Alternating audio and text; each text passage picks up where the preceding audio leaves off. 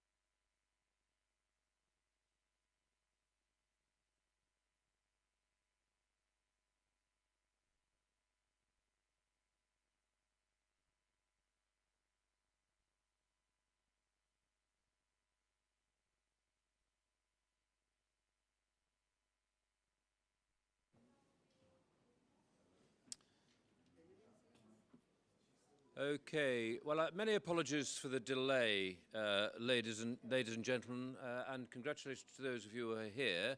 You will understand perhaps why we're fractionally delayed, because the logistics in this place are perhaps a little slower than they might otherwise be. But anyway, all kudos for you. Thank you very much indeed for coming. Well done. I'm glad I bullied you into it, sir. So anyway, welcome to everybody here at the Nature Positive Pavilion, from all of us here at Nature for Climate.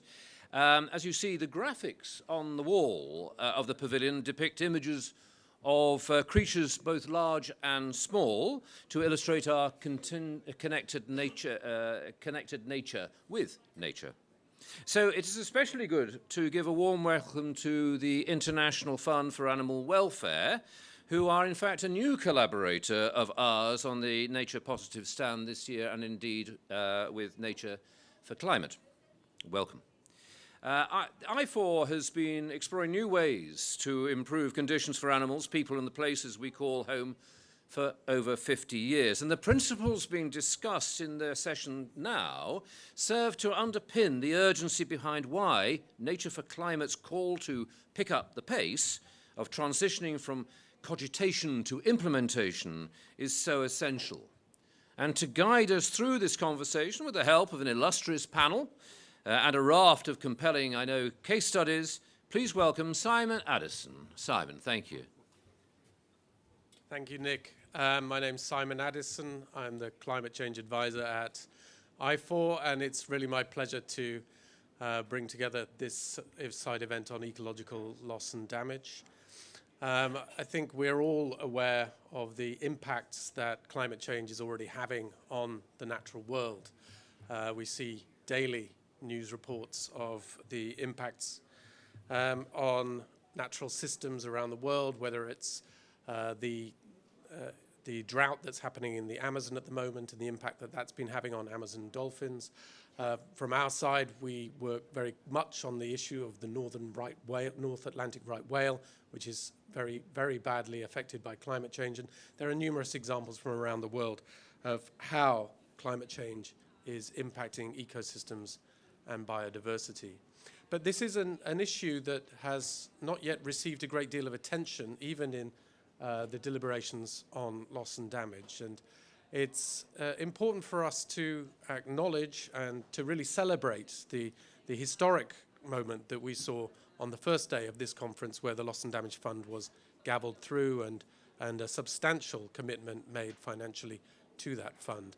We now must think about, well, how do we mobilise that money to implement programs and projects that can start to actively address loss and damage in the most vulnerable and affected countries. And that's why we are here today with this esteemed panel of specialists on loss and damage, on nature-based solutions, to discuss what are the impacts that we're seeing around the world, and also how can we respond to address those loss and damages, especially by mobilizing the funds that are coming through the Loss and Damage Fund, and how can we support countries to put in place the policies and practical mechanisms that they need to act. I'm very happy to be joined by part of our panel. We're still waiting for two people to arrive. First, we have Hafiz Khan. Hafiz Khan is a loss and damage negotiator for the Least Developed Countries Group and an advocate of the High Court in Bangladesh, where he also runs an organization working on climate justice and climate adaptation.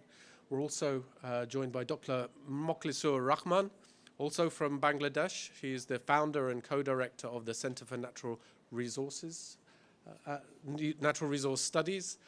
He's a fisheries expert with extensive experience working on natural resource management, nature-based solutions in many ecosystems in Bangladesh. And also by Hassan Yassin. He's the founder of Somalia Greenpeace Foundation, but he is here as a representative today of the Loss and Damage Youth Coalition, a really powerful and active coalition of youth organizations and individuals who have been working tirelessly on the issue of loss and damage for many years. We'll shortly, I hope, be joined by Professor Emily Boyd of Lund University, who is an IPCC author on loss and damage. who's going to talk to us about the observed and projected impacts on environmental systems from climate change, and Madiha Chowdhury, a senior researcher from the International Centre for Climate Change and Development in Bangladesh. So I would like to first invite our esteemed colleague, Hafiz Khan, to give us some thoughts in light of this momentous decision that was made on the 30th to set up the Loss and Damage Fund. What must we be thinking about now to address these ecological impacts? How is the Least Developed Countries Group thinking about this? Welcome, Emily. And what are the next steps for addressing ecological loss and damage?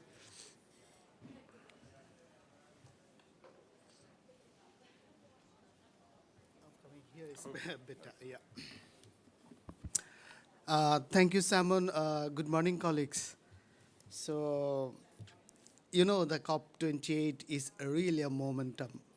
So, we agreed at the opening plenary the recommendations put forwarded by the Transitional Committee. So, that was the strategy that came from the COP presidency. They wanted to adopt the decision of the plenary so that they can initiate the process for pledges. As Simon said, we do see a substantial pledges over there. So we are very excited. So I was lucky. I acted as a transitional committee member for a short time, also an advisor throughout the year. I'm also a member of Executive Committee of Warsaw International Mechanism. So I would like to give you some policy thoughts, but it was better to hear Professor Emily to hear first, then of course Mokles, than me, because science provides the guidance to the policymakers. However, as a policymaker, I would like to share some of my thoughts on ecological loss and damage. We all know that the ecosystem services support our lives and livelihoods. So loss of ecology, loss of biodiversity is ultimate loss of lives and livelihoods. So with that understanding, if we try to understand the nature of the loss of ecology, that is my understanding, mostly non-economic loss and damage. But challenge is to assess, challenge is to quantify the non-economic loss and damage. Colleagues, you know, we need a specific set of tools and methods to identify the loss and damage. And most complex issue is that to assess the non-economic loss and damage. But we need to take this challenge. We need to develop some sort of tools and methodologies. I'm very happy to share with you that Executive Committee of the Warsaw International Mechanism currently engaged to develop some set of tools and methodologies, including for non-economic loss and damage. But again, there is a challenge. Executive Committee of the Warsaw International Mechanism, in collaboration with its expert groups, developing those tools, but we need to transfer or translate these tools and methods considering the local context. So the first challenge is to develop tools and methodologies and to assess. Then second challenge, if you think about the response to the ecological loss and damage, I think Emily is restoration, right? Restoration is a big challenge.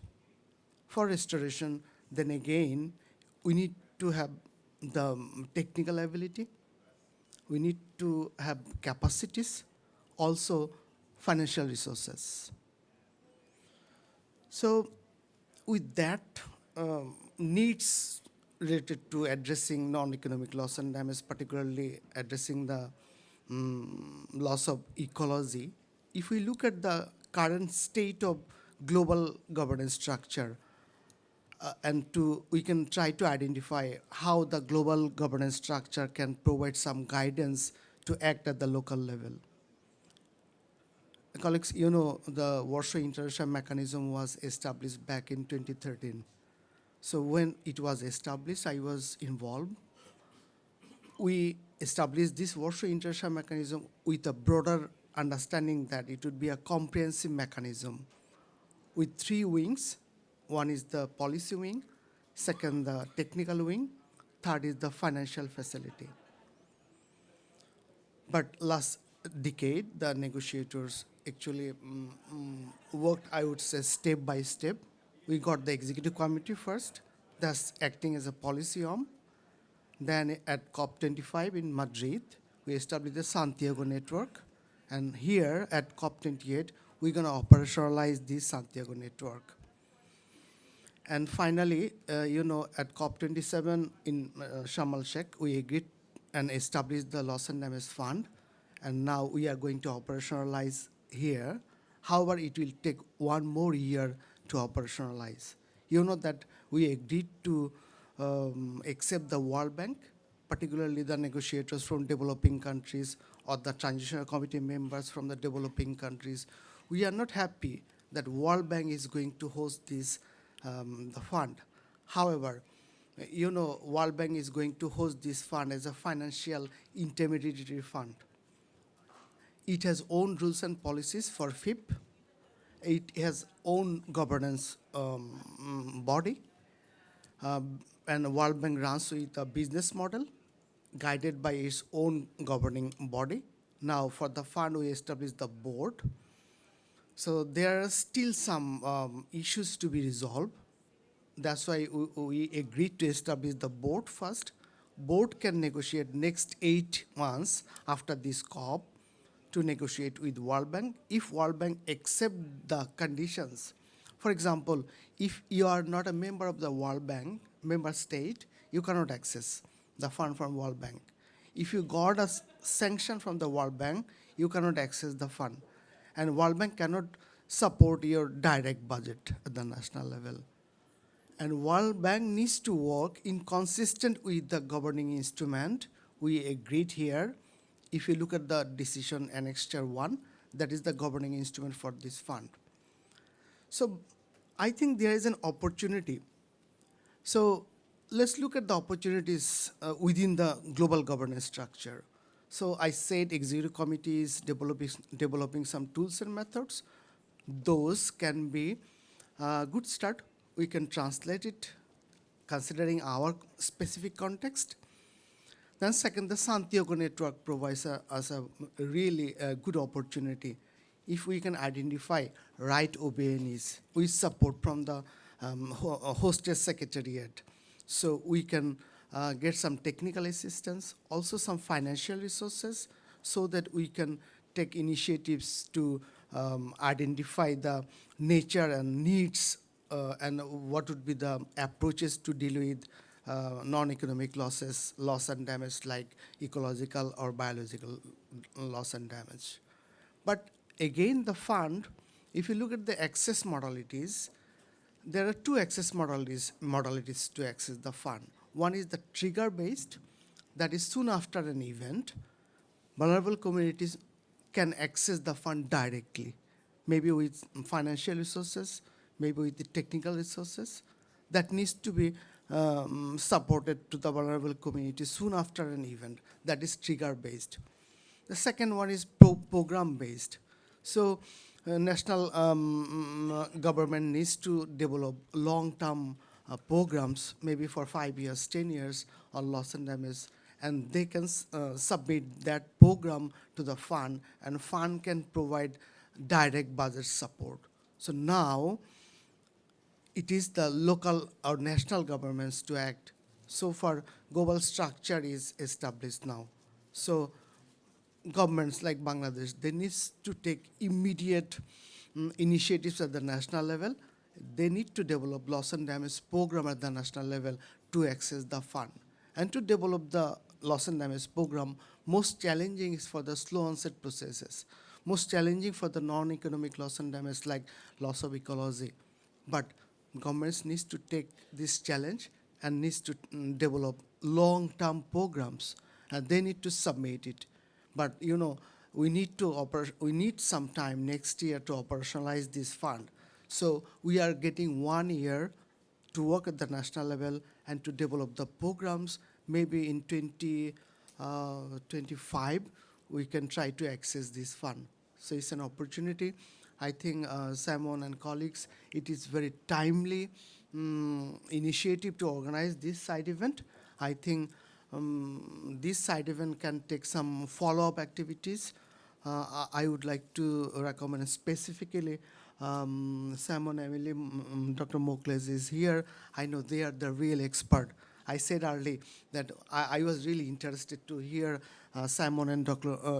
Emily and Mokles first to learn them science. However, I would like to recommend specifically, can we think about 3 countries from 3 regions? One from small island countries, one from LDCs, and one from Africa. We can support national governments to develop a program, particularly to address the loss of ecology and biodiversity. I know you know that, colleague. CBD is much more mature regime at the global level, also at the national level. So we need to collaborate with the CBD regime. So climate regime, in collaboration with CBD regime, we can start to develop a mid-term program. I'm not going to talk about the long-term program, maybe mid-term for 5 years. Governments like Bangladesh or Timor-Leste from small island developing countries, they can develop a plan, and that can be a model for other developing countries. So I would like to thank you, and if you guys allow me, I would like to go back to the negotiation room. Thanks once again, Simon, for inviting me. Thank you. Thank you so much. Thank you, Hafiz. Thank you. We are really honored that you were able to give us some time today out of your busy schedule in the negotiations. You've raised there some really important issues around the need for tools and methodologies, and particularly for assessing the evidence and understanding what is actually happening in terms of the climate impacts on ecosystems and biodiversity. So we're really, I'm thrilled that Emily Boyd from Lund University is able to be here and to give us an insight into the evidence on this issue.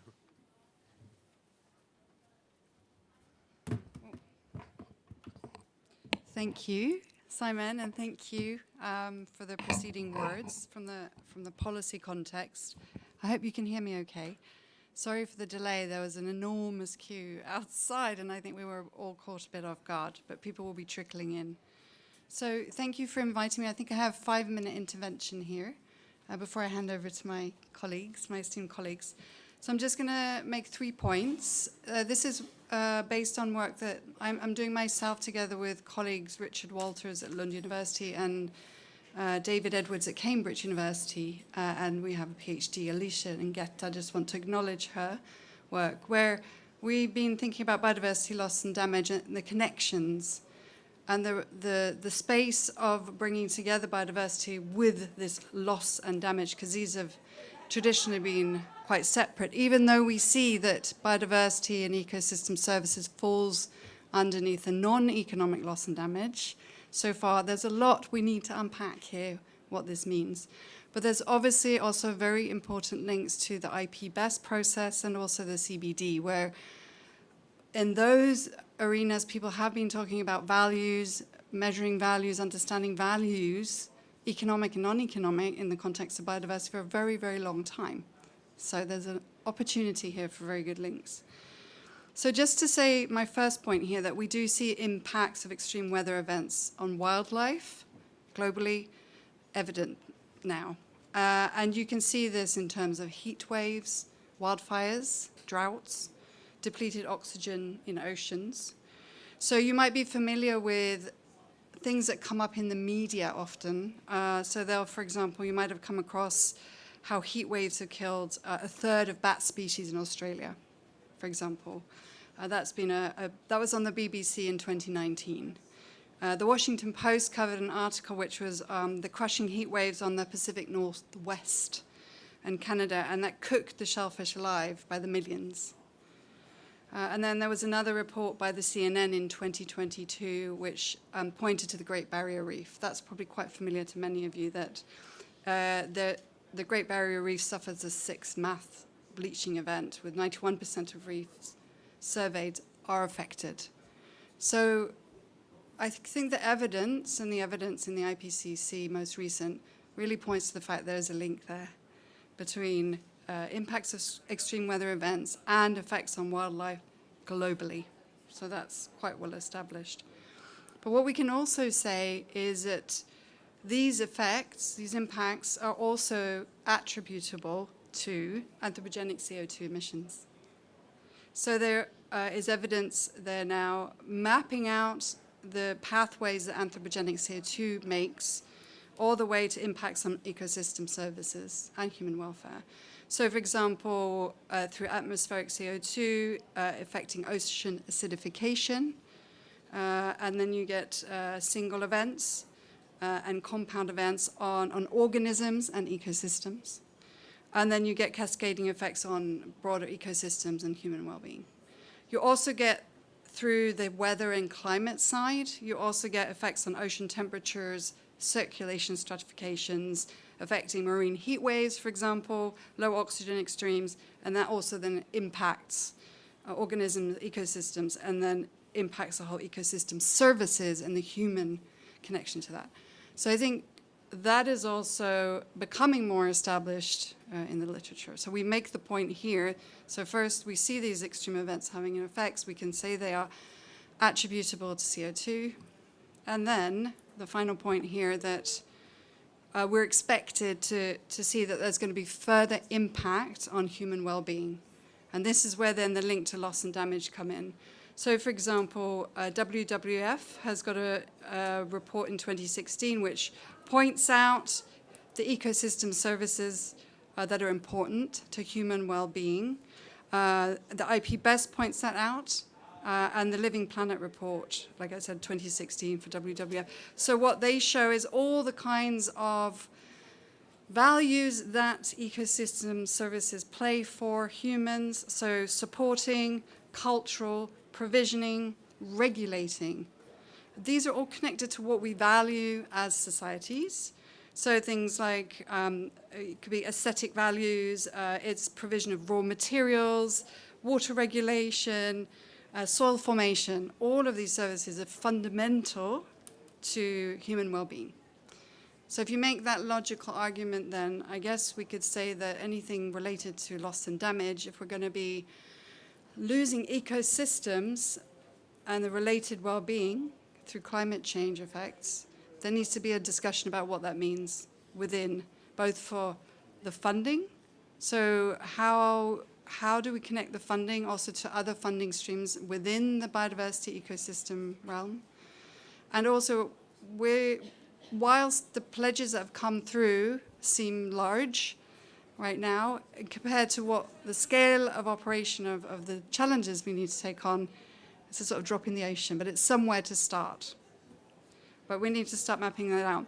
The final point I'm going to make is that the climate and biodiversity crisis cannot be approached separately. I think that's a fundamental bottom line now. There's a paper by Pertner et al. In Science in 2023, which sets out these linkages coming out from the IPCC Sixth Assessment Report. I think now we go forward from this and really take this seriously and really start to both scientifically work at the nexus between climate, society, and biodiversity. We also need to look at the responses, institutions, funding mechanisms, but also what are those losses and damages? What are the value of those losses and damages? And we can take a lot of inspiration from the wealth of information and understanding that is out there amongst the biodiversity, conservation, development communities there, I think, also. So let's work together on this. Thank you. Thank you so much, Emily. A fascinating insight there into what we're starting to see through this scientific evidence. And I think Emily's raised some really important policy-related points, actually, that are really fundamental and relate back to what Hafiz was saying about how do we frame and understand ecological losses and damages in all of their manifestations so that they can be kind of fit into these rather clunky boxes that we have for the Loss and Damage Fund and other financial mechanisms so that countries can start to mobilize money and take action. With that in mind, it's my delight to invite Madhya Chowdhury from ICAD in Bangladesh, who's going to share with us some of her insights on the ways that ecological loss and damage is manifesting and impacting both at the national and at the local levels, and how we can address those different scales effectively.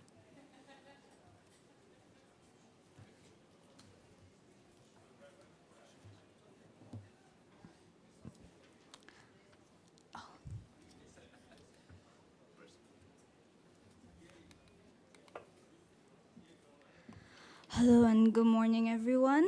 I think it's been rough for everyone getting through Blue Zone. Okay, so I'll keep it short. What I'll be mainly focusing on today is basically we are aware of, at the larger scale, the ecological impacts that climate change is having, but at the very individual or community level, how that trickles down and at the same time cascades is what I'll try to depict through the case of the country that we primarily work in, Bangladesh, where we're based, where ICAD is based in. So just to give an overview or an idea of how rich we are in terms of ecology, so according to the recent IUCN study that we have, they have classified the whole country into 25 bioecological zones. And the map here is the most recent visionary plan that we have, the Bangladesh Delta Plan, which has been made for till 2100, which also classifies the whole country into 6 zones that is prone to different kinds of disasters. So that gives, this is just to depict or give an idea of the various types of hazards that we are vulnerable to, and at the same time how rich we are ecologically. So this is just also an overview of all the ecological impacts due to climate change that has happened at a larger scale. So for instance, forest degradation, and according to the BDP's Bangladesh Delta Plan 2100, under the business as usual scenario, with sea level rise, increasing temperatures, and saltwater intrusion, we will be losing more 40% mangroves. And this is a study which has already shown how much we have already lost due to various reasons, including climate change. In terms of wetland ecosystem, similarly, we don't have a comprehensive study of all our water bodies, but we have studies piecemeal basis, and what we call HAR is one of the most vibrant wetlands and biologically active towards the north area, and we have already lost half of that. So these are the risks that we still have going forward. Further to that, when we come to loss of biodiversity or species extinction, again, according to IUCN, these are the data that we have. I won't go deep into this, but just to give an overview of the fact that this is what we have at the national scale, right? So we have the number of, say, fishes that have gone extinct or are under threat under different categories, or say the projections that are made that overall, if this is the temperature rise, we will be losing this much percentage of rice production.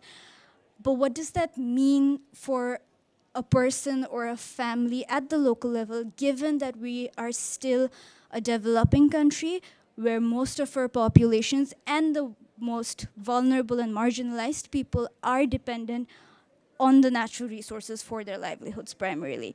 So these are some of the data with the most recent disasters that struck. So for example, after a cyclone struck towards the southwest region, it was estimated in terms of dollars how much rice and income was lost. So the point that I'm trying to make here is that these are quantifiable, right?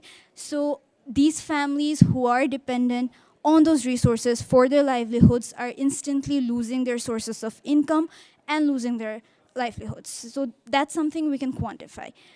But the question that comes in here is that obviously within a community, the richer people have more assets. So if that's what we're quantifying, that gives a misinterpretation of what about the more marginalized or the poorer. What is the impact on them then? Because their loss in dollars will be less. Does that imply that the loss and damage on them comparatively is less or not? This is where the cascading impacts and the idea of non-economic loss and damage comes in. So comparing a comparatively better off family For them, the loss of income, and for someone who is relatively poor, the impact that consequently comes on, okay, how am I going to run my family now? Or that brings in the loss of mental health, or say they have many cultural aspects. This is an example of how, so in our southern area, due to salinity intrusion, shrimp farming is now very famous, and it's very well known to be also a maladaptive practice. So this gives an example of how loss of culture happened, because due to shrimp farming, it's usually the richer in the community who can sell that and earn more, but for those who also depend for their food on their income sources, for them, for instance, they're not used to shrimps. So for them, consequently, it leads to reduced protein intake or more malnutrition, leading to loss of health. But then these are things that you can't really quantify. It's intangible. And that's why it's easier to look above it. And given that now the loss and damage fund is happening, these will be issues that will be seen bigger coming forward. So from this, the last thing that I would like to highlight is keeping this in mind, the fact that we should not overlook NELD, non-economic loss and damage. There was a study conducted by a visiting researcher at ECAD and a couple of ECAD colleagues on the idea of value-based NELD. So the idea here is that even with communities based on their context, what they value, because we can go in with a certain set of categories and say, okay, how are you going to rate between these?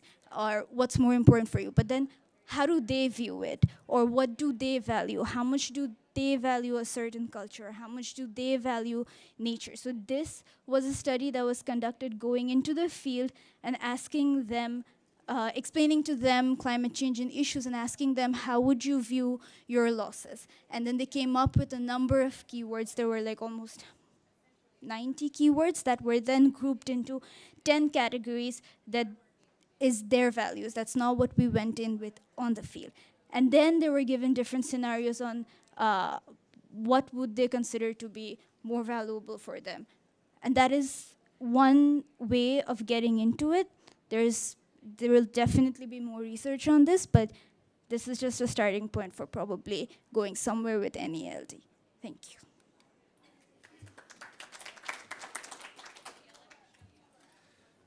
Thank you, Madia.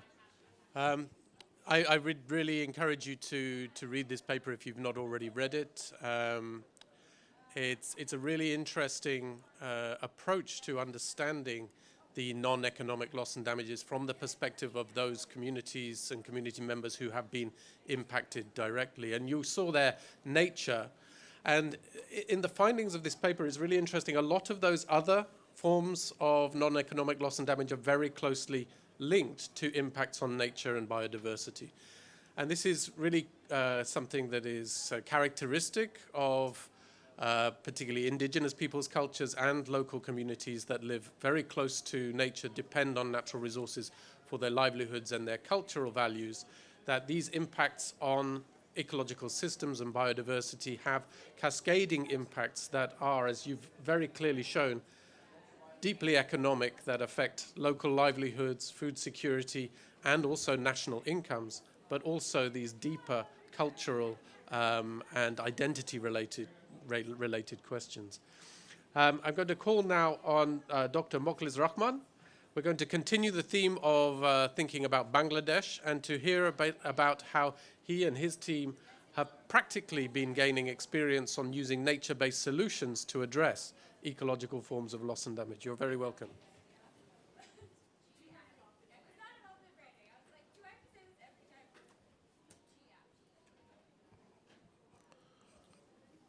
Thank you, Simon, and good morning, colleagues. The nature-based solutions approach that, now we're talking globally, and we have some experience in Bangladesh, particularly when we started in 1994 with the Ford Foundation support. And it was very challenging for us to do the ecosystem restorations for the managing the captured fisheries. So there are, can you just move to the next one? Oh, it's here. Basically, the ecosystem, Bangladesh is wetland-rich country. We also have some forests and coastal zones, but our activity is mostly related to wetlands and agriculture, and also part of the forest management. What we see, it is discussed by previous speakers that the heat stress and the water stress and sedimentation is a big problem for our country because the torrential rains, sometimes it happens that over a period of 10, 12 days, continuous rain. So we receive huge runoff and sedimentation. That actually converting the ecosystem, degrading the bottom ecology, affecting the production systems. Heat stress, the dying of fish, especially in the dry season where there is no rains or delayed rains, eutrophication, water quality. So these are the problems that we see in our ecosystem. The problem is when the climate impacted the ecosystems, like drought and shrinking of the size, then people, they convert the ecosystems into farming or the farmlands. So it is, the climate-induced and anthropogenic, they jointly amplifying the process of degradation of ecosystems. So here actually we have several NBS schemes or tools that we applied at different contexts. And each NBS has multiple benefits. Like if we do the wetland restoration, it's providing water and providing also fish and also support agriculture because people can grow dry season crops using that, and also it's supporting livestock and various other household chores. So it's one NBS has multiple needs. So we try to select or build consensus on selecting that sort of NBS have potential for producing co-benefits. Go to the next one. So these are basically the framework that we that we adopted here. Some of the examples. Here, this is the wetlands in the dry season. So there is no water actually. But after the restoration, it's full of water. So fish and other aquatic biota can take refuge there because in the upcoming monsoon, they would breed. They would spread over the shallow areas and breed. And sanctuaries and ban period, the fishing closure, it could be time closure or a space closure or a permanent. And that actually needed in our context where we are losing the wetland ecosystems. So this actually, we established this in one large wetlands, only less than 2%, so around 3% area in the dry season set aside as the sanctuary. That is the NBS, and it supported hugely for the wildlife, fish, migratory birds, and the overall, the benefit spreaded over 12,000 hectares, and it is only 100 plus hectare area. So it has big impact only to create refuge area.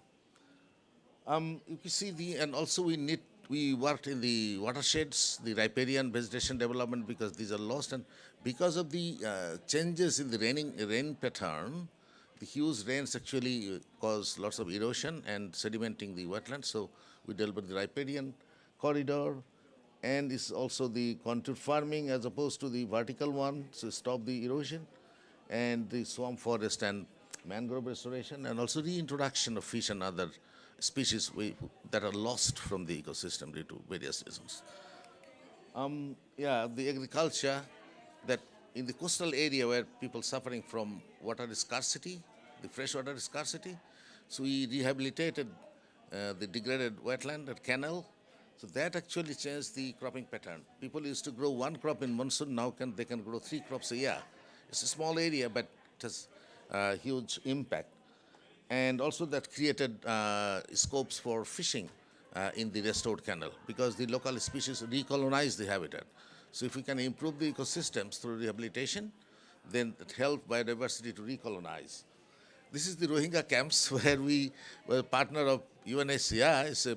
It's a hill slope area, and there is serious water stays in the dry season. But in monsoon, about a week-long rains and then lots of erosion and then kind of damage. So we created this reservoir to, it actually has multiple benefits. I don't want to say that. Also the stream restoration and riparian vegetation in these areas. That is the during the restoration of a stream, and you can see later, and also the riparian vegetation development. So there are multiple activities that we did in our in Bangladesh over a period of last 29 years. Some of the issue is not linear, it's not simple, it's very complex, because we are not ready. So the overall readiness is not there, and then we don't get consensus among the stakeholders, because ecosystems are multiple resource systems used by multiple stakeholders. So multiple ministries, multiple policies, it's very difficult to build consensus.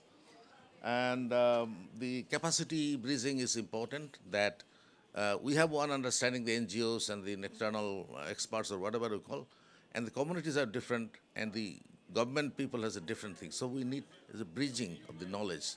That bit is lacking. And the nexus approach, previous speaker Emily told about that, we also advocate for that, because it's the water, land, food, health, biodiversity, climate change, all are in nexus relationship. But we always try to focus in silos, the fisheries project or forest project, these are all water projects. The inclusivity is another problem, particularly with the gender inclusivity and the disadvantaged groups. But it's a big challenge, but possible if we get the enabling environment. Elite capture is a big problem, and then funding.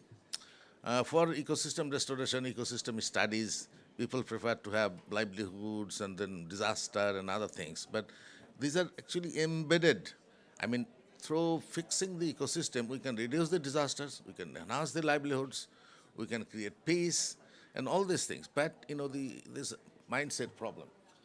Yeah, I mean, the monitoring thing. I mean, it is important that we are doing this. We have been doing this in many countries. But what are the results? Because it's very difficult and tricky. Because what is the NBS outputs and what are other outputs, and these are mixed up. So we need to set up some mechanism, some tools and approaches, so that we can quantify the benefits, that we are addressing the climate change impacts and also the outputs of our contribution of NBS. So here I want to stop. Thank you.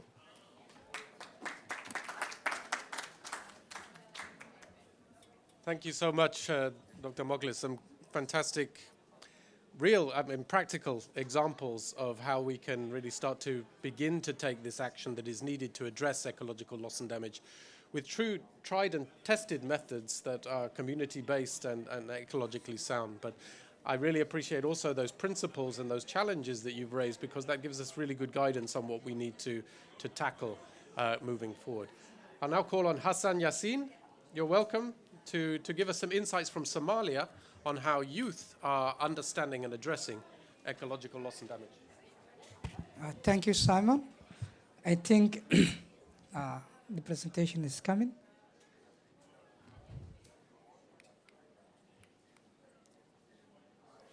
Firstly, we have to understand that there are no separations on ecological impacts and human impacts when it comes to climate change, especially on loss and damages. As I'm speaking today, almost 2 million people has been displaced due to the flash floods, El Nino, in Somalia. And more than 1 million livestock have died. And there are also stresses, non-ecological losses which humans are suffering, which leads to suicide again. In that regard, I will be very brief on what the Youth Coalition on Loss and Damage. Firstly, we need to congratulate that at least it has been operationalized. In 27, we succeeded that it's added on the agenda. Now it's up to us now, how do you want to move forward and how would we take that one onward? Approximately, Somalia is a semi-arid country with little rainfall seasons. Yet you will find that this year it has received the highest rainfall for centuries. It's estimated on its losses and damage almost $1.5 billion to droughts. That's which the World Bank has estimated. That is just before 5 years ago. But the real estimation, which is currently happening, is far away from that one. In 2018 alone, floods affected over 100,000 people. That was 2018. But as I'm speaking today, it has affected 2 million people. The World Bank estimated by 2020, the number of people affected floods in the country can reach up to 400,000, but it has surpassed. Now we are talking about 1.9 million people displaced.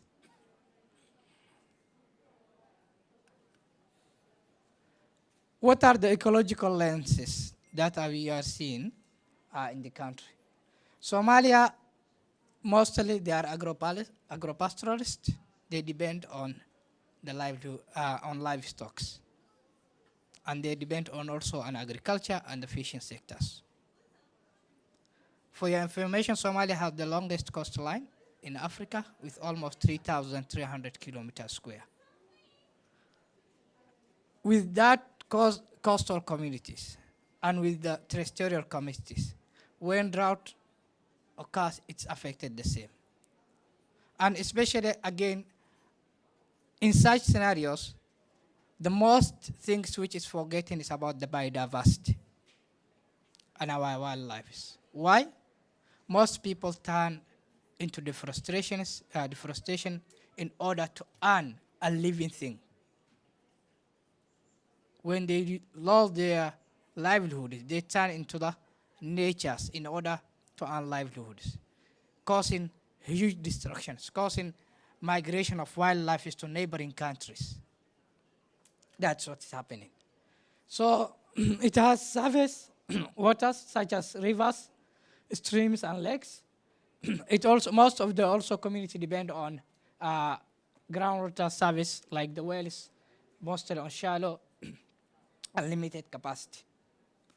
So the effects of the climate change include high level of temperature rise, the precipitation that we are talking about currently with almost 21 districts has been impacted by the current El Nino floods. The sea level rise with sand dunes, you'll find some of the communities are covered by sand dunes. They can't access basic health needs. At that time, they will not think about protection of biodiversity. What they will think is about how to survive, leading to major destructions of our biodiversities. The direct impacts of climate change also includes land use, soil erosion when it comes to deforestation, because 80%, according to the World Bank and the government of Somalia, 80% of Somalia land is being degraded. I remember 2 years ago in Ergawa region, where there are a lot of diversity of biodiversities and nature-based solutions. Wildfires occurred, and there were no single savior or to extinguish that fire. It was the people who are using their hands in order to save that Ergawa region, which is the highest biodiversity rich in Somalia. And there were huge of destructions of natural habitats which happened. There are also sedimentations. The indirect impacts of climate change that we are facing include increased salinity, reducing the fertility of the soils. We are seeing degradation of lands, which is again become inhabitable for agriculture productions.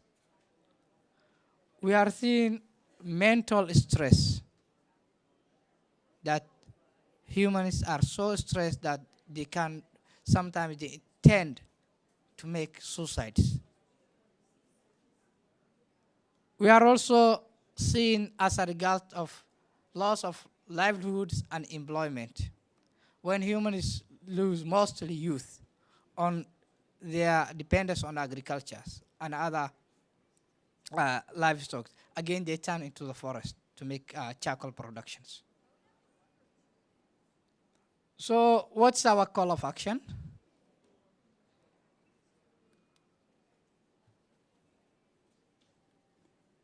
The amplifier of those impacts included growing populations, deforestations, and land degradations.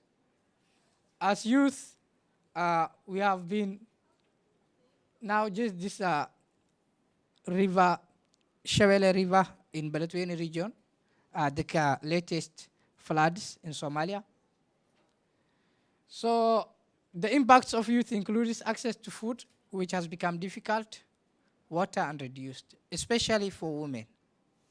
When during the droughts, they have to go for long distances to fetch for water, and the way anything can occur due to their vulnerabilities.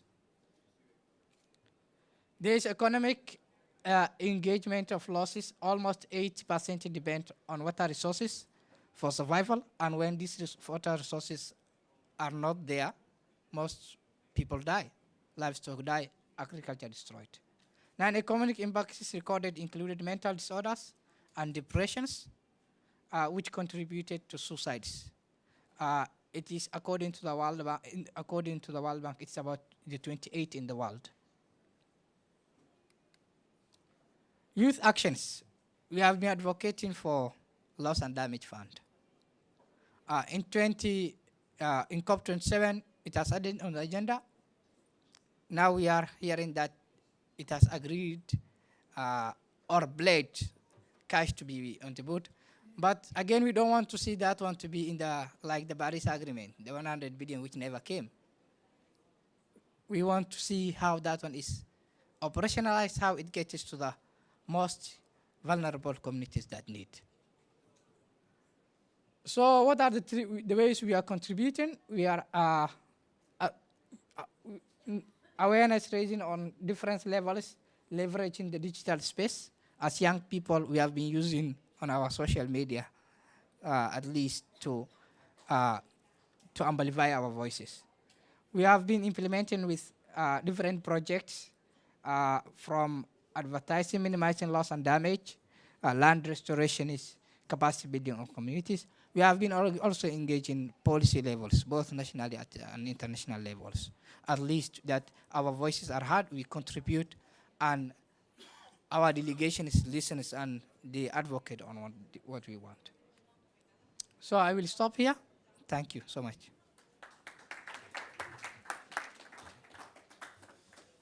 Thank you, Hassan.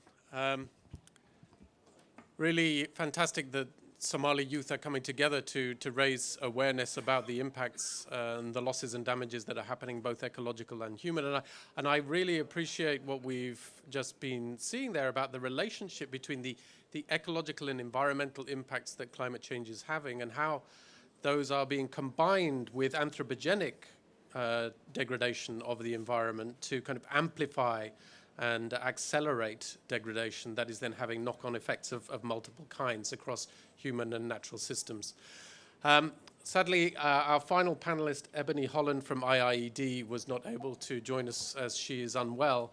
But Ebony, together with colleagues at IIED and ICAD, put out a paper earlier this year investigating some of the questions around financing for actions to address ecological loss and damage.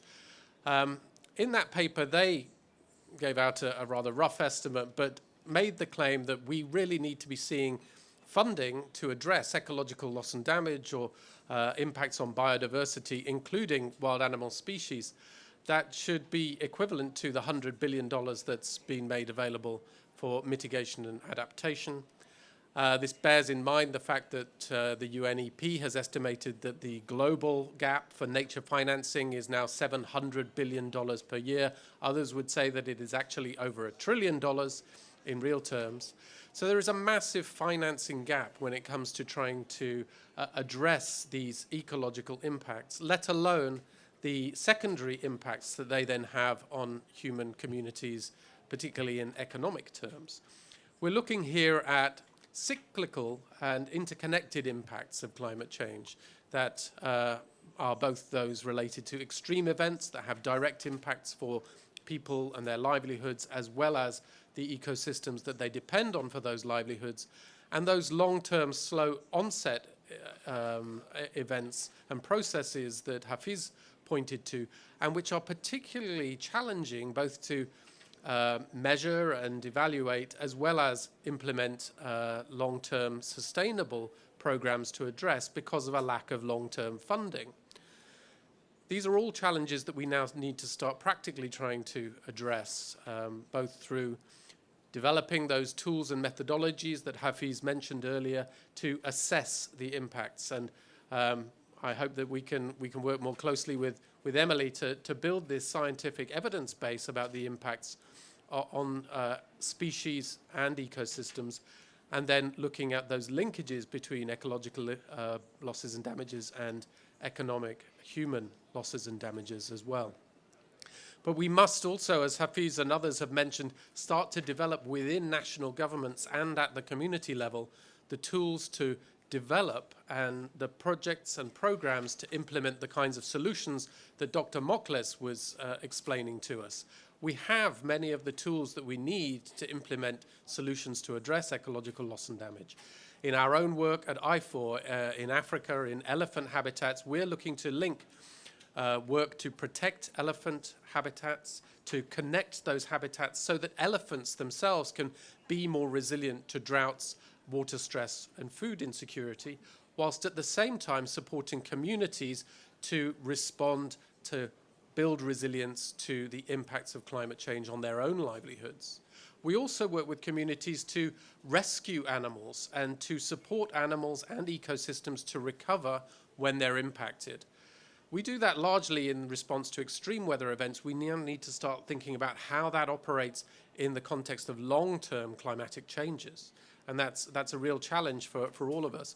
One way we're looking to do that in IFOR is by starting to think about our wildlife conservation work as work that seeks to build climate-resilient landscapes and seascapes that can provide resilience both ecologically for wild animals and other organisms and for human communities, so that over the long term, taking into account the different climate scenarios that we might encounter in the future, both ecosystems, wild animals and plants and human communities can thrive in spite of climate change. So thank you all for coming. Thanks for your attention. Thanks particularly to our panelists for your really incisive presentations. And I look forward to working with you all going forward to try and take some of this thinking into action. Thank you.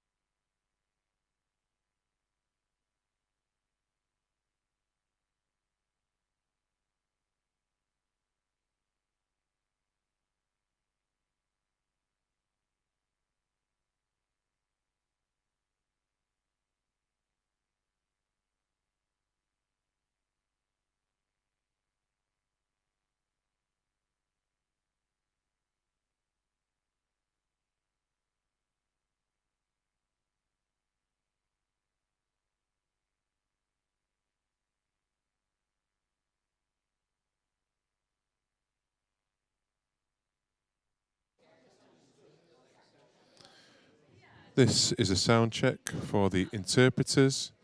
Sound check for the audio for the interpreters.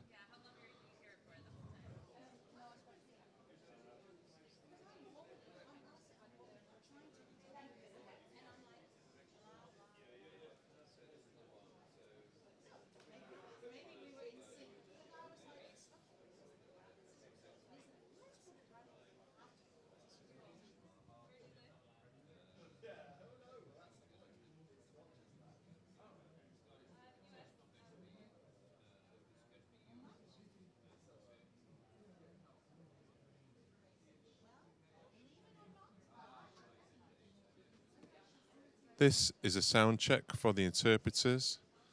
Testing 1 2 1 2. Are we receiving this audio? Are you happy with this audio?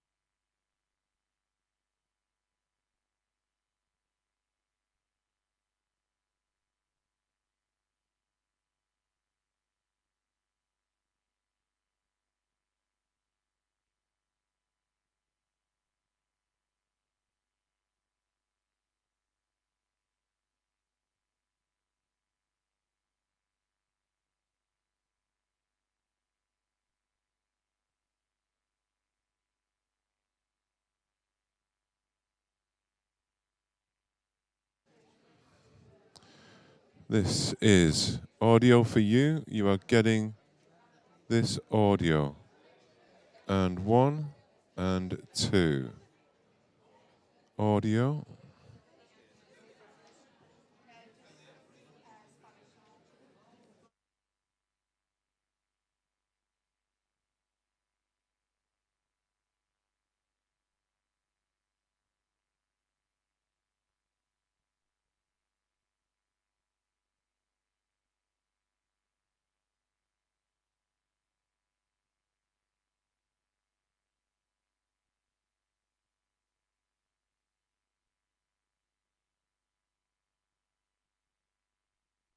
This is a test for the audio. 1 and 2.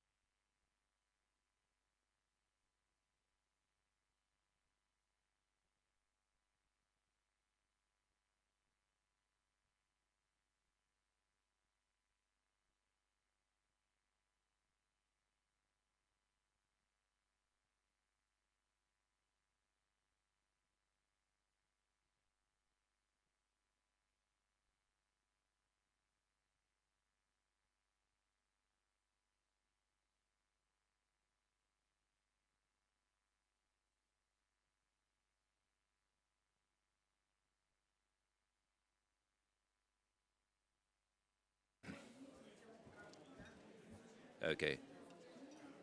Ladies and gentlemen, for those of you who would like the ability to have what is being spoken interpreted, there are facilities at the back. If you haven't yet got your headsets, then please go to the back, and the ladies will issue those. For those who have, just a refresher, there are 3 channels. There is number 1 is for French, number 2 is Spanish, and 3 is Portuguese. So if you wish to hack into those that resource, it's available to you.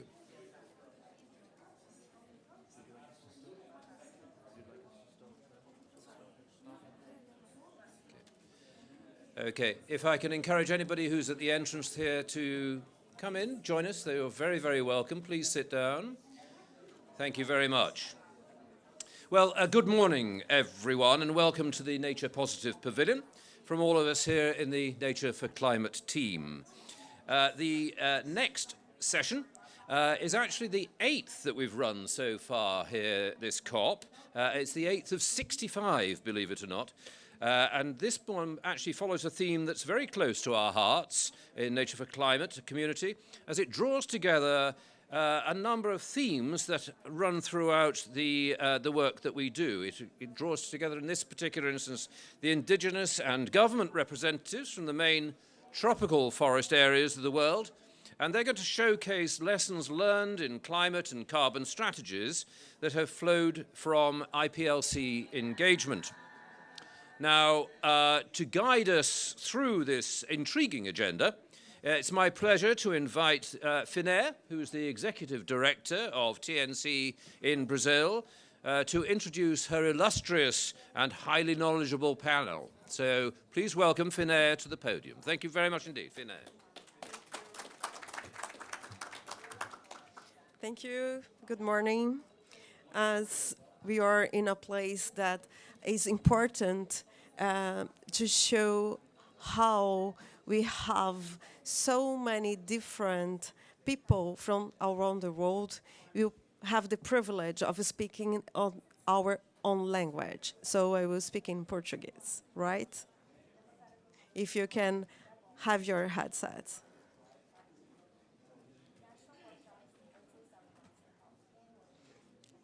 Bom dia. É um prazer estar aqui falando português para vocês. Falando português, que é um dos idiomas mais falados no mundo, porém não muito valorizado, né? Mas ainda assim eu acho que a gente tem aqui um cenário importante em relação à questão da diversidade, com essa oportunidade de falar sobre esse cenário de povos indígenas e comunidades tradicionais, comunidades locais. E é um privilégio muito grande. Eu queria agradecer a oportunidade de estar aqui com vocês. Vou falar um pouco mais devagar, né, para dar tempo da tradução. Essa oportunidade da gente discutir um tema tão relevante, que é a questão de povos indígenas e comunidades locais, mas com esse foco aqui em povos indígenas e como a gente, de fato, pode transformar, trazer transformação para o mundo em função do papel importante que tem povos indígenas ao redor do planeta. A gente sabe que cerca de 80%, na verdade, de tudo que a gente tem de conservação no planeta está associado a território indígena, a comunidades locais, a territórios tradicionais. No entanto, ainda assim, cerca de 25% de todo o território no mundo é território indígena, mas apenas 10% desses territórios são reconhecidos. E pior, apenas 1% de todo o recurso financeiro que a gente tem disponível em relação a fundos é, de fato, acessado por povos indígenas e povos tradicionais. Então, nós temos um cenário complexo de mudança que há exatamente este momento que a gente tem aqui para discutir como a gente pode transformar e mudar esse cenário. Nós temos aqui representantes do Brasil, do Congo e da Indonésia, que vão trazer perspectivas importantes de qual o cenário que a gente tem para acessar esses recursos. O que tem sido feito para a gente transformar esse cenário? Quais são as perspectivas que nós temos para mudar esse cenário? Quais são os mecanismos disponíveis em cada um desses lugares? E o que a gente tem feito, de fato, para promover uma mudança nos territórios onde cada um desses povos vive e tenta fazer a diferença? A gente tem um histórico importante no Brasil, obviamente, mas ao redor do mundo, em relação à mudança para acessar recursos financeiros. Ainda assim, existe um gap monetário, um gap financeiro para fazer com que essas pessoas, que os povos indígenas, de fato, consigam acessar recursos financeiros. Na COP26, houve um pledge, vocês sabem disso, de 1,7 bilhões de dólares a serem disponíveis para os povos indígenas. Mas, até hoje, a gente não teve um avanço muito grande para acessar esse recurso. Então, nós teremos, inclusive, uma fala do Lord Zach Goldsmith para trazer para a gente qual o cenário que a gente tem, como isso avançou. Mas, para além disso, nós teremos a presença aqui de representantes indígenas do Brasil, da Indonésia e do Congo, para contar para a gente o que tem sido feito, de fato, como que a gente tem avançado nesse cenário. A gente tem outras questões importantes para serem tratadas, porque todas aqui sabem do exercício importante de se fazer, de olhar para a questão do carbono, principalmente, que vem sendo uma pressão aqui lá no Brasil, por exemplo, em como acessar recurso atrelado à questão do carbono, ao crédito de carbono, ao mercado de carbono, sem interferir nos direitos dos povos indígenas, principalmente, mas também garantir que esse recurso financeiro que está chegando por meio do acesso a crédito de carbono, de fato contribua para a conservação, para a proteção dos recursos naturais, dos serviços ecossistêmicos e, principalmente, dos territórios indígenas e das comunidades tradicionais. Então, esse é um desafio que não é comum de se comentar ou de se falar em todos os lugares do mundo. E a gente precisa trazer isso como uma perspectiva de necessidade de mudança. Então, como que, de fato, a gente avança em todos os mecanismos financeiros que existem para, de fato, melhorar esse flow, esse fluxo de recurso financeiro para chegar, de fato, na mão de quem precisa do recurso e quem tem a capacidade de executar e, principalmente, são as pessoas responsáveis por proteger, de fato, os recursos naturais e os territórios naturais desse planeta. Então, nós precisamos descolonizar o recurso financeiro. Então, esse papel aqui desse grupo de discutir quais são os mecanismos para descolonizar o recurso financeiro é de suma importância.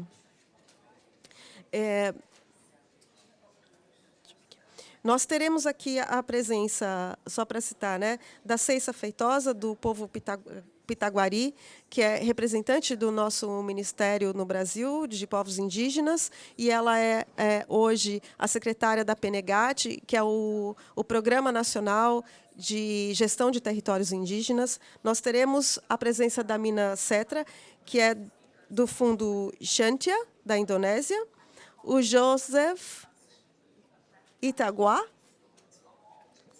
it's right? E ele é da Repalac, que é a rede de povos indígenas da África.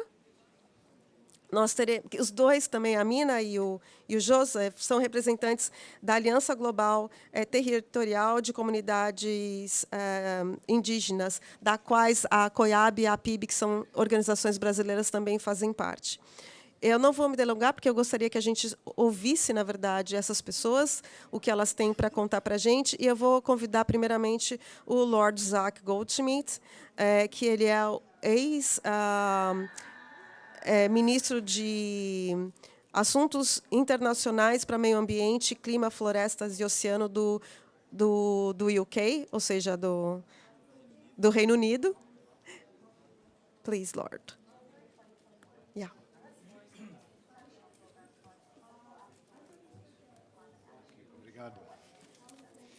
Thank you so much. Is that working? Thank you so much. It's wonderful to be here and to see the room full of champions from all over the world. It's lovely to see Mina, Juanca, Levi, Joseph, and so many others as well. And I want to thank TNC and the GATS for putting this hugely important event on.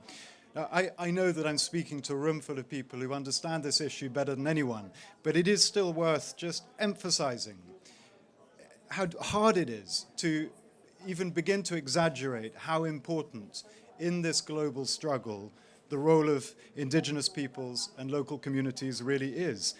We know that indigenous peoples' lands are home to around a third of the world's intact forest landscapes. We know that forests lived in, looked after by indigenous people, contain around a quarter of the carbon that's stored in tropical forests. And we have overwhelming evidence, we could speak for hours, I won't, but overwhelming evidence that indigenous peoples, traditional local communities, are the most effective guardians of forests and of biodiversity generally. Indigenous peoples have been providing solutions to the problems that we're here talking about at COP, all of us, the 100,000 or so people here. You have been providing those solutions for generations with virtually no support, with, in some cases, no recognition, and often as in the case in Brazil until the most recent election, often in the face of really acute danger. So all of this matters in and of itself, but the job that you do matters to humanity as a whole. It's believed around 1.6 billion people depend on forest resources for their livelihoods. We don't even really begin to understand the full role of forest in regulating weather and all the free services that they provide. But just to give a hint at that, we have Joseph here from the Congo Basin. It's believed the Congo Basin alone generates more than half of the rainfall across the continent of Africa. So if the Congo Basin goes, you don't need to be an expert to understand the humanitarian consequences of allowing that to happen. So we owe a huge debt of gratitude to indigenous peoples around the world. But despite that critically important role, only a very small proportion of indigenous peoples' communities hold secure rights to the land that they occupy. And as we heard earlier, just a tiny proportion of official development assistance or aid that is directed to climate change goes towards supporting indigenous people and local communities. It's around 1%, or at least that was the figure between 2011 and 2020. 1%. Well, we know that the contribution made by indigenous people is a lot bigger than 1%, as we've already heard. And we know that land rights are absolutely critical to enable communities to continue doing that incredibly important work for us all, to ensure that the land that is looked after by indigenous people cannot simply be taken away on the whim of a corrupt official or a greedy multilateral corporation. So the announcement that we had in Glasgow 2 years ago, the IPLC Forest 10-year pledge, which included a £1.7 billion commitment, was a historic moment. And nearly 2 years since then, we've obviously been tracking progress. And there has been some progress. I think this morning, or maybe yesterday, we had the second annual donor report, which shows that around half of that money has now been spent. But equally, and we have to acknowledge this, a very small percentage of the money that has already been spent with those organizations on the ground, doing the work that needs to be done. It's around 2% of the money that went directly to organizations led by indigenous peoples and local communities. And clearly that is not good enough, because for as long as the funds are filtered through big, anonymous, multilateral organizations, those funds will always appear invisible to the communities that are actually doing the work. And so much of that money just gets swallowed up in bureaucracy. So we've got a lot of work to do to bring things back on track. And I'm really grateful to the, and I want to put this on the record, particularly in relation to the high-level champion, Razan al-Mubarak. I'm grateful to her for having recognized the importance of indigenous peoples and local communities and having put that agenda at the heart of COP28. There's a clear recognition there that indigenous people and local communities are a core part of the solution. So what I would like to see here in COP28 and beyond is a clear recognition that funding needs to be much more direct than it has been so far, a clear commitment from donors across the board to maximum transparency, maximum accountability. We need to have a commitment to work with IPLC organizations to refine the tools needed to achieve that direct finance. And I want to pay tribute to everyone who's been involved in the development of Shandia, enormous amount of work that's gone into it. And that was a direct response, if you remember, to IPLCs, a challenge that was laid down by the donor community to build systems that are needed to be able to handle that direct finance. Well, you responded, you have Shandia, and it's time now for governments to step up. We need a commitment for more technical support where it is needed to position IPLC organizations so that they can absorb larger sums of finance. We need a concerted focus on reforms needed to strengthen land and forest governance and to advance tenure security for IPLCs across the world. And crucially, we need much more representation by indigenous peoples in international fora, not just here at COP28, but across the board. This is beginning to happen through the pledge, through initiatives like the FCLP, but it needs to happen much more ambitiously. And as I said, across the board, the big decisions cannot be taken in relation to nature, in relation to reconciling ourselves with the natural world, if those decisions are taken in the absence of indigenous people and local communities. It just makes no sense for that to happen. And then finally, we heard at the beginning a little bit about carbon markets, and I know that you're going to be exploring this throughout this session. Carbon markets are emerging. There is, I can't think of a better way to mobilize the kinds of money, the kinds of sums that we're talking about towards protecting the natural world. But that process is fraught with risk and fraught with danger. And when we talk about high-integrity carbon markets, I think all understand what that means in relation to biodiversity, in relation to the companies that are buying credits and so on. But it's absolutely essential that when we hear the words high integrity, we understand that that also means a full and complete and comprehensive recognition and involvement by those communities who are actually doing the work. If that's not part of whatever emerges in this new market, then it cannot be, by definition, high integrity. So that is absolutely essential.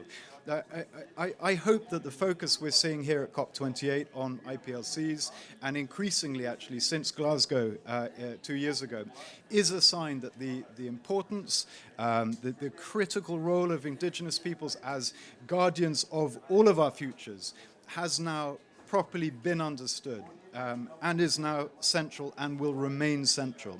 I think if that has been achieved, then we've taken a giant step forward. There's a fantastic panel of speakers today. I'm really looking forward to hearing them. I've spoken longer than I was meant to, but I'm very grateful. I'm honored to be here, in fact, to say a few words at the beginning. And it's wonderful to be surrounded by so many friends and so many nature champions. Thank you. Thank you.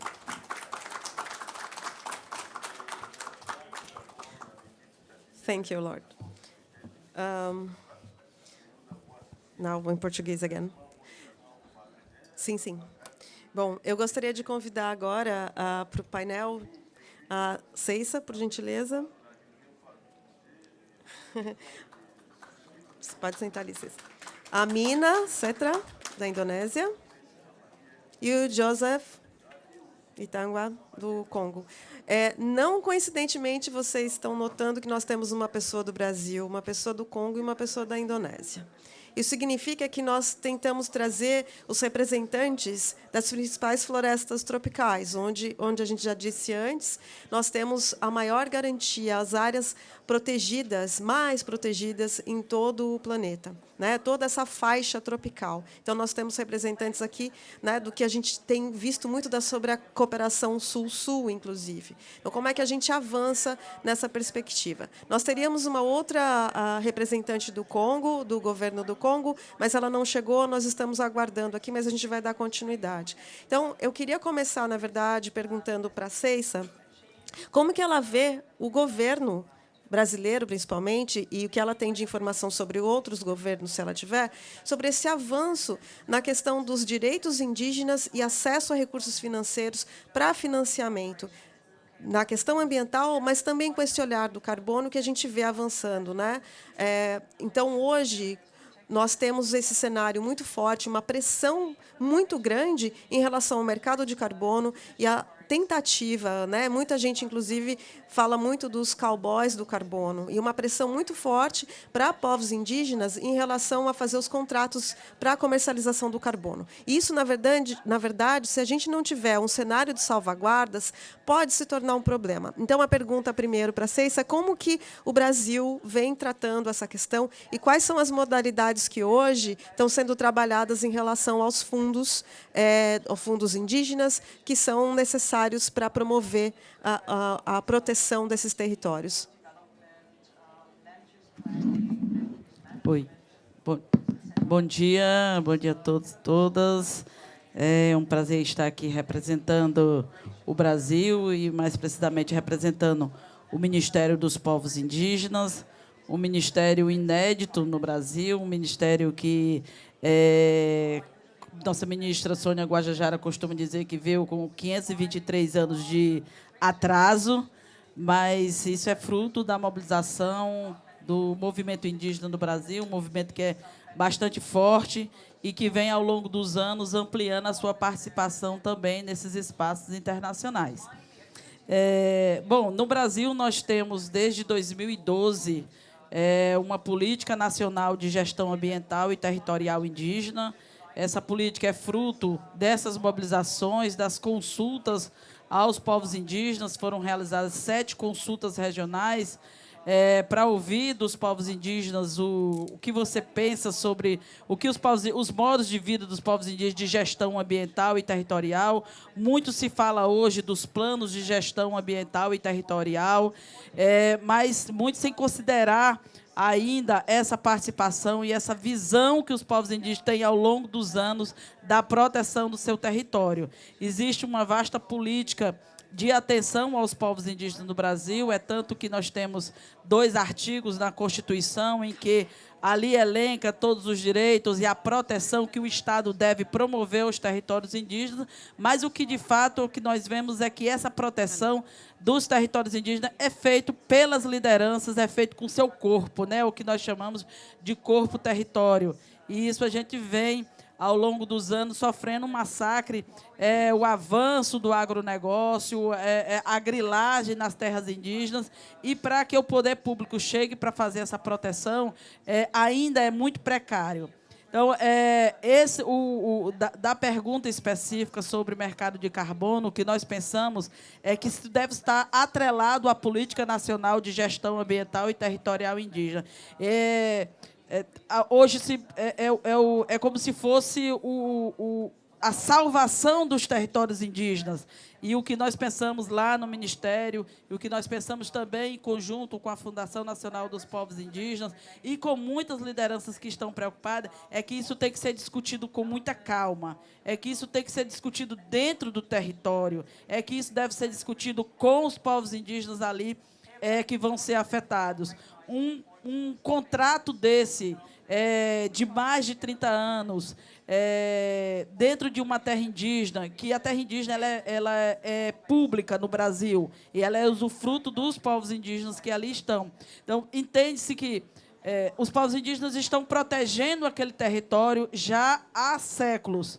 E por que não? Então, algumas pessoas pensam, e por que não receber por essa proteção? Mas até onde vai esse recurso? Ele é individual? Ele é para o povo? O que tem dentro do território ele tem que ser coletivo. Então, o uso desse recurso ele tem que ser coletivo. Então, um contrato dessa forma ele tem que ser claro, ele tem que ser objetivo e ele não pode trazer prejuízo para os povos indígenas. Então, isso tem que ser discutido na língua do povo, tem que ter objetivos claros, tem que ter acompanhamento jurídico e tem que ser também pautado no plano de vida, no plano de gestão, ou o que nós estamos chamando agora no Ministério, que estamos trabalhando, que é o Progestec, que é um plano de gestão ambiental e territorial indígena 5.0. Você tem toda a discussão de um plano de gestão, mas isso atrelado ao enfrentamento da mudança climática. E, para isso, nós estamos desenvolvendo as oficinas regionais da PENEGAT, como nós chamamos, para incluir, a PENEGAT hoje tem 7 eixos, mas para incluir um 8º eixo que discuta efetivamente as mudanças climáticas dentro dos territórios indígenas e se faça um plano de adaptação e mitigação. Nós sabemos que nós já chegamos no ponto de não retorno. E os povos indígenas vêm falando há muito tempo. Da maneira que está se fazendo a exploração, ela vai chegar ao ponto de que todos vão sofrer. E não só os povos indígenas, mas todo o planeta. Então, os povos indígenas são responsáveis. São 5% da população mundial e responsáveis de proteger 80% da biodiversidade do planeta. Então, isso tem que ser visto, isso tem que ser quantificado. Mas isso tem que ser feito da maneira que os povos indígenas estão acostumados. Quer discutir no chão da aldeia, quer discutir no território, quer discutir para o povo como um todo e não só para uma pessoa. Obrigada. Obrigada. Mina e Joseph. Mina, eu tenho uma pergunta para vocês dois, na verdade, que é sobre o mecanismo financeiro desenvolvido nos territórios onde vocês estão atuando. Como funciona, né? O que vocês têm de aprendizados, como que vocês estão trabalhando o desenvolvimento e a inclusão de povos tradicionais, povos indígenas, nesse fluxo de acesso a recursos financeiros por esses fundos.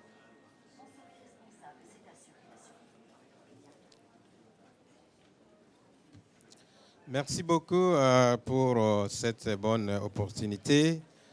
Je représente ici les réseaux de peuples autochtones d'Afrique centrale appelé Repaléac, qui est un membre de l'Alliance globale pour les communautés territoriales et qui représente également plus de 200 organisations de peuples autochtones dans les 8 pays de l'Afrique centrale.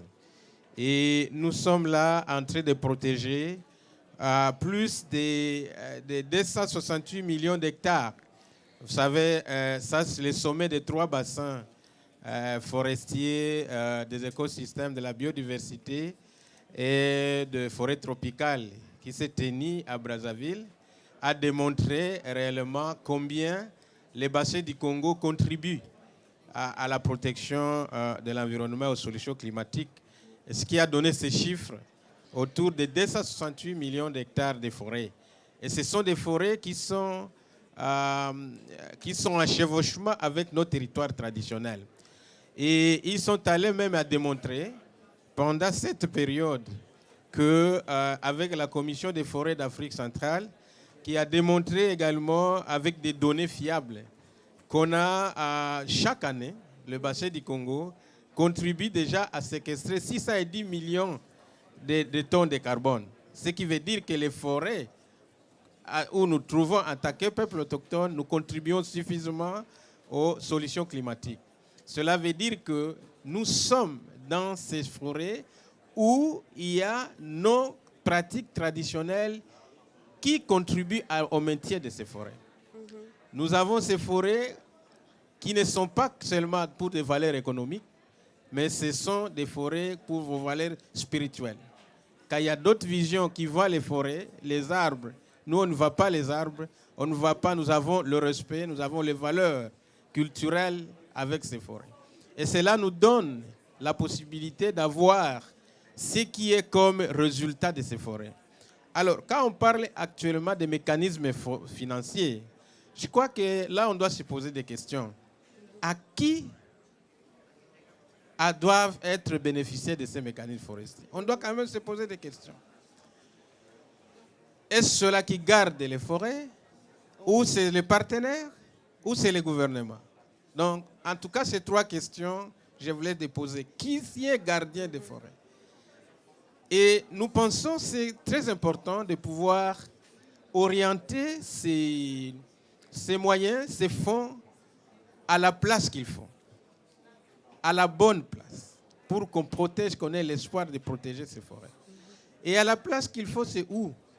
Les territoires de peuples autochtones. Ce que nous demandons, c'est la sécurisation de nos territoires. La sécurisation de nos territoires, il y a déjà des initiatives qui ont commencé au niveau de l'Afrique centrale.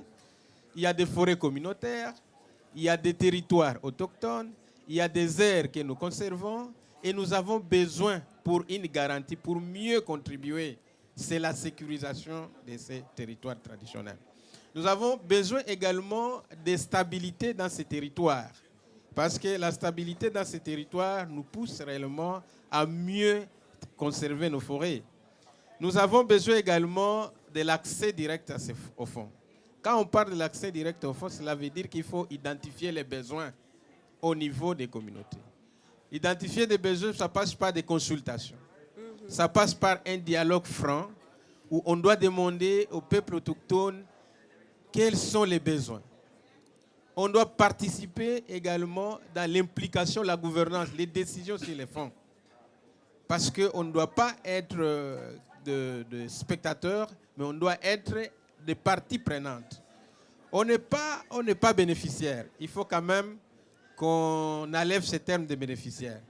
Les termes de bénéficiaires pour les peuples autochtones, non, nous sommes des parties prenantes. Nous sommes des partenaires avec ce que nous avons comme solution de la nature. Le Repaléac, par exemple, qui a son plan stratégique ici, qui a été appuyé également par le partenaire, avec aussi l'appui de GATC, l'Alliance globale, nous avons eu un programme jusqu'en 2025. D'abord, de protéger 4 millions d'hectares de forêts repartis dans les différents pays d'Afrique centrale. Nous avons, par exemple, pour mon pays, la République démocratique du Congo, Nous avons eu les organisations, nos organisations de peuples autochtones ont eu dans les 4 millions d'hectares à pouvoir protéger 2,5 millions d'hectares d'ici 2025. Ce que nous demandons, c'est la sécurisation de la démarcation de ces terres. Comment également renforcer les moyens de subsistance dans ces terres.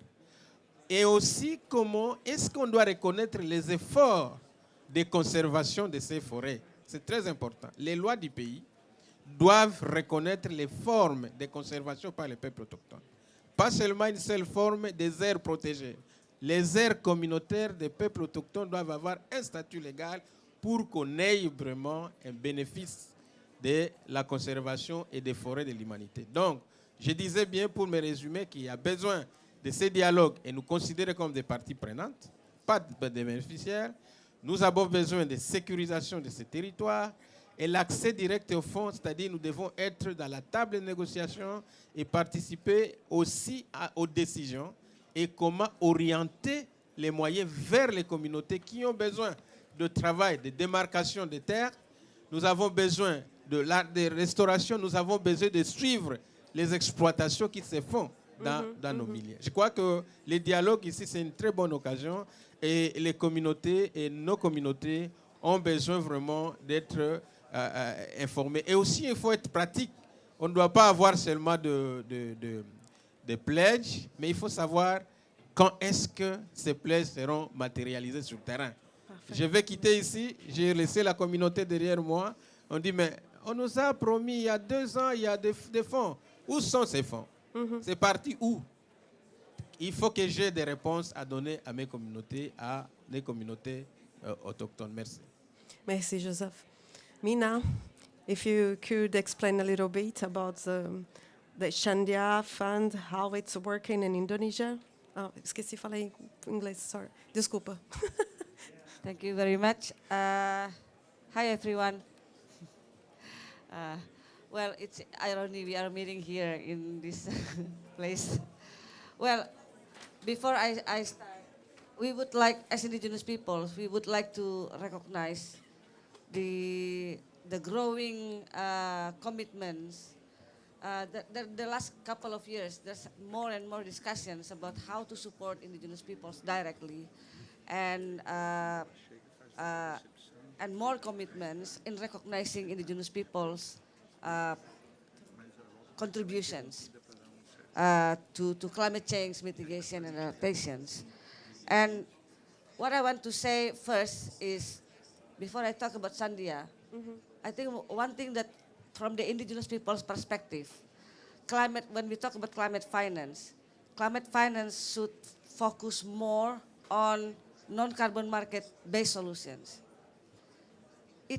Has been proven as solutions. And there's, I think as the UNFCCC now talking about all the solutions, more and more focus is more to market solution rather than non-carbon market solutions. We want to call the leaders to focus more on this. And with the climate finance that we have, we can identify all the solutions. Globally, there's a lot of solutions already, but mostly in local levels. But if climate finance can identify all these solutions and support and fund it, it can become a global. So we can have the solution at the scale that we want. So I think this is important, and in indigenous people's solutions is among all these other solutions. We are not saying that indigenous peoples is the only one that have solutions. No, there are many others. Local solutions everywhere in this world. This is the things that we have to identify. And we appreciate all the support, all the attentions to indigenous people solutions so far. And I think this is the modalities for us to start working together. And by this spirit and recognizing the commitments from the pledge in Glasgow, announced in Glasgow last time, indigenous peoples respond to it quickly, because we understand that all these donors also need the strategy, need a way to how to channel all these funds. There is commitments, but how to do it? So indigenous peoples gather together, and we come with our different initiative. In global, with Global Alliance, we have Sandia as a forum, as a platform to organize, to gather all different mechanism for the finance that indigenous peoples already established. And with Sandia, we can support, we can channel different funds to more national-based finance mechanisms. In Indonesia, we have Nusantara Fund, and I'm so happy to announce that yesterday, that is the first call for proposals for Nusantara Fund in Indonesia. So we already ready to channel the funds that we have already start up getting from the donors. So we already have some donors commitment, and we have the money already. And yesterday we announced. So today, the indigenous communities all over Indonesia can start getting the funds, in the process to getting the funds. So that is really encouraging, and I'm really happy. And I think we have many other different mechanisms. We have Podali in Brazil, we have FTM, and we have so many different mechanisms, and it's growing and growing. Now, in Asia also we have IPAS. So donors can channel the funds directly to community through these funds. So I think this is our response to the commitments by donors, by this pledge. And also at the same time, we want to show that we're willing to work together and to create all this, to upscale our work. We've done mapping of our territories. Indonesia, we have 26.9 million hectares already mapped. We rehabilitate our land and territories that already been degraded. We also build our own economic and livelihood. And so many different initiatives. With this direct finance to communities, we can upscale all this work, and hopefully in the future it can be, it can scale up into the scale that can help really contributions to the climate change mitigation and adaptations. So yeah, trust in us, invest. We can do this together. Thank you. Thanks, Mina. Vou voltar a falar em português, senão começo a falar inglês de novo, né? Que não é aquela hora. Mas eu acho que a gente pode fazer um resumo aqui, né, desse cenário. Obviamente, cada país ou cada região está num estágio diferente. Mas o que a gente consegue enxergar aqui é o protagonismo indígena, né, de povos indígenas e populações tradicionais, em assumir esse papel relevante de fazer a gestão do próprio recurso, que é o que a gente vem chamando de descolonização. O quanto que a gente consegue progredir ainda mais nesse processo de permitir não só que a gente tenha o fluxo do recurso financeiro chegando na mão dos povos indígenas, mas necessariamente sendo gerido, gerenciado, administrado pelos próprios povos indígenas, seja por meio dos fundos criados, como o Xandia ou até o Podali, como a própria Mina comentou, que é um fundo no Brasil, né, que foi, inclusive, criado por meio da COIAB, que é uma organização indígena, né, uma coordenação de povos indígenas da Amazônia, que ajudou a criar o Fundo Podali, que é um dos fundos pioneiros, na verdade, que é criado por indígenas, gerido por indígenas e direcionado a projetos indígenas. Quanto mais a gente puder fomentar esse cenário no mundo, tanto melhor, porque a gente vai garantir que as pessoas que estão, de fato, protegendo seus territórios estejam acessando o recurso financeiro que vai fomentar essa conservação, essa proteção. E aí, como o próprio Joseph falou, a gente não está falando só de uma proteção territorial, mas também da proteção do patrimônio cultural, do patrimônio, todo o conhecimento tradicional que se tem.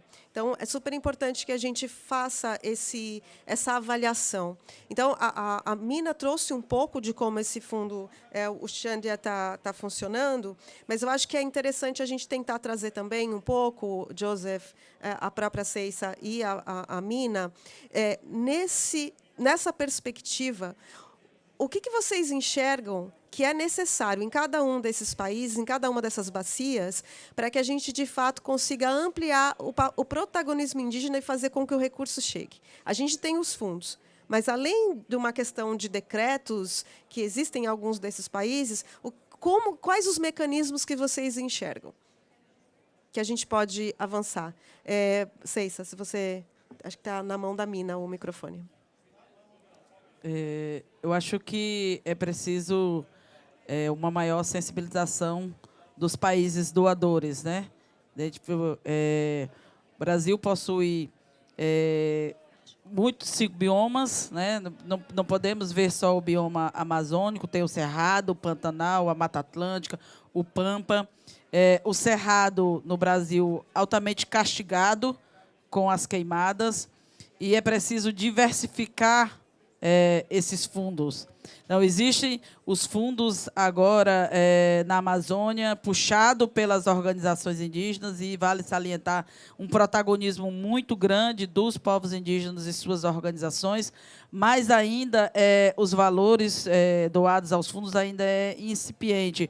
Acho que a discussão é muito grande, a nível de proteção de territórios, proteção de biomas, de florestas, mas para chegar ainda ao território, acessar diretamente as comunidades, os povos, com seus planos de vida, os seus projetos, ainda é insuficiente. E eu acho que isso falta essa maior sensibilização desses grandes países doadores. Acho-se que o mercado de carbono vai salvar, seja uma alternativa que entendemos que não é essa alternativa, precisa ser maior discutido. E, por mais que se façam grandes acordos da COP da biodiversidade, se destinou 20% dos recursos, mas 20% de quanto? Né? Ainda se discute que a nível grande internacional, mas quando se chega lá no território, ainda chega pouca coisa. Então, eu acho que essa discussão ela tem que ser bastante ampla e trazer realmente os povos indígenas, as comunidades locais, para colocar, né? Então, nós temos a solução, nós sabemos como fazer, nós precisamos que o recurso chegue nesse fundo indígena.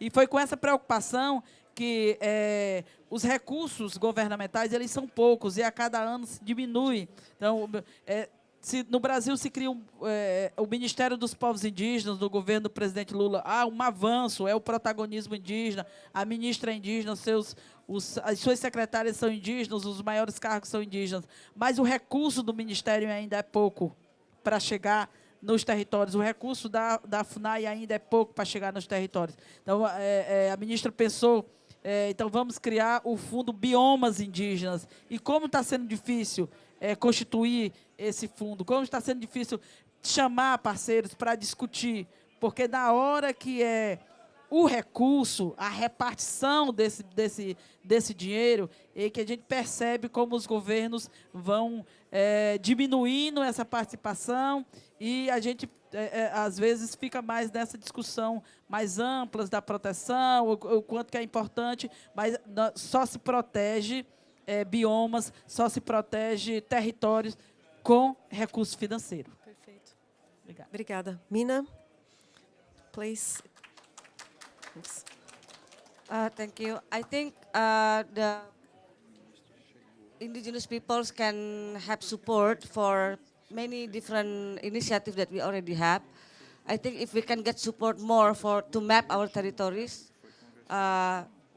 globally we have more than 40 millions maybe already that's already been mapped, yeah, and we need more support for that, because by having our mapping, by having our map, we have our base, legal base. First, the evidence that we own the territories. That's the first. And second, I think the initiative of rehabilitations of our territory. Many indigenous territories has been degraded because of development activities or private sector activities that needs to be rehabilitated. And indigenous peoples everywhere, especially in Indonesia, we already started this initiative. I think if we can scale up this, we can return back our forests in the future. And other thing I think that is really important to get support with is how to do our monitoring of our territories. Maybe to support with technology that can help us easily to monitor what happened in our territories.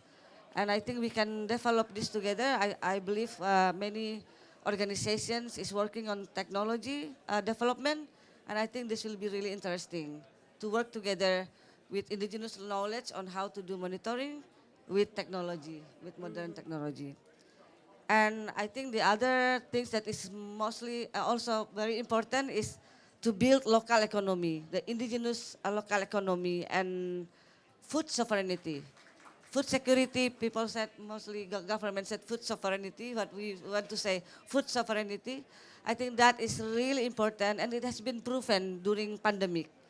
Yeah, during pandemic, there is no problem with food in indigenous communities. Mostly the problem is in the cities. In Indonesia, we have experience. We supply food to the cities, especially to the peasant, not the peasant, the labor. The labor movement in the cities, they have really struggled during the pandemic.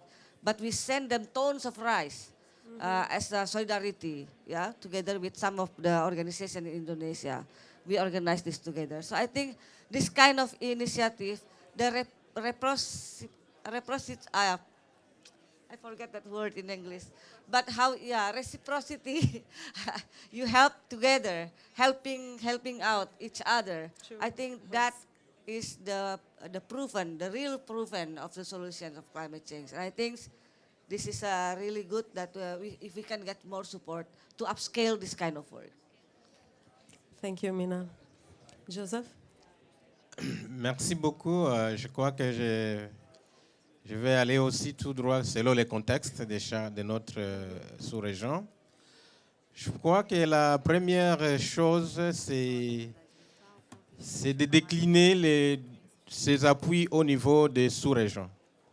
Les engagements qui se prennent au niveau international, il faut que ça soit décliné au niveau des sous-régions, au niveau local, pour que nos communautés soient dans les dialogues de ça, pour l'information. Ça, c'est un. Donc, les engagements au niveau international, que ça se décline au niveau des sous-régions. Deux, il faut arriver à pousser aussi les États à mettre la priorité, les zones des peuples autochtones, comme priorité d'investissement également. Parce que les zones où habitent les peuples autochtones, les efforts des peuples autochtones, soit dans les politiques de développement de nos États. Ça, c'est vraiment important. Parce que autant qu'on a une attention sur les investissements miniers, on a des investissements, je ne sais pas, il faut avoir aussi des investissements dans les milliers de peuples autochtones. Parce qu'il y a des contributions qui répondent aux objectifs, aux engagements des États dans la conservation de la biodiversité.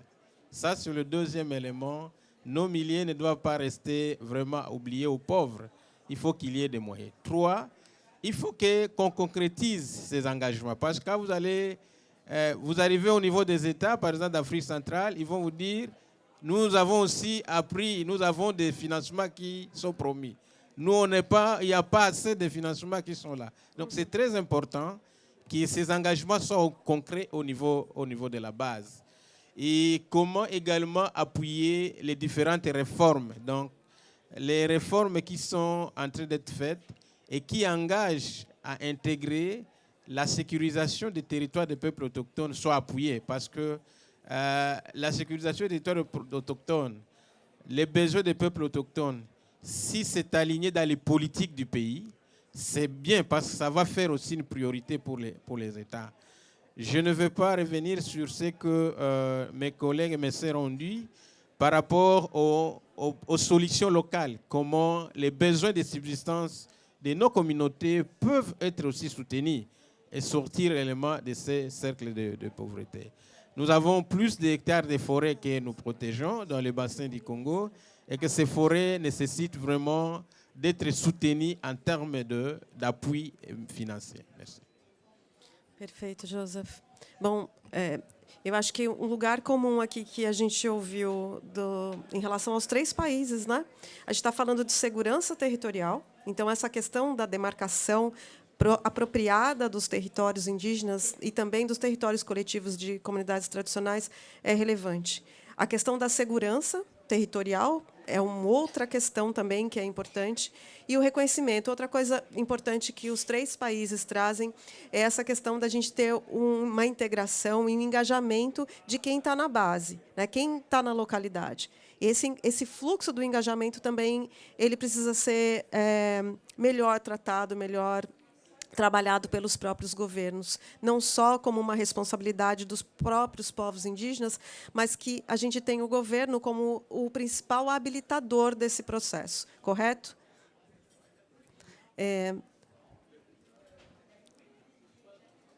Temos... Oi? Não entendi. Ah, tem uma pergunta? É isso? Ah, desculpa. Ok.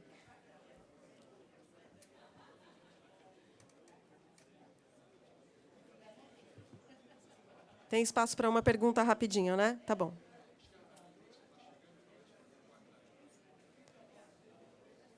Não, mas acho... Ah, chegou. Ok. Bom, a gente tem uma participação. Sim? Está aqui, está aqui. Sim. Ela está ali já? Posso chamar? Desculpem, gente, é que a gente tem uma participação especial aqui, demorou um pouquinho para ela chegar. Nós temos a presença da ministra do Meio Ambiente e do Desenvolvimento Sustentável da Bacia do Congo, da República do Congo, claro, que é a Arlette Souana-Nuno. Merci beaucoup. Si allez-vous, s'il vous plaît.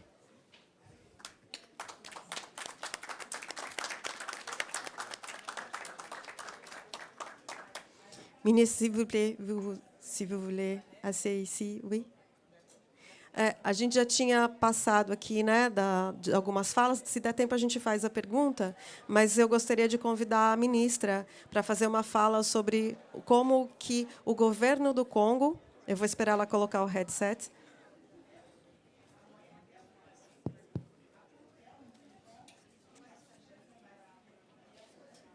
Merci. Si vous voulez, pouvez le...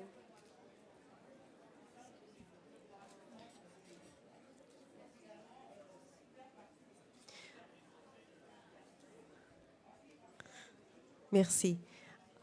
Ministra, nós temos aqui uma pergunta, na verdade, importante do ponto de vista... Ah, ela está setting ali.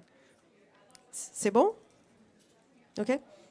Bom, nós temos uma pergunta aqui relacionada a essa questão do Congo, trabalhando essa questão indígena, a questão de povos tradicionais. Como que vem sido trabalhado o fluxo de recurso financeiro ou o reconhecimento desses povos no cenário do Congo atualmente?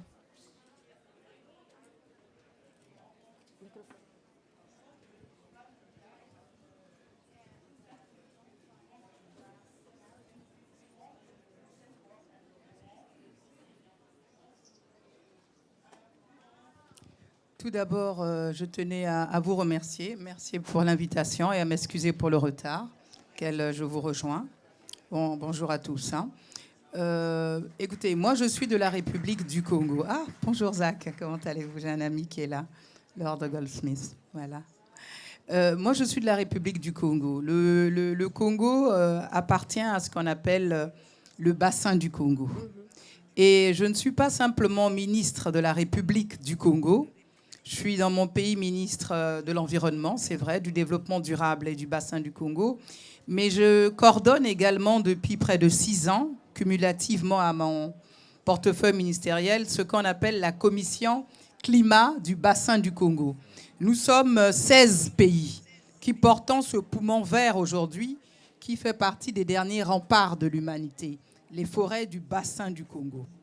Et nous venons d'avoir un sommet, le sommet des 3 bassins, où nous avons eu à parler avec le bassin de l'Amazonie, nous avons eu à parler avec le bassin de l'Asie du Sud-Est et puis le Bornéo-Mékang à Brazzaville au mois de novembre dernier. Et nous avons effectivement des populations autochtones. Nous avons un texte de loi qui protège les populations autochtones sur les droits du savoir ancestral. Puisqu'aujourd'hui, nous revenons à la nature, puisque même dans le cadre des différents engagements des pays, nous devons aller vers des solutions basées sur la nature aujourd'hui. Et au centre des solutions basées sur la nature, il n'y a pas mieux que les populations autochtones, les populations qui sont les gardiens de la nature en fin de compte, mais qui sont souvent victimes des entreprises, des industries, souvent forestières, qui prennent des cahiers de charges très très lourds au niveau des partenariats qu'ils signent avec les institutions étatiques, mais souvent qui ont du mal à respecter ce cahier de charges-là. Et donc, nous avons pris donc des textes de loi pour préserver les intérêts des populations autochtones.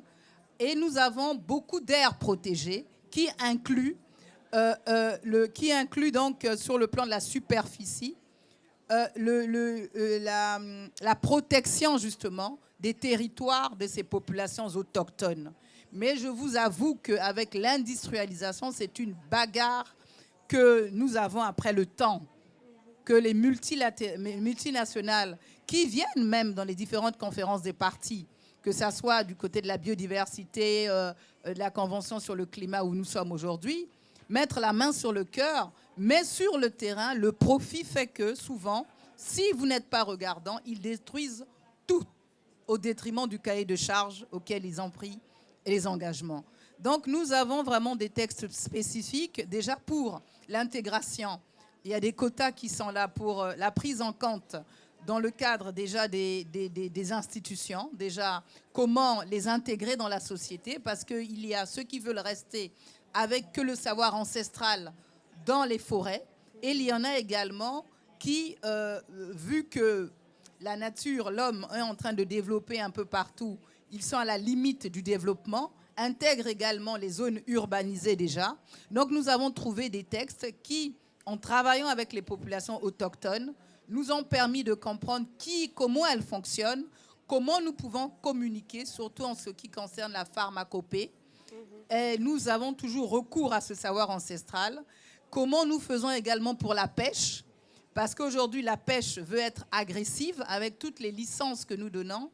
Et aujourd'hui, donc, ces gardiens nous ramènent un peu à la protection un peu plus naturelle de l'exploitation de nos propres ressources, même halieutiques. Ça va même au-delà de la forêt, puisque dans les zones, les superficies données aux populations autochtones, il ne faut pas oublier qu'il y a des sources d'eau. Et il y a également l'extraction minière qui fait beaucoup de dégâts. Et donc, je vous avoue qu'en tant que ministre de l'Environnement, j'impose ce qu'on appelle les études d'impact environnemental et social. C'est maintenant la mise en œuvre de ces études, souvent, par les exploitants, les industriels, que si vous ne faites pas attention, vous mettent en difficulté. Souvent, ils ont l'habitude, par exemple, dans le cas de l'extraction de l'or, d'utiliser du mercure. Oui. Le mercure qui pollue toute source d'eau. Et donc, on est dans ce combat-là pour protéger ces populations autochtones. Et moi, je suis contente d'en avoir avec moi dans le cadre de mon travail, parce que nous sommes allés, je pense, en Indonésie l'année dernière. J'avais emmené dans mes délégations, justement, un représentant des populations autochtones, parce que nous avons ce qu'on appelle des tourbières, des pitlands en anglais, sur des territoires où il y a des populations autochtones. Et souvent, l'exploitation, justement, assèche ces zones de la Convention de Ramsar, ou qui doivent rester humides, où il y a beaucoup de biodiversité. Et donc, dans le cadre de transfert d'expérience, nous sommes donc allés avec une des représentantes, c'était une dame des peuples autochtones, dans ma délégation en Indonésie, reçue par la ministre Siti. Pendant près d'une semaine, nous sommes allés justement vers les populations autochtones pour échanger avec eux. Et là, du côté de l'Amazonie, nous travaillons énormément également avec la Colombie, le Brésil, la ministre d'État en charge justement des peuples autochtones.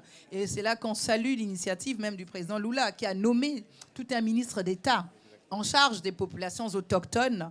Nous, on a pris des textes, mais nous apprécions énormément vraiment d'avoir maintenant dans les États, dans les institutions, des ministères qui sont dédiés, parce qu'on leur donne raison aujourd'hui. Tout le problème que nous avons dans le cadre du changement climatique est dû à l'impact de l'homme sur la nature. Et si nous vivions comme les peuples autochtones, peut-être que nous n'aurions pas ce problème aujourd'hui de conservation qu'il nous faut vraiment accélérer pour maintenir les objectifs de l'accord de Paris à 1,5 ou 2 degrés Celsius aujourd'hui. Merci à vous. Merci beaucoup, ministère. Tout à fait, Marlène, oui. Obrigada. Infelizmente, a gente já passou aqui do horário, né? O pessoal está aqui do ladinho. Mas antes da gente fechar, eu só queria falar que a gente tem um chocolatinho do Brasil para todo mundo ali atrás. Tem um óculos de realidade virtual também, com um vídeo sobre um projeto na Amazônia, com cacau, obviamente. Então, vocês estão convidadas, né, a assistir ao vídeo e tem o chocolatinho. Mas, assim, só para fechar, aqui obrigada, ministra, a gente teve, então, essa fala importante, e como a gente consegue ver essa conexão? Da mesma forma que no Congo, como a ministra falou, tem todo esse impacto da indústria, certamente nos outros países, né? E como ela citou, por exemplo, a questão do mercúrio, esse também é um dos principais problemas que a gente enfrenta na bacia amazônica, em algumas das regiões, justamente por conta da mineração ilegal. Então, esse cenário que é comum, como que a gente consegue, de fato, trazer essa perspectiva do fluxo de recurso financeiro para proteger as florestas, garantir outra coisa que todo mundo aqui disse também, é essa necessidade da gente fazer consulta pública. Nem todos os lugares fazem, de fato, uma consulta com os povos indígenas e as populações tradicionais para garantir a voz das pessoas, a voz dos povos indígenas, a voz dos territórios coletivos. Então, eu acho que a mensagem que a gente deixa aqui é: o recurso tem, a gente precisa fazer o recurso chegar na ponta e, principalmente, dar voz a quem tem direito à voz. Muito obrigada.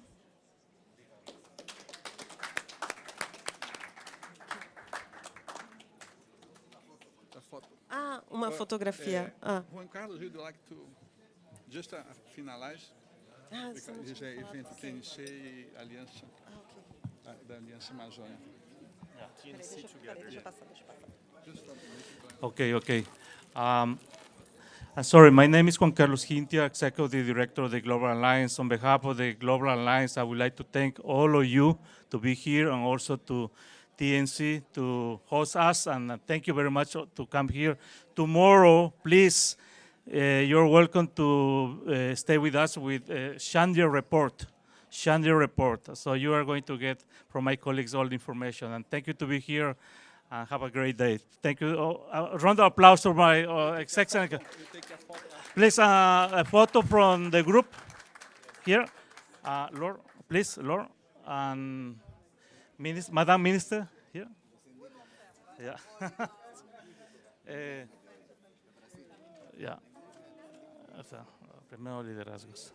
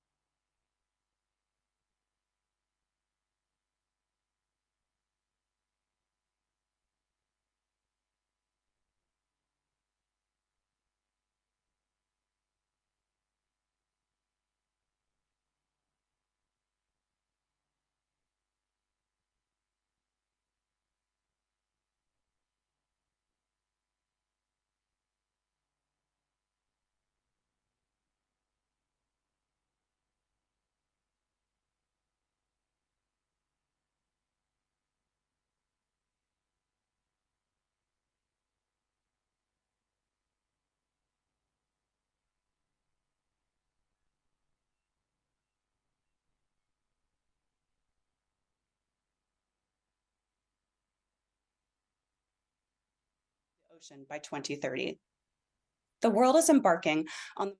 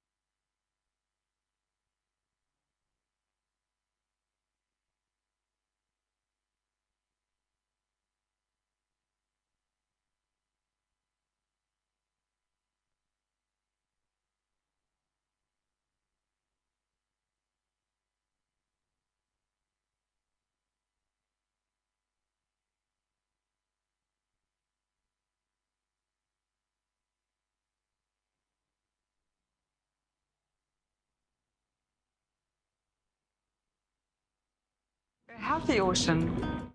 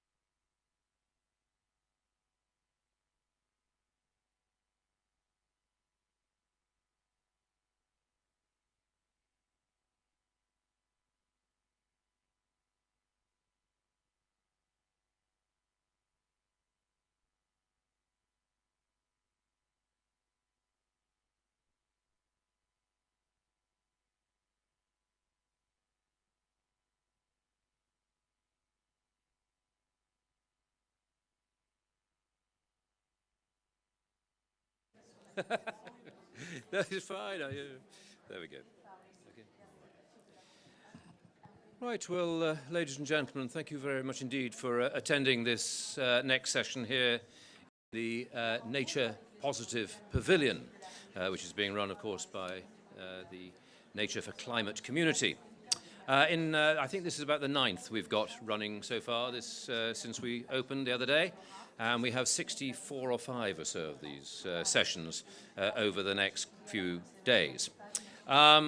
Now, I also need to congratulate you for making your way through the bureaucratic nightmare that was inevitably the logging in process. So bravo on that. And in a way, your story in getting through is through that process is somewhat of a triumph of the human spirit and determination of bureaucratic niceties. And if ever there was a metaphor, perhaps, for the spirit this sector needs to draw on, then surely yours is that. You are exemplars of determination to see a cause through.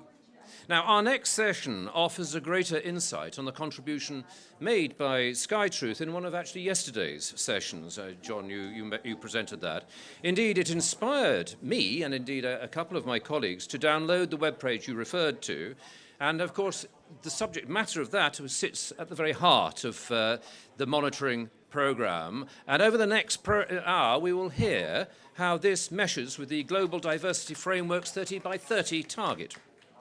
So, anyway, to lead us through the fascinating development work that SkyTruth is engaged in partnership, I think, with Bloomberg Ocean, is that right here? It gives me great pleasure to welcome Heidi Wakesel, Senior Program Manager, Ocean, at the International Union for Conservation of Nature. Heidi. Thank you so much. It's an honor to be here with all of you today and to hear about this really important tool and new initiative.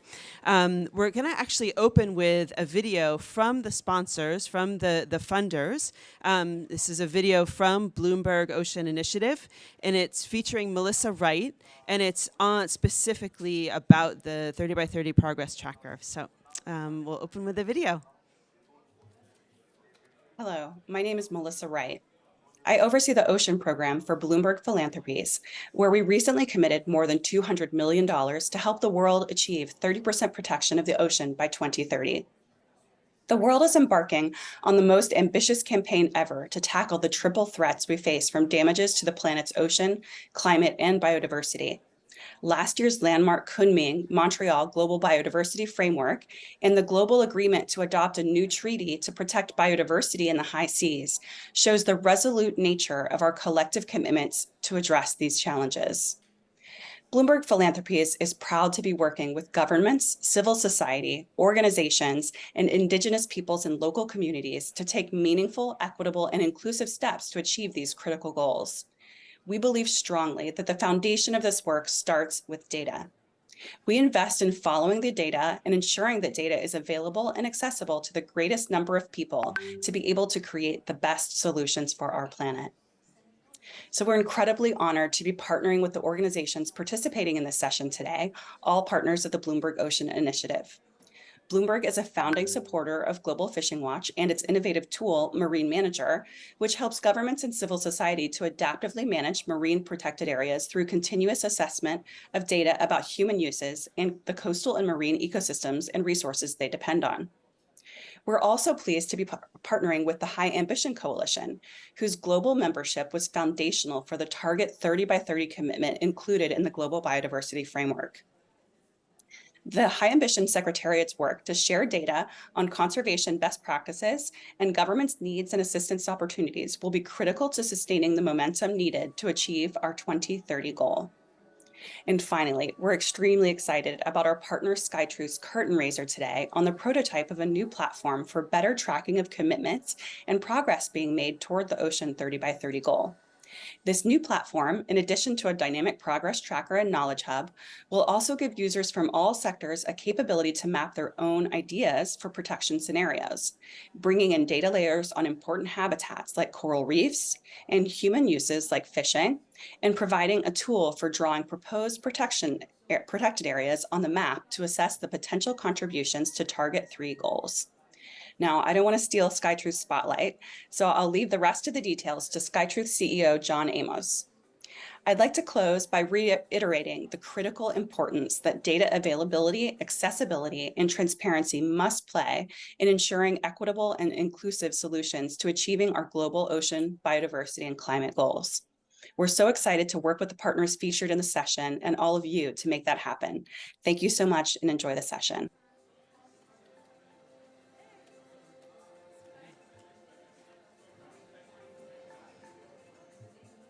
It was nice when we could actually see her face. It was so great and so exciting. So I wanted just to provide a little bit of context as your moderator about this, sort of where we're at. For those of you who maybe not as familiar with, sort of what protected areas are, what 30 by 30 is. And so it's this idea that by 2030, we want to have protected 30% of our land and also freshwater and also marine systems.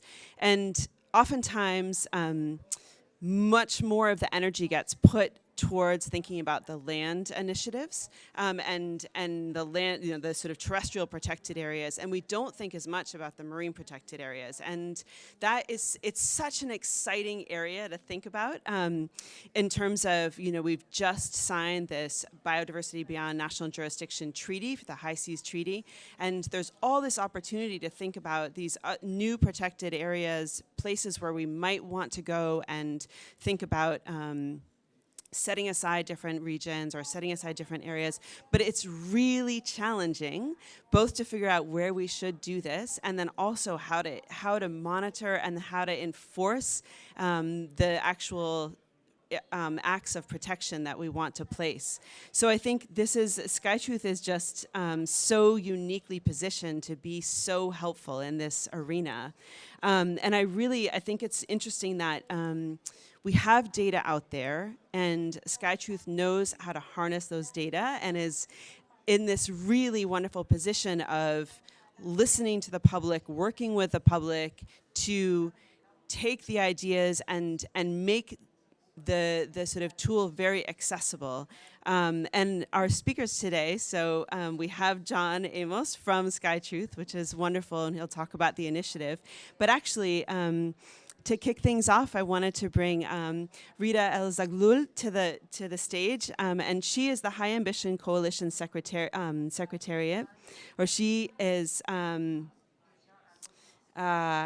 she is going to, sorry, that's actually not, she's the director of the Secretariat of the High Ambition Coalition for Nature and People, which we refer to as HAC. For nature and people. And it's an intergovernmental group of more than 115 countries united by a shared ambition to implement the global goal of effectively conserving and managing at least 30% of the world's land and ocean by 2030. So the idea is really that you bring in all of the power of the state actors. And so please come to the stage and we'll be glad to hear your presentation.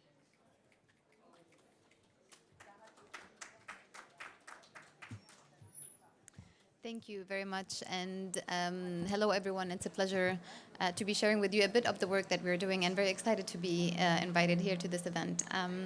I will maybe share a bit of an overview about the work of the High Ambition Coalition for Nature and People, of course, because we are in an UNFCCC COP. It's always important to kind of reflect a bit on the work that has been done within the Convention on Biological Diversity. And so the High Ambition Coalition for Nature and People, or how we usually tend to call it HAC for Nature and People. It's a coalition of 117 countries that really came together a couple of years ago in order to make sure that the 30 by 30 was a reality back in COP15, in the CBD COP15 last December. And so the first phase of the coalition was really to try to make sure that we were coordinating amongst the different regions and trying to ensure that we have this collaboration and coordination on the negotiation. So the first phase of the coalition was really a bit more about trying to exchange views from the different regions, trying to understand why and where were the main kind of challenges that countries were facing on accepting that language. That work really was key in order to get that target across the line, and so we were very happy and glad that this was a reality back in December. I want to also mention that in the first phase of the hack, we really worked a lot also with indigenous peoples and local communities, and we established a task force within the coalition in which countries were able to exchange views with indigenous peoples organizations, and specifically with the International Indigenous Forum for Biodiversity, the IAFB. So this was mainly the first phase of the coalition, and I'm giving all this background so you can understand a bit more about the work that we're doing now and the importance of linking it as well.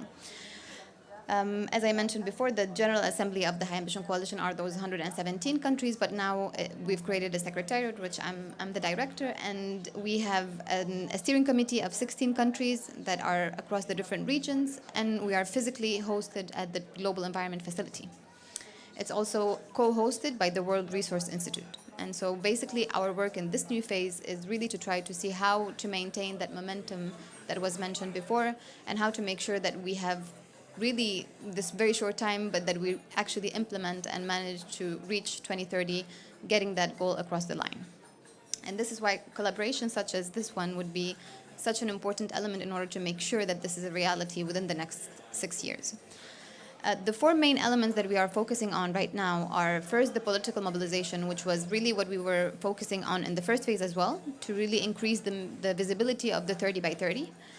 The second element that we're now focusing on is the capacity building, and so this is where we have created the 30 by 30 Solutions Toolkit, which is a toolkit that is coordinated with IUCN, with the HAC and with UNEP WCMC. And then the tool basically, really what it tries to do is it's a knowledge platform. And this type of knowledge and data that we will be hearing more from John in a bit is so important because it gives more element for the different countries in order to be able to actually implement and be able to have all the different knowledge in order to map and identify the different areas. The second tool that we are developing, and actually we will be launching on the 9th of December, are the matchmaking tool. And so we're calling it the 30 by 30 matchmaking tool. And these tools really are matchmaking tools on both technical and financial support. So countries, the 117 countries will be able to submit their requests, and we will be able to match them with different offers. So we're really trying to make sure that we hear from the countries what are their different needs in order to be able to implement those needs. We have mapped out for the first phase of the Pillar 1, which is the political mobilization. We have mapped out the different high-level events. And really what we will try to do in those events is to make sure that the 30 by 30 is still put on the agenda at the highest level in order to keep that momentum going. And so as you see, we have a very long and intense next year, and this is only like a very short visual of what we will be looking into next year, but of course we will have much more events than these ones. The Solutions Toolkit, which I was just mentioning, is this knowledge platform that will provide also that information to the countries, and this will be a tool that will be available for everyone, all the different stakeholders. And so we were hoping that this tool will also enable countries to have that information and knowledge needed for the implementation. And this is the matchmaking tool that I was mentioning, both on financial and technical matchmaking. Here, what we really want to do is really connect the different stakeholders and really try to connect the countries with the assistance providers, so we're able to make sure that the needs from the countries are really met. This is how the tool will look like. As I mentioned before, we will be launching this officially on the 9th of December. And as of now, countries will have their login in order to be able to access the tool and submit their needs with regard specifically to Target 3. So this is a big caveat that the coalition really only focuses on Target 3. The Global Biodiversity Framework and what we adopted last year has 23 targets, but the coalition really focuses only on this specific target. And so really, I think in general, and what I would like to leave you with is that within the hack, we're very committed to make sure that we are now in the action phase, and that we're now really supporting countries in the implementation, and that we, as we were mentioning yesterday, we have less than 7 years. I would say we have 6 years and a few months to get to that goal. And we really want to make sure that we take advantage of those years and that we are listening to the implementers and that we are listening to the needs of the countries and the different stakeholders. And so we're really hoping to continue this collaboration with our different partners, different organizations, with the indigenous peoples and local community, with the scientific and academia sector, and in order to be able to push for this to become a reality in 2030. So I hope this gives you a bit of a clarity of the work that we're doing, and very happy to take any questions at the end. Thank you very much.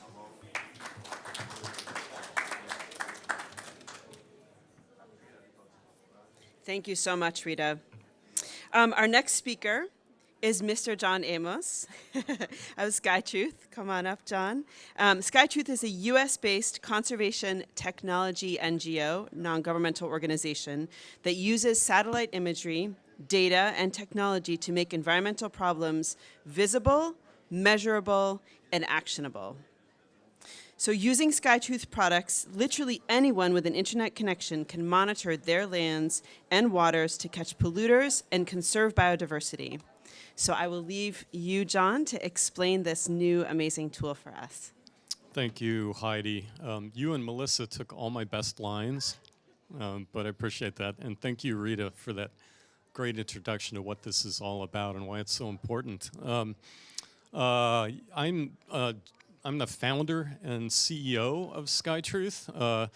I actually spent the first 10 years of my career as an oil and mineral exploration geologist, using satellite imagery to look for resources around the world, until I became convinced climate change was actually a real thing, not fake news. And I decided I didn't want to spend the rest of my life making one of the world's most threatening problems worse.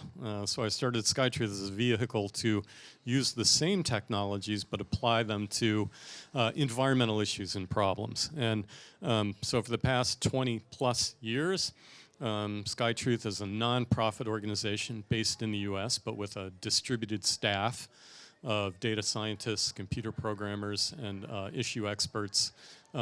We have tackled a variety of environmental issues, a very broad range, focusing on essentially making the invisible visible to anybody who cares to see it. Environmental problems that are generally hidden out of sight to the consumer societies that are driving a lot of those problems, whether they're out in the middle of the ocean or out in the middle of public lands in the western US. And we've had a special focus, given my history, on illuminating the impacts associated with fossil fuel exploration, transportation, and development on land and at sea. So one of our greatest hits was building the Global Fishing Watch platform. If you haven't seen that, I encourage you to go to globalfishingwatch.org and look with awe at the intensity of commercial fishing happening throughout the ocean. And that was also our first foray into using a relatively then new technology, a technique called machine learning that lies at the heart of artificial intelligence efforts, but applying machine learning to the analysis of satellite data at scale. In the case of Global Fishing Watch, identifying the movement of vessels that indicated they had fishing gear in the water. In the case of our newest projects at SkyTruth, looking for patterns in satellite images that indicate environmental factors that we're interested in studying. But earlier this year, we were approached by the Ocean Initiative at Bloomberg, and they had a fascinating idea for us. They said, "Have you heard of this 30 by 30 initiative?" And we went, "Well, yeah, we've heard a little bit about it." And they said, "Well, that's kind of the response we get when we talk to people in the public who aren't in the inner circle of the program. But we think there needs to be a tool out there that allows the public into this critically important global initiative, and that gives the public an easy way to see at a glance, well, how's the world doing? What commitments have been made, actually? And then what's the reality on the ground and in the water? What's actually been implemented? And how good is that implementation? Because remember, as Rita said, it's effective protections. That's the key. And so are these protected areas real? Are they being well managed? Are they actually protecting the biodiversity that they're intended to? And how can we know that? So because SkyTruth has such a long history of using these technologies and data to bring the public into issues and bring public accountability into environmental action, we said, yes, we would love to do this. So we embarked on building a prototype to demonstrate a public access tool to see at a glance what the 30 by 30 status really is. And so this was a very rapid effort by us over the last 6 months. We've built this. We're going to be launching it, well, making it available to the public as a prototype, not a fully functional platform yet, by the end of this year. And it has 3 basic parts to it. One, again, at the core is this status tracker, at a glance. How are we doing with 30 by 30? How does my country stack up against the neighboring countries?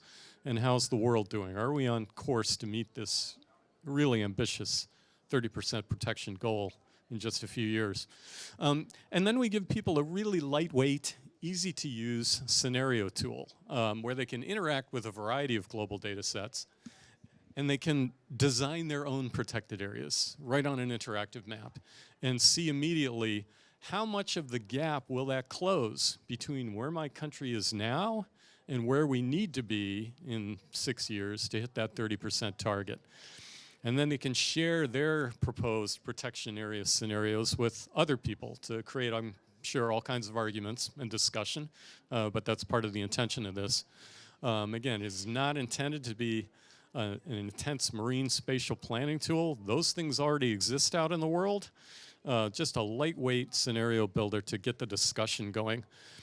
But because people might be interested in going further and actually doing that more intensive design and planning work, we provide a knowledge hub. And this is where I think we'll have high complementarity with the solutions toolkit that the High Ambition Coalition has built.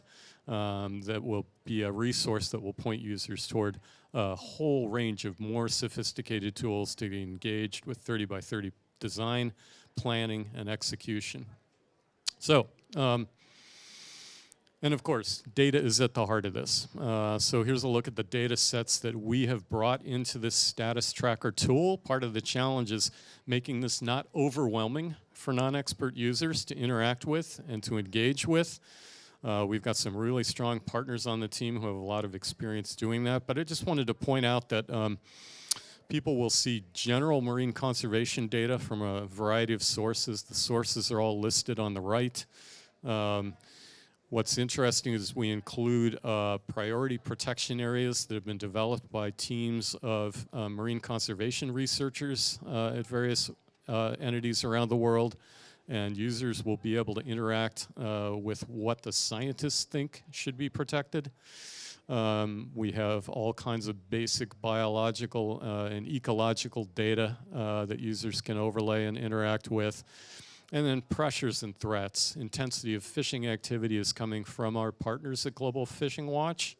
I believe we are also intending to add intensity of vessel traffic, cargo shipping, oil tanker traffic as part of the human activity threat to potential protected areas. So this is what, and if you think there's a data set that should be on this list that you're not seeing on the screen, we would like to hear from you. So, sneak peek right now. You're among the only people outside of our organizations who have seen this. This is what the platform is shaping up to look like. Here's the landing page. And again, I want to caution you, some of the numbers that you're going to see on the next few slides are real. Some of the numbers are made up as we've been accumulating these data sets and actually analyzing and working with them. That work is still in progress. So if you see a number that pokes you in the eye and makes you go, ouch, it's probably a made-up number. However, I believe these status numbers are currently accurate for marine protection. And as Heidi and Rita pointed out, marine protection is lagging far behind terrestrial protection. And there are a number of reasons for that. But one is we've been at it longer in terms of terrestrial protection than we have with marine protection. The first national parks in the US were established more than 100 years ago. So it's been a century of marine or terrestrial protection happening. Marine protection at scale is a relatively new concept. And it's happening way out of sight. So there's not as much public pressure and public accountability for establishing protections at sea. But with the High Seas Treaty now, we have a great opportunity to close the gap and really start ensuring there's critical protections in place in the ocean. We have a basic about section for, again, non-expert users coming in who want to learn about 30 by 30. What is it? Who's doing it? Why is it necessary? But this is the part I love. At the heart of this is the status maps. And this is where all the data that I showed on that previous screen comes into play, showing people at a glance globally or regionally or nationally where all the protected areas are that are in place now, ratings provided by outside organizations that speak to how well those protected areas are actually protected. And what I like here is the trend. Oh, there's no, do we have a light? No, we don't have a light, shoot. The trend line down at lower left showing, are we on track based on the pace of accomplishment of protections? Are we on track to meet the goal by 2030? And people will be able to see, well, what's actually being protected? You know, there are some key habitat types that are specific to blue carbon. So what percentage of mangroves in the world are being protected? What percentage of seagrass areas are being protected? And other key habitats of importance. And again, at the country level, I'm skipping the regional, but at the country level, you can drill down and say, okay, how's my country doing? What is our status? And how well are we participating in the initiative? Are we on trend to meet our goals? And even at this level, you can go even deeper. You can get data and information on each individual protected area, or in the case of oceans, OECM, a new term to me, that is also a factor in providing protection at sea. And here are some of the details users will be able to get for each individual protected area at the country level. Here's the fun part where people get to play. They get to draw on the screen their own concept for where they think a protected area ought to go.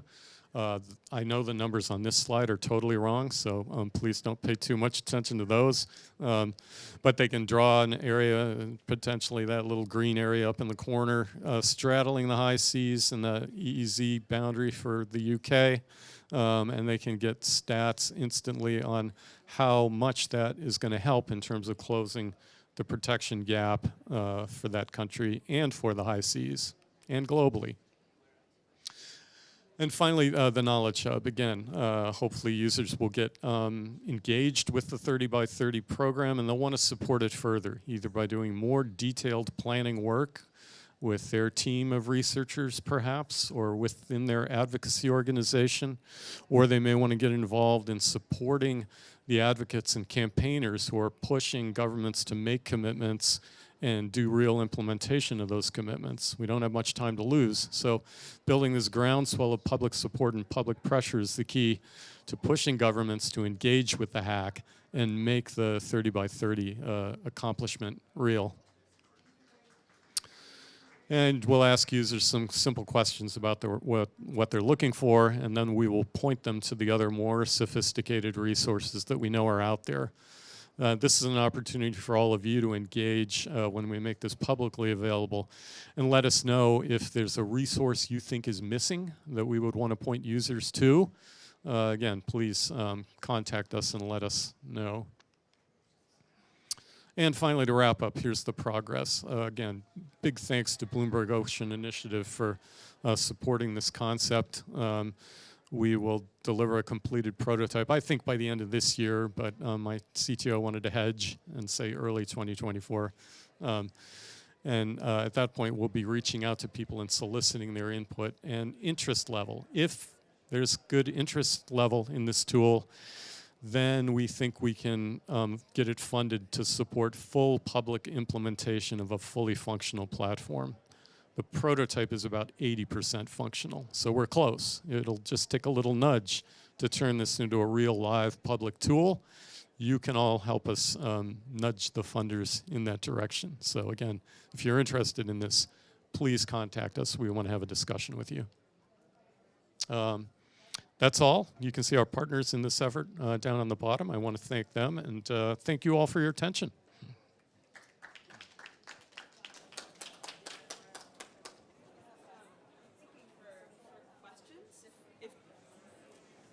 If there are questions, I don't know, Rita and John, if you want to just stay up here so you can just kind of. Oh yeah, go ahead. Yeah. Go ahead if you want to have the announce that. I forgot the last job I had to do, which is to introduce our next speaker. Our friends from Global Fishing Watch had visa problems, couldn't be here in person, but they have kindly provided a video for this session showing this excellent tool that they've built as part of the Global Fishing Watch platform called the Marine Manager. And so once public pressure convinces governments to engage, and the hack gives them the tools to successfully engage in the 30 by 30 program in the marine area, the next question is, well, how do you manage these vast protected spaces in the ocean that are far from shore? Global Fishing Watch has the answer, so we're going to see that now.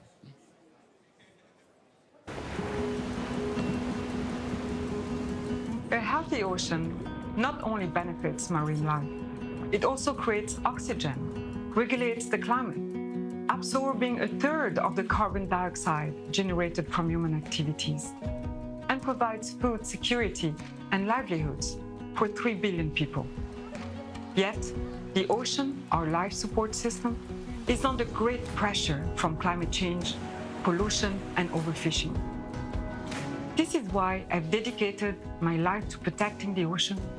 And for decades, I've been working with governmental bodies, NGOs, indigenous peoples, and local communities to create and enforce marine protected areas around the world. This is part of my commitment to the international goal of protecting at least 30% of land and ocean by 2030. Fully protected MPAs help build the ocean's resilience and enable biodiversity to recover, which can sustain or even increase the catch in nearby fisheries. Creating strongly protected MPAs takes time and effort by all parties and is cause for celebration. But we can't stop there. MPAs must also be effectively enforced and managed. To realize the potential of MPAs, decision makers need more and better data, innovation, and collaboration. I felt the next logical step in protecting the ocean would be to ensure the creation of tools to effectively manage and monitor MPAs. This is why I've partnered with the Global Fishing Watch to develop a first-of-its-kind technology portal. Global Fishing Watch Marine Manager will help inform the design, management, and monitoring of marine protected areas. Actionable data on ocean conditions, biodiversity, and human activities, such as fishing and tourism, will be visualized in near real time, openly accessible, and for free. There's been an explosion in new data about the ocean, processing techniques and visualization tools that are rapidly changing our ability to understand the marine ecosystems. The technology revolution presents an unparalleled opportunity to improve oversight of human activity at sea and to maintain much better stewardship of ocean resources. The Global Fishing Watch Marine Manager is a dynamic technology portal that allows managers and researchers to access the information they need and rapidly analyze that data in order to monitor vast ocean areas like never before. It's near real time, it's high resolution, and it covers 4 main categories. That's human use, oceanographic data, biological, and maritime zoning. The portal allows marine managers and researchers to monitor vessels involved in commercial fishing and other activities, such as vessels involved in tourism or shipping. Vessel information can be overlaid with other environmental data sets, such as salinity or sea surface temperature. And what we're finding is this portal has utility way beyond marine protected areas and can help us understand the impact of climate change over time. I think the brilliant thing about the portal is the way it brings it together and makes it so easy to use. So it's really simple to start looking for correlations, to look for patterns over time and space. You can start checking out, how trends have been developing over time. Are fish numbers related to sea surface temperatures? And you can do that with a few clicks of a button. It is just amazing.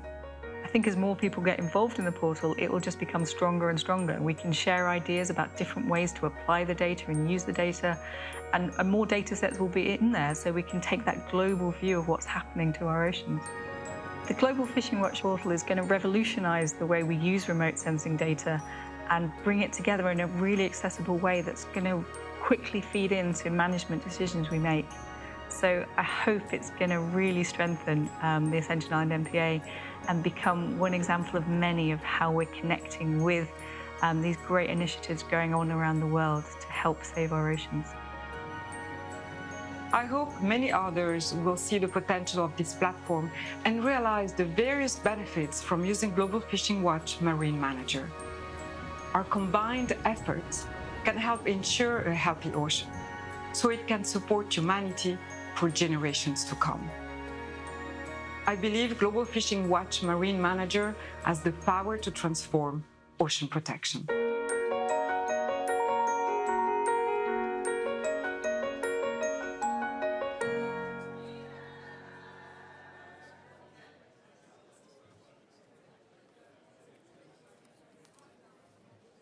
Fantastic. Well, we did want to leave some time for questions, but before we get to the audience questions, I actually wanted to ask John and Rita, if you, maybe starting with you, John, if you could take us through a scenario. Let's say that you are someone who loves the area where they've lived their whole life. And they want to see if could I protect it? What would be the ways I would do it? How would you sort of go into SkyTruth, the data set, and sort of start playing around with scenarios? And then maybe how would you if you gathered some data that sort of showed, hey, we could do this really, we could establish a protected area here, very exciting.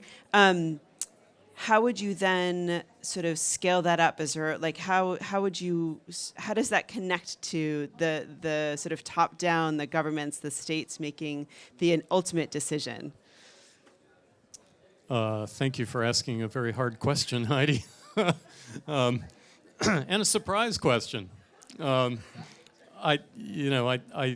First, it's a prototype, so again, we want to go fully public with this. We need to hear from people that this status tracker tool would be a good addition to the universe of tools that are being built to support 30 by 30. And I think the fundamental thing people want to know is, what is the protection status right now, today? And what's near me that qualifies for 30 by 30 as a protected area. And so it's that basic discovery of what's already in place. And then maybe looking back in time and saying, well, what's the rate at which protections are being established in and around the places I am concerned about, my country, my region. And is that a positive trend? And is it on track to hit 30% in 6 years?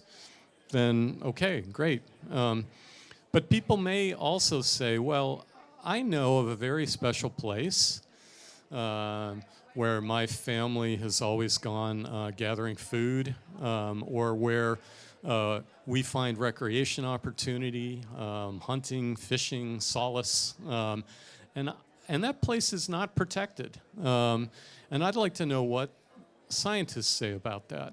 Do they say that is indeed a high biodiversity place? Where would I find that information? How could I know? And so it's our hope that our tool not only will cover marine spaces, But there will be interest to expand it to cover terrestrial protection as well. Everything that I showed you for the marine world can be implemented for all the land areas on Earth as well, again, if there's interest. So I think it's that basic discovery. And then once people come up with their own scenarios and say, well, I want this place protected, then they go to the Knowledge Hub and they say, okay, now who are the campaigners I need to be in touch with? Who are the people who are interacting with the policymakers and the decision makers who can take my thoughts and the thoughts of other concerned citizens like me and get my thoughts packaged and delivered in the right place where they will be heard. So that's our hope with the Knowledge Hub, is to integrate the campaign space so that optimistic people who want their voices to be heard can find a way to make that happen. And thank you so much for this question. I think it's a great one. It's one that I think we need to connect in all the different arena that we do and the work that we do. Many of the work that I think we do in this COP is not really translatable for anyone beyond what we do here in the room. I try to explain what we do to my family, to my parents, or my nephews, and they're always very, appalled and not really understanding what we do. And I think this is part of the issue, actually, especially when we're talking about such fundamental issues. And so I think part of it is, or mainly the big issue is how we translate whatever we're doing and the decision that we're taking at such a political and technical level into people's life, and to make it very close to their lives on a daily basis. And I think this is part of the knowledge that we need to kind of give them that power. And I think, well, as I presented earlier, with the 30 by 30 Solutions Toolkit, what we're trying to do is really try to decompress and try to really translate that information into a much more understandable language, but also leaving the door, if anyone wants to dig into more science, to have that science also available. So to have, in a way, a system that would be both understandable for the wider public, but also that would enable and give them the sufficient tools in order to be able to do that outreach. Also, another element that I didn't mention, because if I were to mention everything, it would be a too long presentation, I would say. But we also engage with subnational governments. And I think this is very important, because when you start getting that, expectation and that curiosity from, the local communities, from people in general, I think it's important also to engage at a very local level, and this within the coalition we also do. So we engage with subnational governments that also at their moment engage with the governments, which are our main kind of counterparts, and hopefully they would be able to scale up also those messaging. So I just to kind of put it in a nutshell, I think information, first it's kind of making the issues that we deal with understandable for the wider public, providing them information for the wider public, and making routes that they can take in order for those decisions to be also scaled up at a higher level. Any more surprise questions, Ms. Weiskel? I'm not sure that was a hard question. You both answered it brilliantly. Thank you so much. Are there questions from the audience? Yeah, you have the mic. Great. So, English is difficult, but I can now try.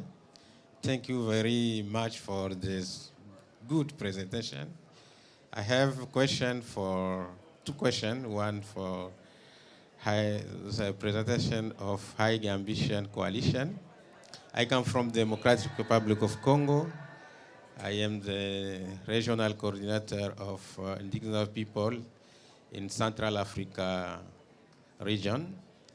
So my country, I think, is one of a big part of High Ambition Coalition, and it joined already your coalition. My question is how indigenous people are involved in the process, because you say that you must now engage all stakeholders, also indigenous people and local community. You know, in DRC, if we see it's engaging in trade by trade, and DRC's commitment to join and to achieve with protected area.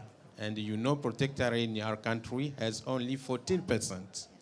So we must, my country must now achieve that to implicate indigenous people territories. So how we can now join this coalition, how you can now advise DRC and take account the indigenous people and local community protected area. That is the first one. The second is I like your presentation. You begin by you make visible that is invisible. One weak effort of indigenous people is to have not capacity like scientific to show which are in our area. How can we join you? Can you help us with technology also to monitor some things that are in our area? Because we have indigenous knowledge that is not scientific, and you know the scientific and the other organization conservation has a bad perception for effort on indigenous because we don't show that like scientific.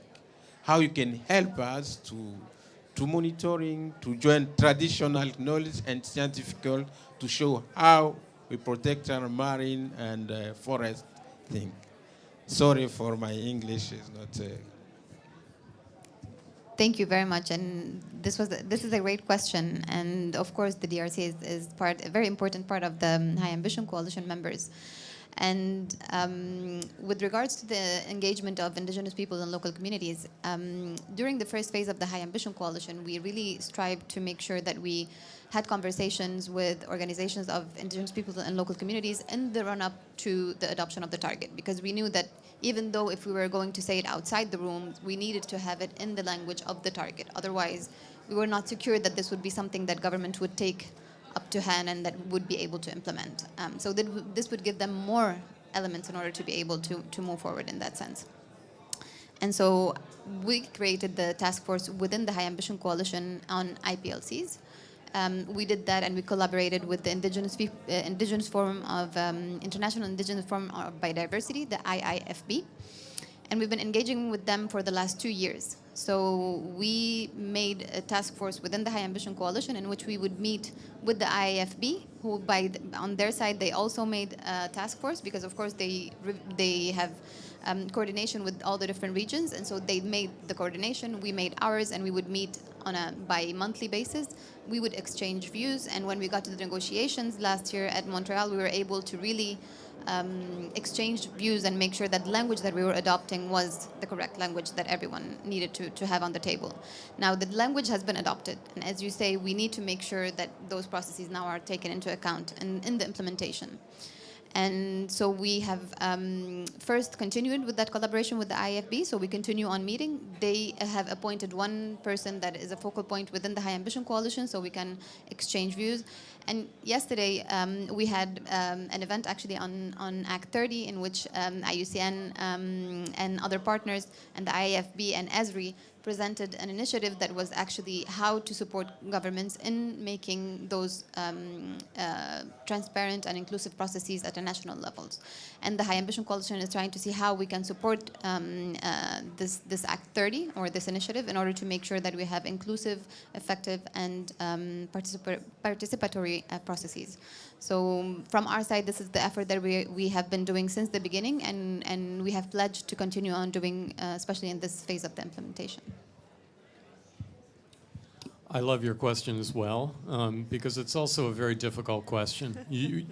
We could have a long seminar based on the issue that you've raised, and it's technology access and knowledge being provided in a useful and effective way to indigenous people who have deep knowledge, deep time and space knowledge that is not being captured by academic science necessarily or government policy.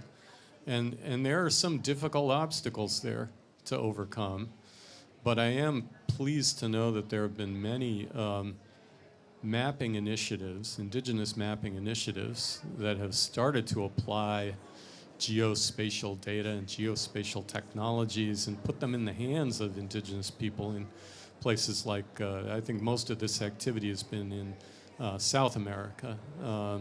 But certainly there's room for expansion to this to indigenous peoples across the world. And I think it's an issue we're very interested in.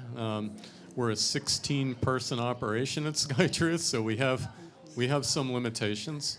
But what we do want to do is engage in discussions and hear from you, because you're the users that are where we say the rubber hits the road. You know, you are right there where the conservation matters and has to happen, and where we need to shift away from this idea that conservation means removing humans from the landscape and keeping it untouched. So personally, I'm very interested in this problem, and we would love to talk with you.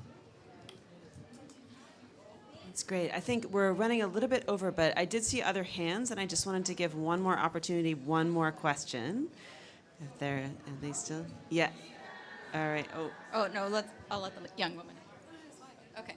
All right. I have a quick question and a little bit longer question. So a quick question for John. I was just wondering what you're using as your definition for protected areas. Are you, yeah. So which definition you're grabbing onto, and then Rita, a longer question. But I would love to hear from you. You know, if you were to look at the current treaty that we're working with here today in the UNFCCC, what would you love to see inserted where, in what language of the Paris Agreement or something, where we would actually see 30 by 30 explicitly added into the current framework here that they're working on? Mine is quick. We're using protected planet data for that, and I think they include OECMs. I'm not sure if we're getting those from a different source, but our data guy is not here today, so I can get back to you if that's not right. Thank you for the question. I'm unfortunately not a negotiator of the UNFCCC. I was a negotiator for the CBD convention. What I would say is that I think from our perspective, it's always important to align the different conventions. I mean, the 3 conventions were created at the same time in 1992. We need to now more than ever make sure that they talk to each other, because many times it's, you know, they work in silos and we cannot afford that anymore. Now with the global stocktake, I think it's also an opportunity to see if we can insert some language there. I think that's where I would think from my very very basic, to say in a way, view on the negotiations. But I do think that we need to make sure that the different conventions talk to each other much more. And this is something that we have been trying to do also with the work that we are doing. But believe me, it's a bit complicated, because sometimes also I have to say, it's coming also from a developing country, it's a bit easier in a developing country. And even in small delegations, it's still hard to coordinate on what are the language and the issues that we adopt within the CBD convention, and how to bring that into this convention and make sure that we're talking to each other. But I think that raising awareness of the work that we do, and that the work that has been adopted within the CBD convention, and bringing that here into the conversation is already a step forward. So we're hoping to do some of that here, and I'll come back to you with more elements, definitely. Very good question. I just had one thought about that. On the marine side, we always say that marine conservation is climate action. And so if you're able to set areas aside, we know that that is a benefit for protecting the ocean, which is the biggest climate regulator that we have on the planet. So we can talk more about the details of that. But I want to bring the hour to a close. Thank you all so much for your questions and engagement. Thank you so much, Rita and John, for your wonderful presentations, the 2 videos, to Bloomberg Ocean Initiative for the funding. And continue to speak with John and Rita if you want to come up afterwards. Thank you so much.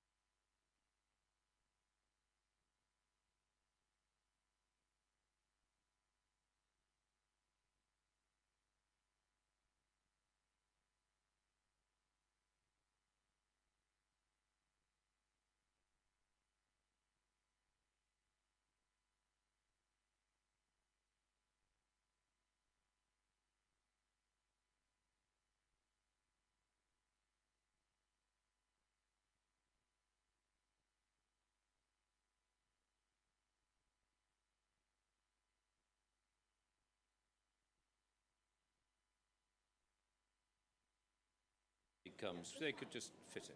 Okay. Good afternoon, everyone, those who have been able to make it through.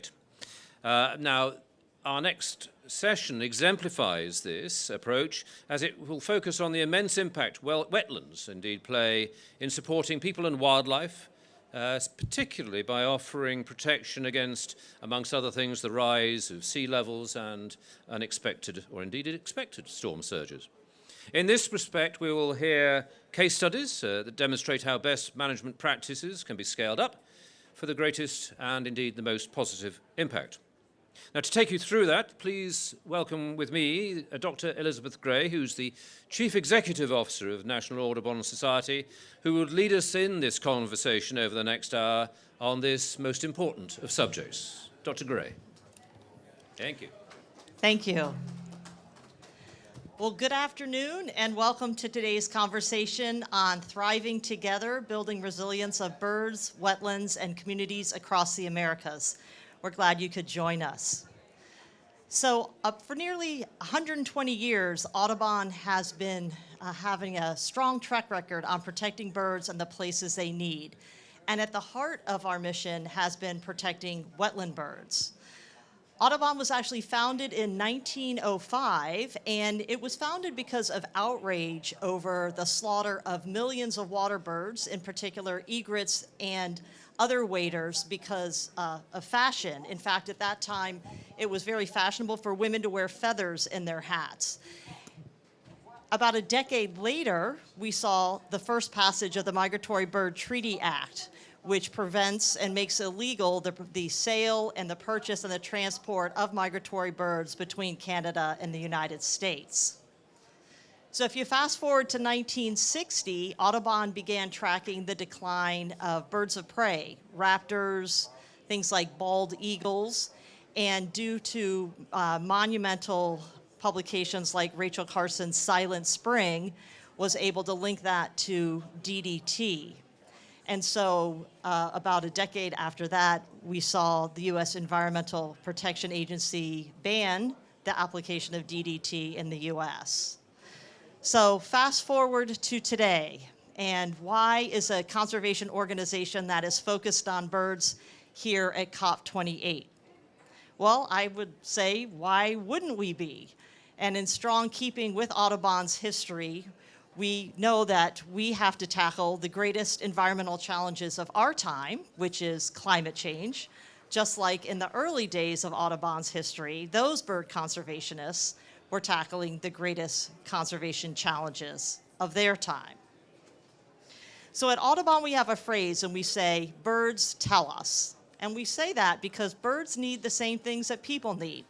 They need clean air, clean water, and they need healthy ecosystems.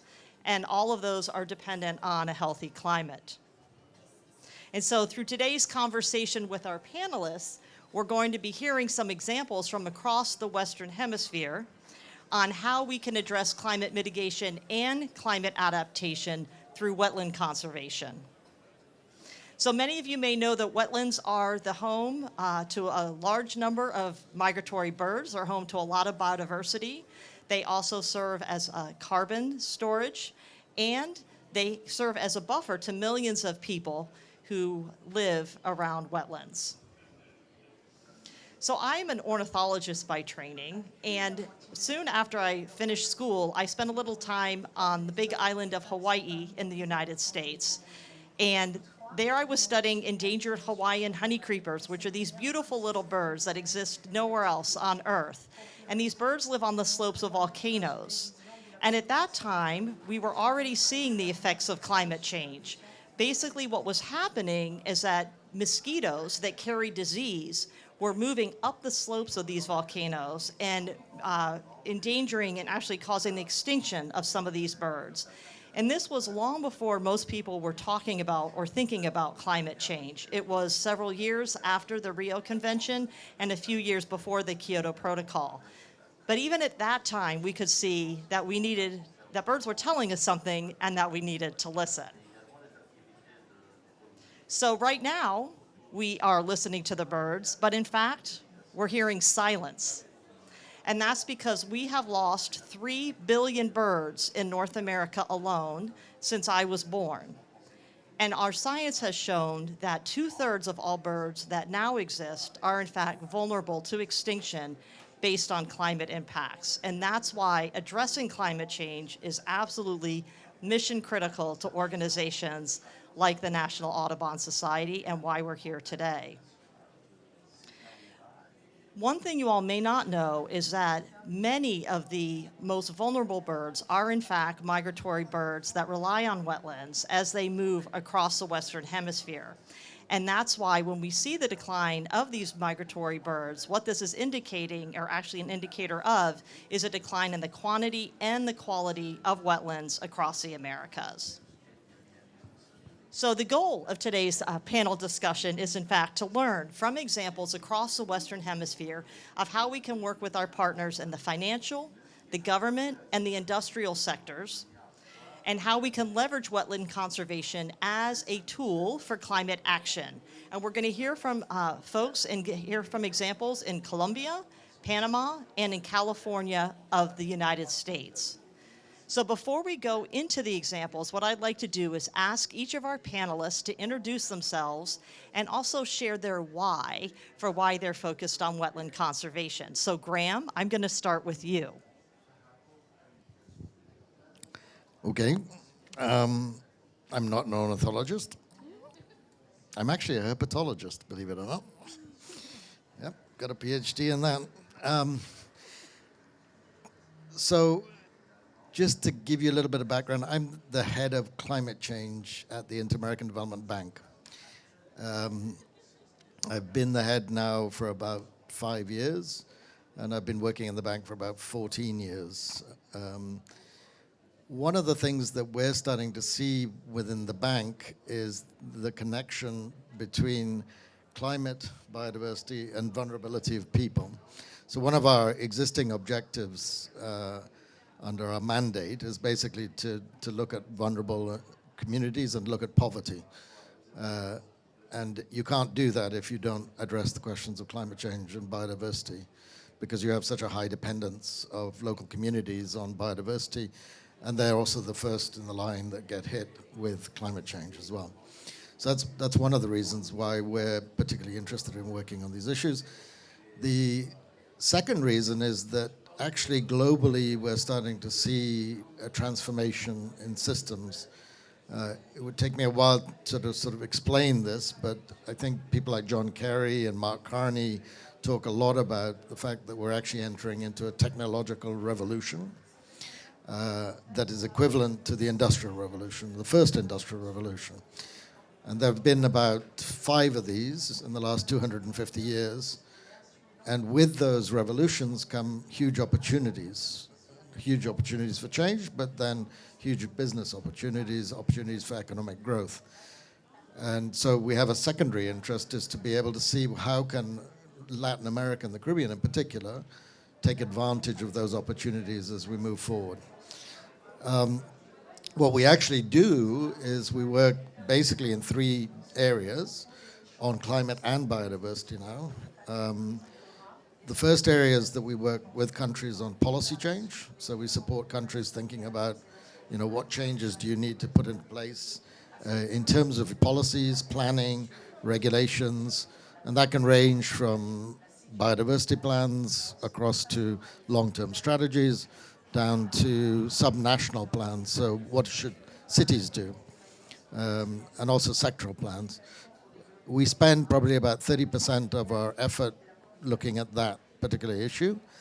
The second thing is we're a bank, and we therefore invest in projects. And about 70% of our investment goes directly in projects. And in those projects, we're increasingly looking, it's interesting that the title of the pavilion, at nature positive investments, in addition to making sure that we do no harm. So this goes beyond doing no harm. The third area that we work in is actually accessing concessional resources, because concessional resources can be crucial to actually driving change. That if you have the concessional resources, you can, the simplest way of explaining this is you can sweeten deals, you can make things happen that wouldn't normally happen, you can manage risks so that things can advance. And if you were to sum all of that up, at the end of the day, and it's interesting to have numbers, but we, in 2022, invested about $7 billion in Latin America and the Caribbean that was associated with climate and biodiversity. And that's about 52% of our total portfolio. That's a huge difference from 10 years ago when we invested $1.2 billion, and it was 13% of our portfolio. And if you're tracking what's going on in this COP, in the high-level meetings, you will see that there is a lot of pressure on the MDBs to reform, to change, to move towards a new way of doing things. And those changes are also happening in the World Bank, they're happening in all of the MDBs. And so next year, we'll probably approve an institutional strategy that for the first time will include climate and biodiversity as a goal, not as a transversal issue, as a goal, which will be a fundamental difference because it means that when you go to a country, your discussion is going to focus around poverty and vulnerability, economic growth, and climate and biodiversity as a global public good. And that, I think, is going to change substantially how we do business in countries. It also changes substantially how we focus our efforts on policy, how we focus on investments, and where we direct our concessional resources towards change. So I'll probably stop there because that was probably a longer introduction than you needed, but... Hi, yes. Hi, my name is Sarah Rose, and I am the Vice President for the National Audubon Society. I'm also from California, and so I'm really privileged to be able to talk about the work that we've been doing in California to support wetland habitats and migratory birds. Prior to my coming to Audubon, I worked a lot on climate campaigns in California, working with the legislature and members of Congress, building coalitions across different sectors to provide support for action on climate.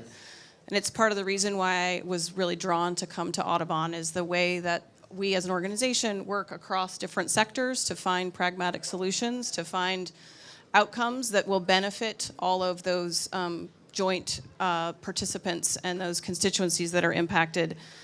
And as several folks have said, and certainly for Audubon, climate change, the impacts of climate change are core to the work that we do across all of the different initiatives that we're involved in part because climate change is a contributor and also is also impacted by our other crisis of biodiversity loss.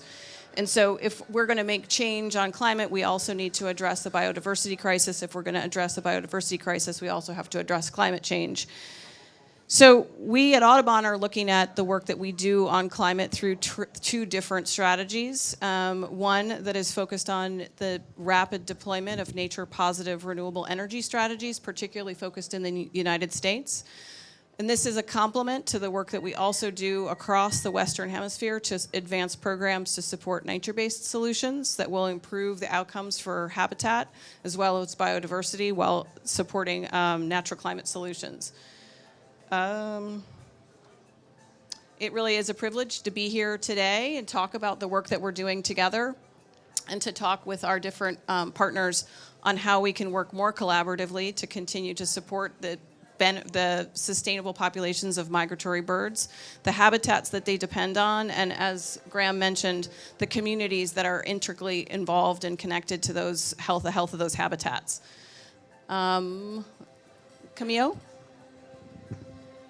Good afternoon. My name is Camilo Cardoso. I'm the country director of Audubon for Colombia. I'm going to be here supporting also Carolina Fierro, who's coming from the Colombian government. She works in the Protective Areas Agency for the government. And why the wetlands? Well, Colombia, as you know, we have we are the most diverse country, one of the most diverse countries, biodiverse countries in the world, and we have the numbers of bird species. We are a country covered in water, so the government efforts in combination with all the support that they can receive by agencies, other governments, international corporations is key to maintain those habitats and to maintain those corridors for migratory birds. So that's why we're here, and that's why we would like to show you later on the efforts that we do in Colombia. Great, thank you all. So before we hear a little bit more from our panelists, I wanted to share a story of one bird that represents what we're going to be talking about today. This bird is called the lesser yellowlegs. And at Audubon, we typically say that birds connect us. We know that birds transcend continents, they transcend oceans, and they basically remind us that our future is a shared one. So in the case of the lesser yellowlegs, they connect the three places that we're going to be talking about today. This time of year, the lesser yellowlegs travels from the boreal forests up near the Arctic Circle, down through wetlands in California, through wetlands in Panama, and down to Colombia. Sometimes they go all the way down to Patagonia. This flight can be more than 10 kilometers one way. And they do all of this weighing no more than a deck of playing cards and being no taller than a football, or what we in the Americas call a soccer ball. It's truly a winged miracle. The lesser yellowlegs is a bird at risk, and it's predicted that without intervention, this bird is going to lose up to 1/2 of its population in the next 50 years. And Audubon science tells us that this is the case because they're highly vulnerable to climate impacts, and in fact, they're likely to lose up to 96% of their habitat because of the loss of wetlands across the Americas if something isn't done to tackle climate change. So we know that the well-being of this bird represents and it illustrates the well-being of our planet. And so we're going to fly or we're going to fall together. So in today's panel, we're going to be hearing lessons from across the migratory route of this bird, the lesser yellowlegs, to learn from one another how we replicate and how we scale this type of work in wetland conservation across the Western Hemisphere and the globe. So we're going to turn first to Panama. So Graham, we know that Panamanian wetlands are critical stopover habitats for birds, including the lesser yellowlegs. We know they're important for carbon storage, they're critical for biodiversity, and they provide protection to nearby communities and buffer them from the impacts of climate, including storms and sea level intrusion, saltwater intrusion. So from the perspective of the Inter-American Development Bank, can you share how working together on wetland protection in Panama advances IDB's broader sustainability goals? Sure. So in the introduction, I sort of explained what we're trying to do with respect to climate and biodiversity and also how we're changing, so how we're accelerating that work directly. And this Panama project is actually part of our growing set of investments into basically nature positive, the nature positive world, as it were. The types of challenges we're trying to look at in the case of Panama are that we all know that we want to see nature-based solutions, at least those of us that are ornithologists and herpetologists and people that actually are very closely related to the natural world, plus the people that actually live close to that natural world. But there are many challenges to actually delivering nature-based solutions and delivering nature-based solutions at scale. And so the project is trying to look at how we can move that agenda forward. The main challenge is, for example, in a country like Panama, that there really isn't an enabling policy framework for developing and delivering nature-based solutions.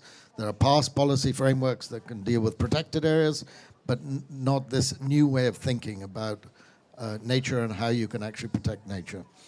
There's also, to be quite honest, a lack of understanding about how these systems can be set up, how they can work, how you can monitor, report, and verify, and basically evaluate if they're working or not. There are also questions about, for example, if you're going to use carbon credits or biodiversity credits, how do you actually measure that? How do you deliver that to markets? Which markets are out there to be able to do that? So a lot of outstanding questions on these things. And frankly, there's very little financing to actually deliver these kinds of programs. There's certainly not the scale of financing that's required to be able to protect the yellowlegs. So it's all, I mean, if you would take a step back, you would be quite, I think it's quite sort of overwhelming, the set of challenges that actually exist to be able to deliver this. So what we're actually trying to do with the UK government, with the support of the UK government, is to set up a series of pilots throughout Latin America and the Caribbean. We have a project in Colombia, we have a project in Panama, we have a project in Suriname, another one in Jamaica, and we're developing a series of these smaller pilots to be able to see what we can learn in each of those countries. Then we're also centralizing methodologies. So we're working with the University of West Indies and Cambridge University to look at what kinds of methodologies can be used to measure, monitor, and report on success or impacts that you're having in terms of conserving these kinds of wetlands, and what are the results of that. So that's the nature of the project. And the idea ultimately is that the project will actually provide information that can then guide policy changes, create enabling policies in the country to be able to move the agenda forward. It can also make knowledge available, and we can share that knowledge to other areas in terms of how you would actually do these kinds of projects. And this is the grand hope, and I think we'll get to this question at the end, we're starting to pilot. We're starting to think about, okay, well, how do you bring these things to scale? And this, frankly, is I was saying at the beginning, it's the trillion-dollar question. It's really how do you actually go from this being a global public sector good that you're delivering or something that's delivered through philanthropy? How do you change from that to actually this being mainstreamed for governments and really moving the agenda forward? So I'll stop there. And That's great. I'm asking you another question. That's really, really interesting. And so can you share a little bit about what you're learning that's helping shape how you weigh investments in similar projects that are based on nature-based approaches? So to be honest, I don't think there's any question for anybody that's worked in nature that nature provides services. I think we're all aware of that if you've done the work, or if you live close to nature, it's fairly obvious that nature provides services. And those services range from shoreline protection as a result from storms, all the way across to provisioning foodstuffs. I mean, that's where all the people's food comes from and things like that. Shelter. So there's a whole series of services that are delivered. The reality of those services, though, in economic terms, is that they've been free. This is unfortunately a reality, that they've not even been seen in many cases. In many cases, they're not documented, but in general, they're just free. Nobody pays for these services per se. If you wanted to develop a system around nature-based solutions, you would have to think about how to set that system up, how you actually recognize those values, which you can actually document, you can study them, you can show that they exist, but how would you actually recognize that and put that into a market to be able to move the agenda forward? And because those things don't exist, very few governments have actually thought about how to create policy regimes or planning regimes that take these things into account. So all in all, it's a major challenge. I mean, we're really at if you wanted to look at this as an exponential curve, we're right at the bottom of the curve. We haven't even really started moving forward. So what have we been trying to do? Part of the results of the studies are to ask the question, okay, well, what are those values? What are those services? What are the values? Can you monetize them? Can you actually ask the question, how much are they worth? And then can you actually think about markets for them and starting to sell them? So that's one area of work that's crucial. And we've all seen these kinds of studies. I mean, there's a lot of information out there, but it's not, I would say, consistent. It's not gathered, and it's not presented, to be honest, with weight. There are often side studies that are done. We're trying to group all of that information together to make these arguments to governments so that governments actually begin to recognize that. The second area is to actually think about, and this is the more complex area, is to think about what kinds of markets might exist for this. There are markets. There are compliance and voluntary markets. There are philanthropic markets. There are individuals actually out there who are willing to pay for results, and they're willing to pay for the conservation results that will come. And there are also a series of mechanisms that you can use to actually get at that. So we're working through all of these different systems. In some senses, some of these habitats, particularly mangrove areas, are quite complex. So you also need to work through the question of mechanically, how do you actually conserve them? How do you set them up? How do you then monitor them? How do you ask the question, what are they actually delivering over time? We, just out of side interest, we took a step back in the bank and asked, okay, well, have we been using these already? Are we actually using nature-based solutions already?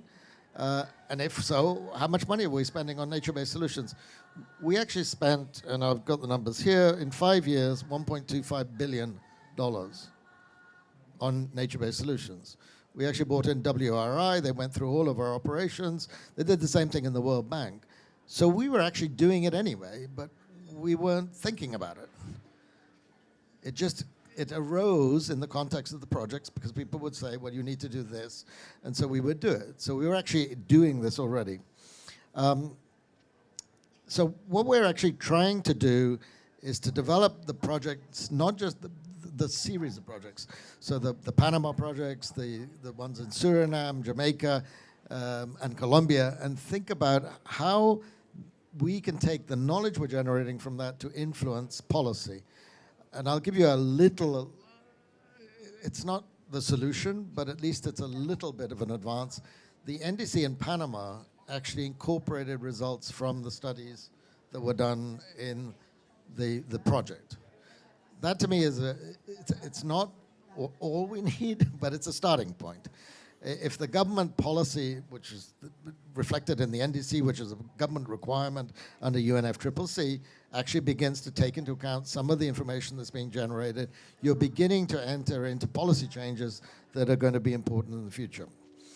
In other countries, we actually, because we've been having these discussions in the countries, we've actually moved to another phase to start thinking about innovative financing mechanisms. One of the things that we're talking about in the COP here, and have been talking about now for 2 or 3 years, it's something we've done with TNC, we've also done it with the DFC, the US DFC, is actually creating what are called debt for nature conversions.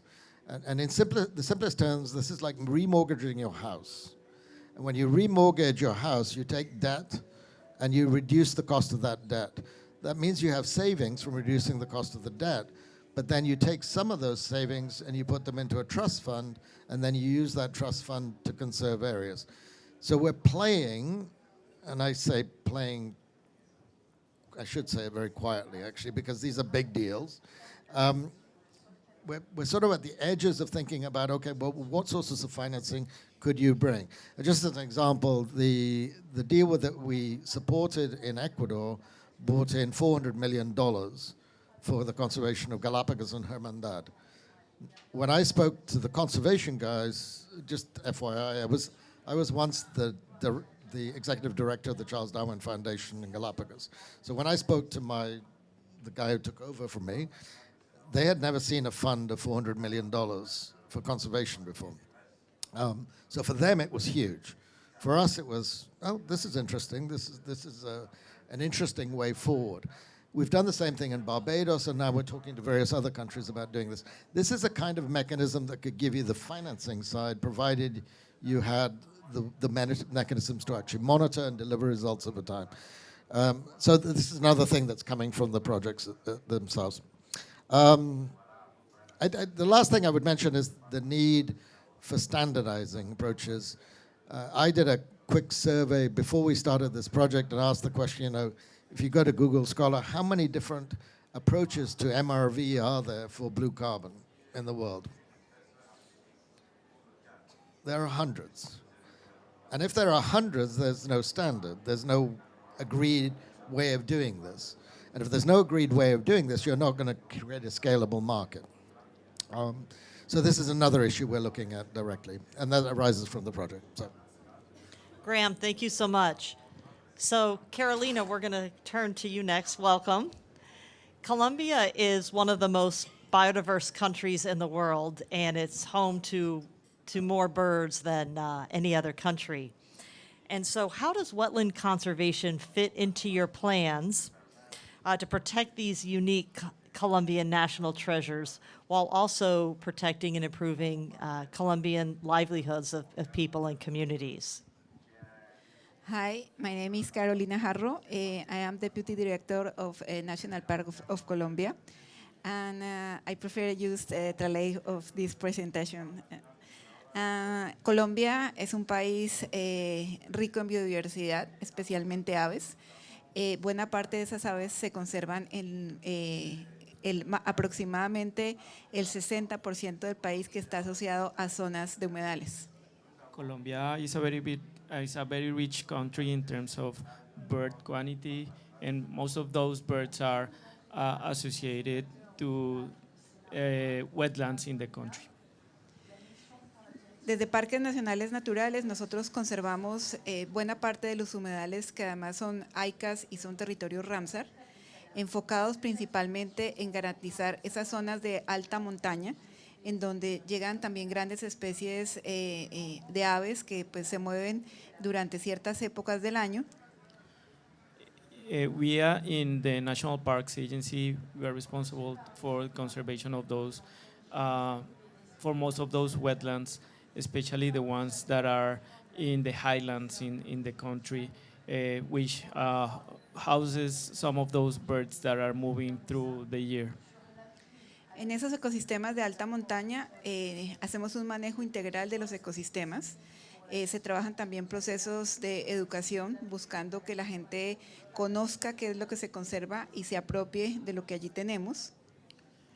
We use an approach in which we involve communities, and education is a big part of that, trying to educate the communities and the people around the wetlands in those areas, trying to have them value the importance of the environment that they are conserving. También estamos generando nodos de conservación en esas áreas protegidas, buscando también que las comunidades que están en la zona de influencia o que generan impactos al interior de las áreas protegidas entiendan qué especies se conservan, trabajen en torno a su conservación y también ayuden en la tarea del guardaparque. Within those areas, we have focused more limited areas in which we try to point out to the communities the importance and the different species that they are conserving, where they come from, all the information about them, so they can start implementing conservation plans. Los estamos vinculando también al ejercicio de monitoreo comunitario de diferentes especies presentes en los humedales y adicionalmente estamos vinculándolos a procesos de restauración ecológica. We are using or getting the help from the communities to do monitoring. We are doing community monitoring, and also we are doing restoration plans with the community in those areas. En las zonas más bajas, ya sea zonas de humedales como la Ciénaga Grande de Santa Marta o los humedales asociados a zonas transicionales en la Orinoquía, también trabajamos de la mano con las comunidades locales y también con diferentes organizaciones de la sociedad civil, buscando dar a conocer las especies que están allí presentes, pero también trabajar en torno a diferentes programas de conservación que permitan cumplir los objetivos que tienen las áreas protegidas. In lower altitude areas like the Colombian Caribbean and the Orinoco Basin, we are also working with the communities in share programs, also with the help of social society and NGOs trying to implement conservation programs specifically targeted to those areas. Y en los próximos años esperamos incluir a nuestro sistema de áreas protegidas, áreas muy importantes para la conservación de especies, especialmente aves, en la región de la Orinoquía colombiana, la zona de humedales y sabanas en el departamento de Arauca. Es una zona prioritaria que todos los estudios de representatividad arrojan la importancia que tiene la zona y la necesidad de tener allí un área que proteja ese territorio. Y la zona baja de la serranía de San Lucas. We are working to expand the frontier for those lowlands, wetlands, and especially in two very important regions for us. One is the Arauca wetlands, and the other one is the lower part of the San Lucas mountain range. So we will be declaring some of those areas protected very soon. Thank you. So I'm wondering how the Colombian government sees itself as a leader with other South American countries. What lessons would you share with other national governments who have an interest in supporting this kind of conservation? Yes, sí.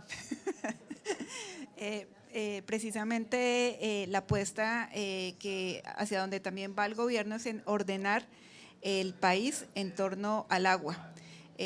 Colombia es un país que tiene un porcentaje muy importante de humedales y eso hace que la apuesta sea también ordenar no solamente la zona baja en donde se genera el humedal, sino también la zona alta para que garantizar todo el flujo de regulación que generan los humedales, pero también garantizar la conexión con otros ecosistemas. So the Colombian government is betting on ordering the land around the water, regulation on land management around the water, not only for the lower lands where you can find most of the wetlands, but starting on the highlands where the water is coming from, and do all the regulation for preserving and connecting those ecosystems. El tener esa gran presencia de humedales en el país también genera una alta vulnerabilidad al cambio climático y esto hace también que el país tenga que adoptar medidas de adaptación no solamente para las especies que apoyen, digamos, y que favorezcan la conservación de los ecosistemas y las especies silvestres, sino también para las poblaciones humanas que generalmente pues parte de su vida está asociada al agua y pues que tradicionalmente han invadido no solamente los humedales sino todas las zonas de ribera de los ríos. Having so many wetlands in the country that makes the country especially vulnerable for climate change. So the government has to provide the regulation and the policy for conservation of the species, especially birds around those wetlands, but also for the communities around them, communities that have moved into historically known wetlands and that now will suffer more with the climate change. Aún hace falta generar mucha más información y políticas frente al papel también que tienen los humedales frente a la mitigación del cambio climático y es parte en lo que pues esperamos también concentrarnos en los próximos años. We're still lacking a lot of information and education of the role of those wetlands in Colombia on mitigation for climate change and the effects. So the government expects to be focusing on that in the future years. Well, another one of the places that Audubon works is the Cauca Valley of Colombia, which is another favorite stopping place for the lesser yellowlegs. The Cauca Valley stretches from the Pacific Ocean up into the Andes Mountains, and it's experienced a tremendous loss of wetlands over the last 50 years. 80% of the wetlands in this area have already dried up. And this is due primarily to agricultural production and livestock production, which supports the livelihoods of roughly 4 million Colombians. And so in Cauca Valley, we're actually, as Audubon, working with a number of farms, and we're working to improve how they manage their agricultural lands in a way that it can serve for corridors for birds and for wildlife, but also improve their livelihoods. And so this represents conservation with agriculture, not against it. So for example, in the Cauca Valley, we're working to work with farmers who have sugarcane fields, and we're working with them to introduce a rotation with rice fields. And so once you do this rotation, you can then flood these rice fields and create temporary wetlands for migratory birds and other habitat at certain times of year. What's been really interesting is for the farms that are introducing this rotational method between sugarcane and rice, we've seen farm productivity increase by 20%. And Audubon has what we call a bird-friendly index, and we've seen bird abundance, bird friendliness double on these farms that have this rotational method. So this is really a win-win for birds and for farmers and for agriculture in the area. So now I want to pick up on this journey of our lesser yellowlegs. She travels from Cauca Valley north about 1,000 more miles up into California. So Sarah, the lesser yellowlegs and millions of migratory birds rely on the Central Valley of California as they migrate along their journeys every year. And there's a lot of similarity between the work that I just described in the Cauca Valley and the work that Audubon is doing in the Central Valley of California with the rice industry. Can you share with us how our work in California came about and what it entails? Thanks, Elizabeth. I'm going to start with a little bit of context about California's Central Valley. It is a region that is roughly the size of Portugal, and it is responsible for not only the support of 7 million migratory birds who pass through annually, but also about 25% of the food that is produced in the United States. The northern kind of quarter of the valley is principally dedicated to rice, and that rice production is responsible for about 90% of the sushi rice that is consumed in the United States. So it's an extremely important agricultural region, in addition to an incredibly important part of the migratory pathway for the lesser yellowlegs as well as other migratory birds. And you can imagine our yellowlegs as she's flying north to through the boreal forest or to her nesting grounds, and over that miles and miles in that journey, she's looking down and she's looking for a place to rest, to refuel. She's really tired because as she's flying over, she's realizing that most of this wetland, much like in Colombia, has been converted to homes for about 3 million people, and then also the agricultural production that I mentioned before. And so what happened about 15 to 20 years ago is Audubon, along with partners at the Nature Conservancy and Point Blue Conservation Science, recognized that without some significant intervention in support of the migratory bird habitat that is necessary for wetland habitat, that this trajectory of loss of birds that we've been talking about was only going to continue and only going to accelerate, and we needed to have some intervention, and we needed to do that quickly. So that became those organizations, Audubon, the Nature Conservancy, and Point Blue Conservation Science, developed what became the Migratory Conservation Bird Partnership. And that partnership has been in existence since 2008. And that was originally funded with some private philanthropy as well as public investment in a strategy to help work with farmers, the California rice industry, individual farming interests, as well as environmental organizations and other constituencies to identify a way that we could continue to see successful management of this incredibly important ecosystem, so we could continue to feed both millions of people and millions of birds. So as we like to say, feeding 2 birds with 1 hand, or in this particular circumstance, with 1 acre-foot of water, because ultimately that was the issue that was the concern, is that as the conversion to agriculture continued, we were seeing less and less natural wetlands every year, particularly during those critical migratory periods. And what we found is by working with the rice industry, we could leverage their investment in water use and encourage them through a reverse auction that was led by the Nature Conservancy to incentivize farmers to leave water on their properties or on their farms longer and flood up earlier to align with the migratory time periods that birds needed to make that migratory path. It was a highly effective, it continues to be a highly effective way to have significant benefit in a resource-constrained environment where we don't have enough money, we don't have enough water. It was a way for us to get multiple benefits out of that individual dollar or out of that individual acre-foot. And it's been a very successful program. In the last 10 years, we've been able to create about 4,000 hectares of migratory habitat at a highly effective financial investment.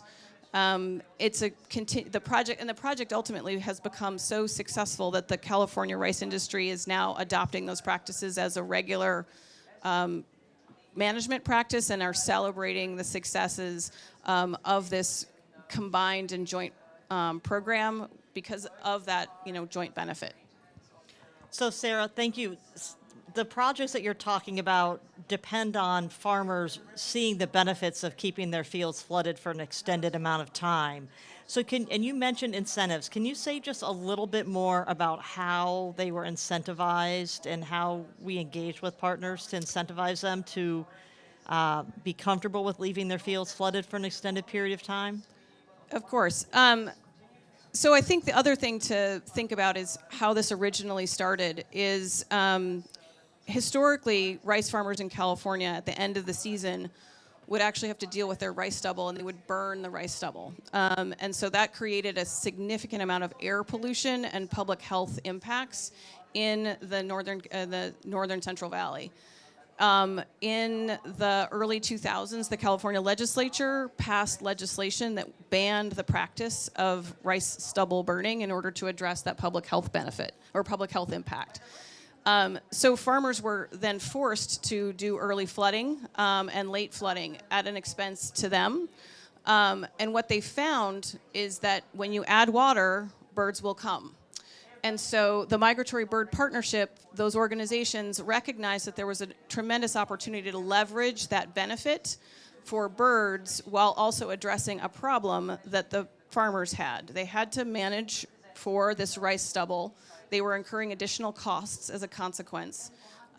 It was a burden to them, but by approaching them with an auction opportunity where farmers are able to basically place a bid for how much they would need to be compensated in order to do early and late flood up, the partnership would then accept those bids, pay for the additional water, and we would see that water habitat available for birds during these critical migratory periods, and farmers were compensated for that additional water use and saw the benefits to their farms by not having to, by actually getting compensated for dealing with this rice stubble challenge. I think it's an example of how when you approach a problem from the perspective of the interests that are most directly impacted, you can actually come up with some pretty creative and innovative solutions. And by addressing the problems that are sort of shared and then addressing the common outcomes, you can actually create a solution that folks buy into, and actually it becomes self-sustaining. That's great. I'm going to ask each of you to take just 1 or 2 minutes. This is a big question, but to just give your 2 cents on the biggest, I think probably the biggest question here, which is, given the urgency of climate change, given the importance of this work, I think the billion or trillion dollar question here is, how do we increase the pace of these projects? How do we increase the scale? How do we scale these projects up, do more faster? Can you give just a minute or two of some initial ideas for how we start scaling the type of work that each of you talked about today? So I think the Paulson Institute said it's a $1 trillion question. At least that was the needs, an annual $1 trillion question. And I think that there is a lot of value added of piloting things and doing them over the long term and moving the agenda forward through policy changes. So I think there's a lot of learning that can happen in the pilots or the projects we've been discussing. And if they can affect policy and then that policy becomes sustainable over the long term, that's great. That's one way of advancing the question. What we've been looking at, in addition to that, is how do you create the public financing frameworks to be able to deliver that. So if you accept that these are public goods, fine, then they still need to be financed. And if you're in a developing nation, you have competing demands on public funds. You can spend it on education, you can spend it on health, and you can spend it on this. Generally, it'll get spent on other things. And that's a fact. But we can create mechanisms that can redirect public financing towards these ends and make sure there's sustainability in that public financing. I would say, though, that the holy grail of this is actually seeing if you can create a transformation in how you finance these systems. And I'll do this very quickly, but renewable energies has gone through this transformation. The reason renewable energies is exploding right now in at least 3 areas in the world is because it's cheaper. Because there's a direct private sector investment that you can do. Public sector helps because it creates enabling frameworks for those investments. And that's needed. but it's insufficient to actually cause the explosion, cause the rapid growth. What we're looking for is that holy grail that would do the same thing for nature finance. And that's not easy to do, but we're trying various things, and I'll give you a quick run through of those. We've looked at tokenization, we've looked at bonds.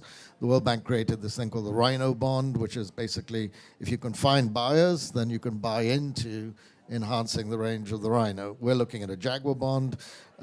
You can create blue bonds, you can create all sorts of structures, financial structures that can allow investors that have interest to be able to drive the agenda forward. That's one way. We also helped a group actually launch on the New York Stock Exchange natural asset companies, which can similarly move in that direction. It might take a little bit longer time, but it's possible. But ultimately, what you really want to do is to understand what the benefits are, who the users are of those benefits, and connect them and create markets around this.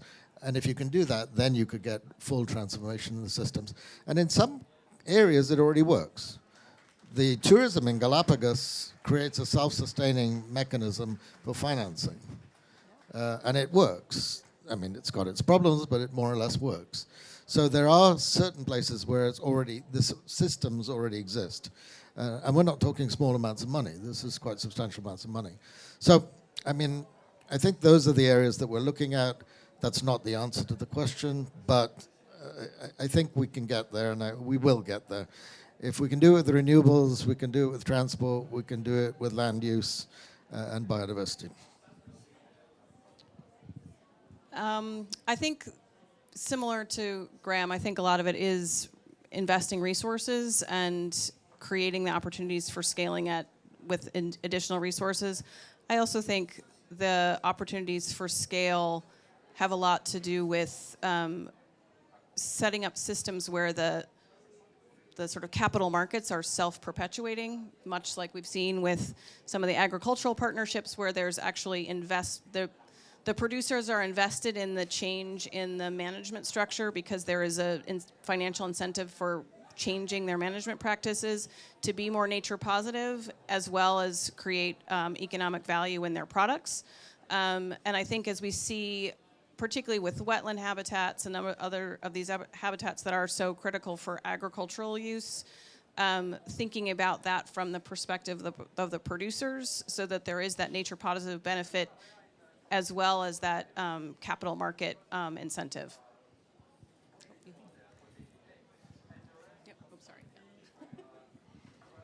Coincido con ustedes en que cada vez es más importante generar más información sobre este tipo de ecosistemas.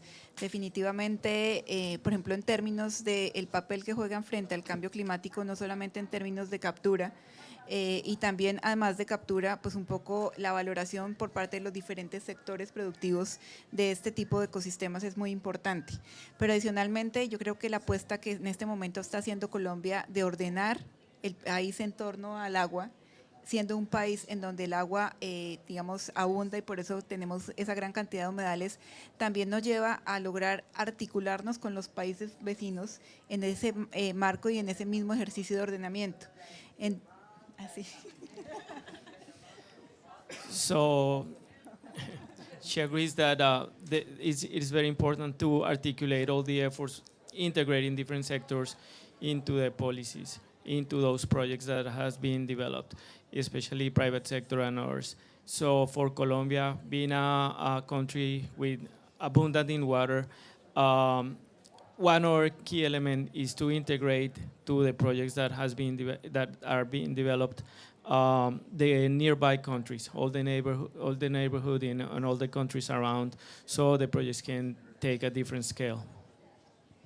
También es muy importante la apuesta de lograr generar alternativas a las poblaciones locales que están haciendo uso de los humedales para que dejen de impactarlas, pero que a su vez tengan una opción diferente económica que incluso puede estar asociada a actividades que son posibles en los humedales como el ecoturismo.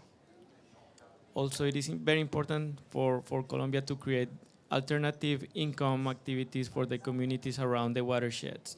So they can have a different economic activity that could be associated with the watershed without or conserving it at the same time. Fantastic. Well, we're all here today because we're well aware of the stark realities of climate change, but I would like to leave with the message of hope. We know that birds give us hope. We are restoring wetlands. Birds are bouncing back. They are indicative of the fact that they are resilient, and if we restore wetlands, we are creating conditions for both birds and for people to thrive. And so please join me today in thanking our panelists for your remarks, and have a wonderful rest of your day.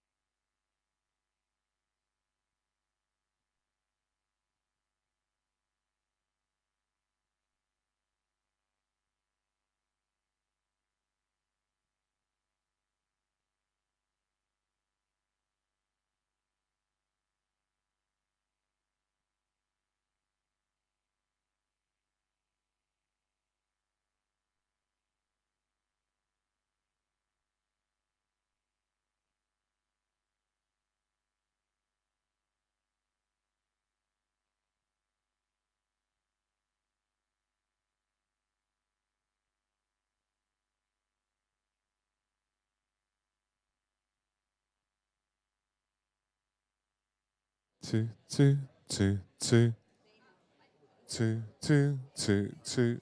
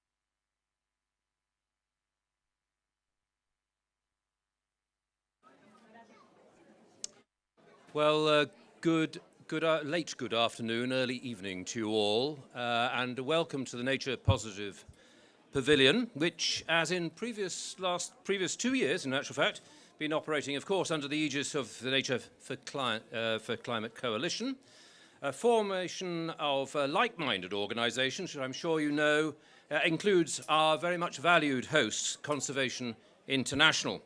Now, this year, the Nature for Climate's collective goal is summed up by the legend you'll have seen on the graphic outside the pavilion here, and which is rather racily illustrated by a picture of a cheetah in full flight. And the legend, of course, is to pick up the pace of converting warm words into decisive actions. Now, how, therefore, has Conservation International done this, and how will it wish to illustrate this? Well, they are engaged in propagating this message by highlighting examples tonight of how imaginative direct financing mechanisms can have, and indeed have had, produced long-term benefits for indigenous peoples and communities.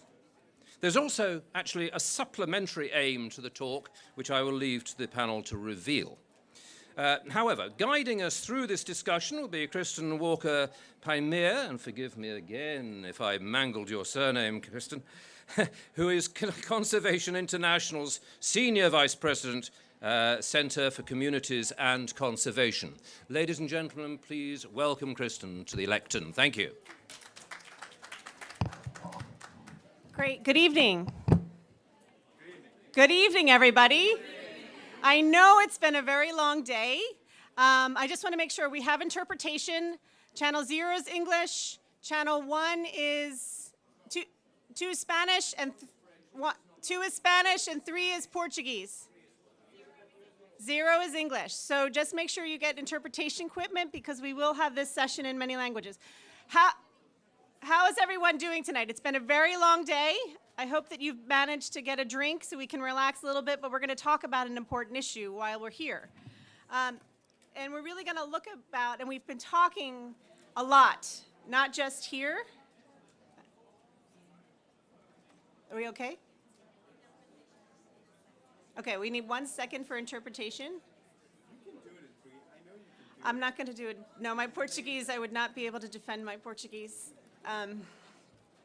Okay? Sorry, are we good in Portuguese?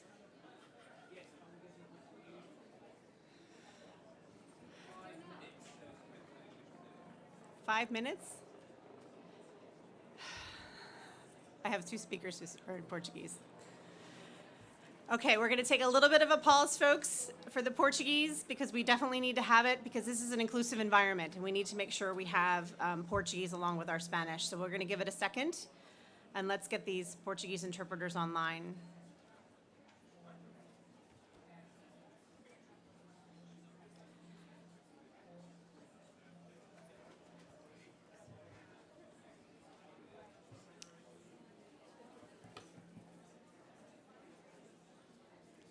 I could do a dance. No, you don't want me to do a dance. No, I can't do an exotic dance.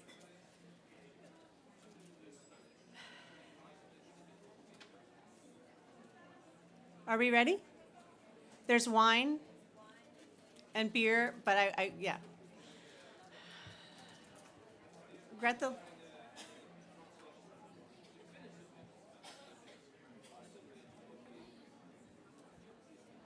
Give us 1 second.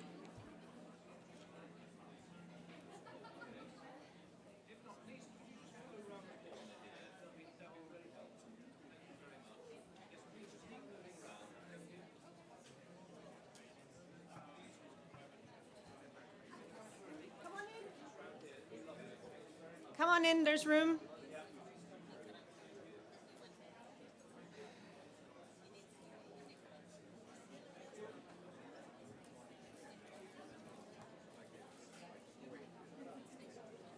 In.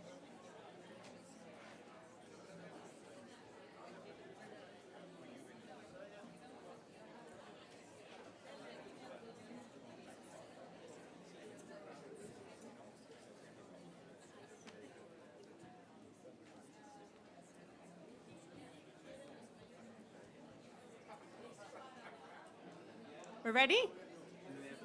Are we ready with Portuguese? Can we hear it in Portuguese? Channel 3 for Portuguese. Okay. Yes. All right. We can get started. Again, my name is Kristen Walker Painemia. I'm the head of the Center for Communities and Conservation at Conservation International. And today we're really here to continue this discussion regarding direct access for finance for Indigenous peoples and local communities. And we've been hearing and discussing this for quite some time. And we've been learning about the processes moving forward. And at this session, we really want to evaluate some of the experiences and leadership of Indigenous peoples and local communities on those efforts. We want to hear from some organizations such as my own, IUCN, and the Climate Investment Fund about what they have been doing. And then we also want to hear about lessons learned in this process. We all know Indigenous peoples and local communities steward more than 1/3 of the world's most important climate and biodiversity. And we can't talk about environmental stewardship or climate change without talking about the important role that Indigenous peoples play. And that's evident by the amount of Indigenous peoples that are here today in this climate COP. I think there's over 400. Maybe Brazil, the Indigenous leaders from Brazil are about 100 right now. I've lost track. But the voices and the issues of Indigenous peoples are at the forefront. And when we talk about a just transition, we need to understand and help and support the leadership of those closest to nature. So we're going to have 3 sort of flash panels where we're going to hear about the experiences of Indigenous peoples and local communities in this effort. So I'd like to invite Merika Toko up to the panel. Maybe I want to sit in the middle. Tongo Rai and Kleber from the Global Alliance as well to share some of those experiences. So Tunga, we'll start off with you. I feel very far away from you all from here, but and you are with NEFIN in Nepal, Federation of Indigenous Peoples of Nepal, and you also have been participating in the Jeff Inclusive Conservation Initiative. So it would be good to hear from you some of your experiences with direct access financing with respect to your own organization and how you're working with various donors on these issues. And what are some of your key recommendations? Hi, okay. Namaste everyone. My name is Tonga Rai. I belong to Rai Indigenous Nation of Nepal, and I'm working with NEFIN, Nepal Federation of Indigenous Nationalities. NEFIN is one of the grantee of inclusive conservation initiatives. So one of our learning while working around accessing climate finance is first is the modality.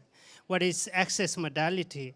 So we know that there are very defined access modality of different finance mechanisms. ECF, Jeff, Adaptation Fund, all of them have different access modality. But for Indigenous peoples, there should be really a very distinct and dedicated access modality. For example, dedicated grant mechanism, inclusive conservation initiatives are very specific and unique modality for Indigenous people to access climate finance. Conservation International is the commissioner of, the administrator of both of the fund. So to precisely, Indigenous peoples as a distinct constituency and population, we don't have a qualification and kind of standard as the conventional organization have, but we have very different qualification. We have a different expertise, for example, the collectivism, voluntarism, ownership, and those, if you see those aspects, we are very rich as Indigenous peoples organization, but oftentimes how your due diligence and qualification is required is how much is your budgetary turnover? What is your capacity to manage budget? But that's beyond capacity of Indigenous peoples organization around the world. So what we learned from inclusive conservation initiatives and also dedicated grant mechanism is that second one is the approach where the fund is how the fund is managed, what the approach, is it really economic centered? Is it really focused on economic activities, or also human nature relationship is considered? So, so far, what we have been trying to focus under these initiatives is the approach is integrated and holistic. It's not just environment and economic aspect of populations. It's also the cultural, social, and every aspect of human nature relationship. And another one is also the impact areas. If you look at, for example, the GCF, they have defined impact areas, but indigenous peoples have potential to bring different impact from different aspects, and that should clearly include other impact areas and investment criteria, because we find that financial institutions have their own investment criteria and also the impact areas. No?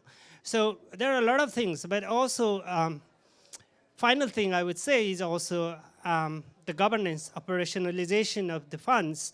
So most of the governing instrument of each finance institution have more or less the same modality and governing instruments, but that really does not fit with indigenous people's context and reality. What we have been doing with inclusive conservation initiatives is that we're trying to make it indigenous-led initiatives, self-determined, and also indigenous, determined initiatives. For example, what is climate project? What is climate action? Is always seen as land, forestry, industry, or energy, transportation, and so on. But what about the software part of those realities? Because indigenous people's values and cultures are very much related to land, water, and the whole nature. If you are supporting those values, you are also supporting climate action indeed. So it's kind of, in-depth and the wide realization of climate action. So that's what I think the ICI, Inclusive Conservation Initiatives, and also the DGM envision to address. So this is our learning, but I'm not saying this is perfect, but this is initiatives, and it has initiated. So there is a long way to go. Thank you. Thanks, Tunga. So you're talking about holistic approaches, recognizing that the cultural values contribute directly to biodiversity conservation and not looking at land and water through a lens of sort of commerce and protection. And that there's still a learning by doing aspect. So I'm going to pass it along to Mary Takoko, who is actually Vice President at Conservation International and has been working, who herself is Maori, and has been working with Maori leadership on the Hine Moana Hilo initiative. And I'm going to hear a little bit about that experience and the leadership of the Maori in New Zealand. Ko hikurangi te maunga, ko waiapu te awa, ko Ngāti Porou te iwi, ko Māui te tupuna. From my ancestors to yours, I am sharing the location of the big secret, the heartbeat actually of the Māori nation, which is my mountain, Hikurangi. Hikurangi was a place where Maui, the demigod, actually fished up the waters of Aotearoa, New Zealand. And it's this place, the sacred place, that I take my cues and clues in terms of any work that I'm involved with nature. Hine Moana Hilo is named after our ancestor, the goddess of the oceans.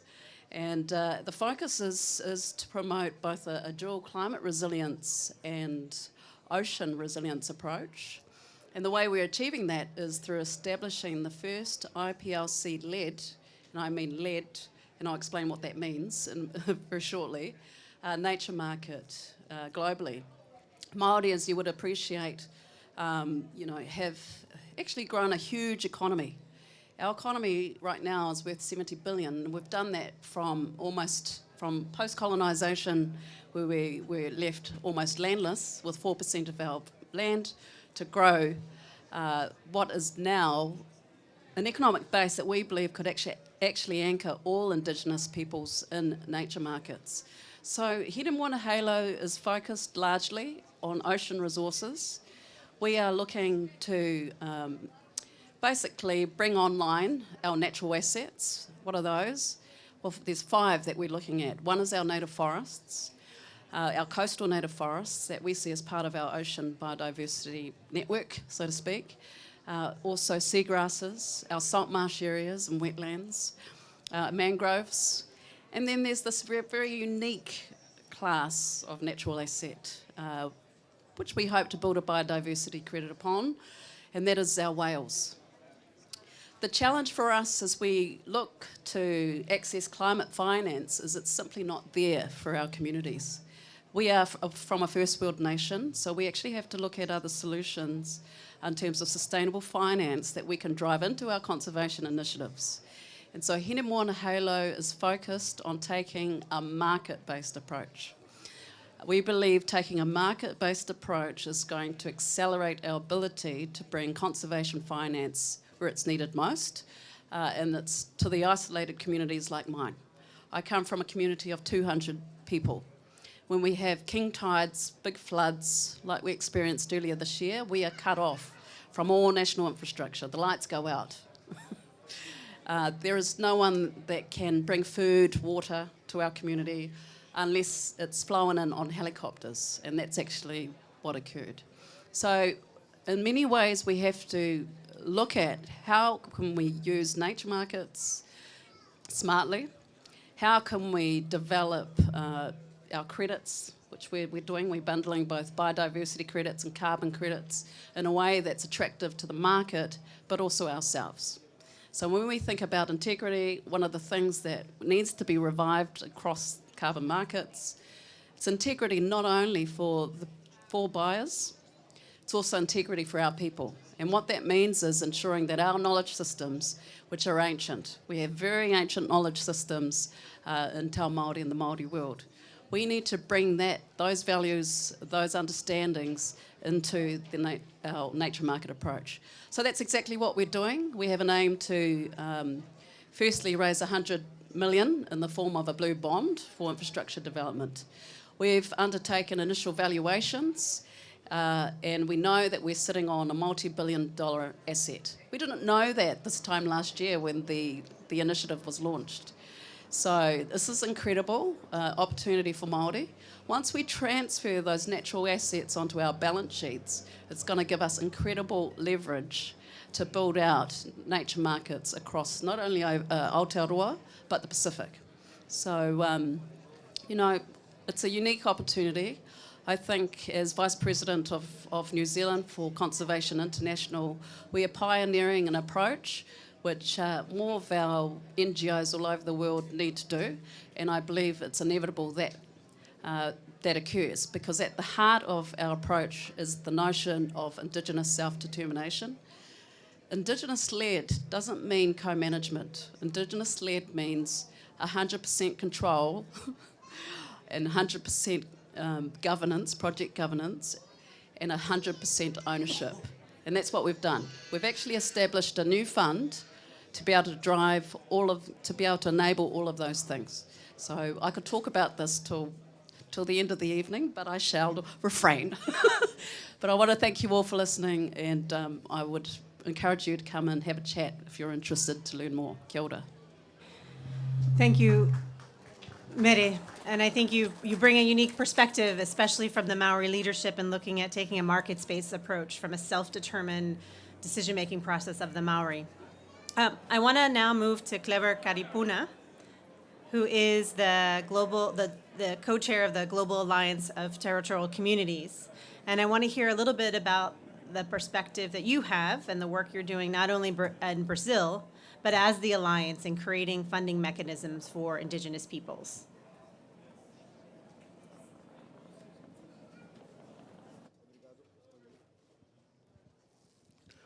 Obrigado. Uma boa tarde.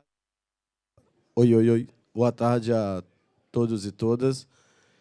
E queria agradecer o convite em nome da APIB, Articulação dos Povos Indígenas do Brasil, e também em nome da Aliança Global, para Povos e Comunidades Territoriais.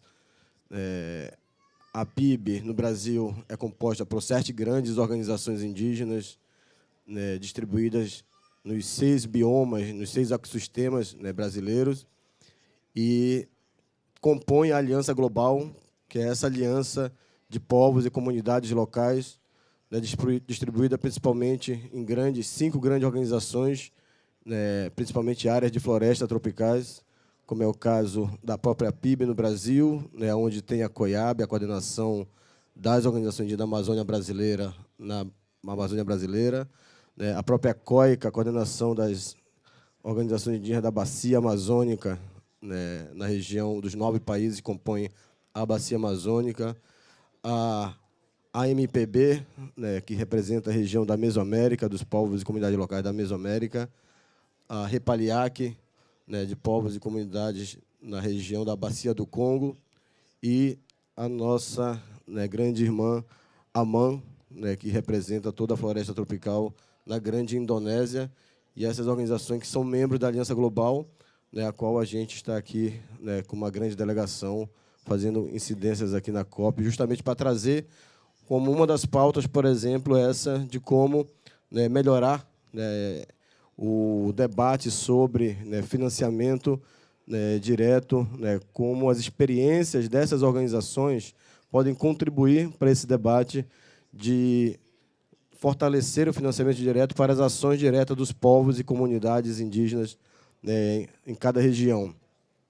A gente, né, bem, são dados, são números, né, sobre, né, o subfinanciamento, né, para povos indígenas, né, os povos indígenas que representam aí mais de 6% da população global, né, detentores aí de uma mega biodiversidade, né, mais de 80% da biodiversidade do planeta, né, está nos territórios indígenas, em todo o mundo, né, e, porém, segundo os relatórios, né, recentes, né, um pouco mais de 1% desse financiamento, principalmente relacionado ao que foi prometido, garantido, né, como compromisso na COP26, chega para esses povos diretamente.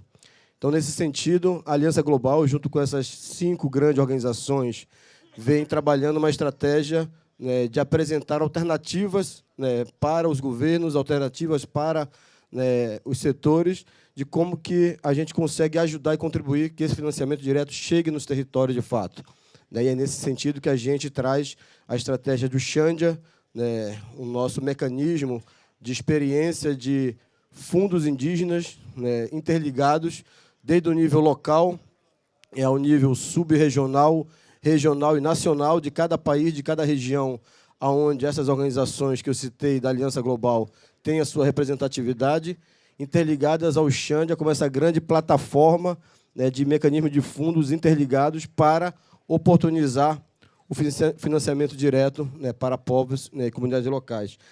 E aí, nesse sentido, queria até aproveitar a oportunidade para fazer o convite, né, a todos aqui presentes. Amanhã, nesse mesmo local, né, neste mesmo horário, inclusive, vamos estar aqui fazendo o lançamento, né, do relatório do Fundo Xandia, né, do mecanismo Xandia, né, apresentando um pouco os resultados já do trabalho até agora de constituição do Xandia, da sua governança, mas também desses resultados e números de como esse subfinanciamento, né, não chega, né, nas regiões.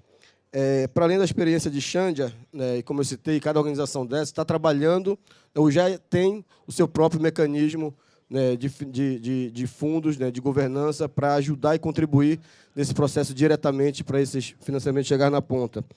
A própria Xandia, né, da Aliança Global, interligado, por exemplo, ao fundo da PIB, que está em um processo, em construção, o Fundo Nacional da PIB no Brasil, que está em um processo de construção para ser essa alternativa também, para que esse financiamento chegue, né, lá na ponta.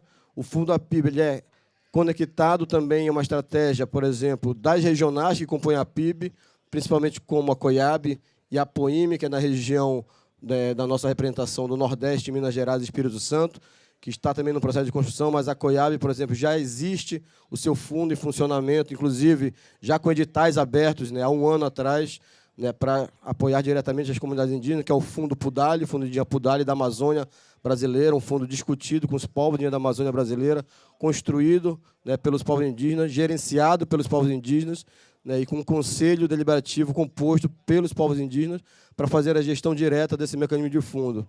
Da mesma forma, a AMAN, né, da Indonésia, né, trabalhou e tem sua proposta de mecanismo de fundo, né, o Fundo Nusantara, né, que também se propõe a fortalecer esse processo de financiamento, né, direto para as comunidades.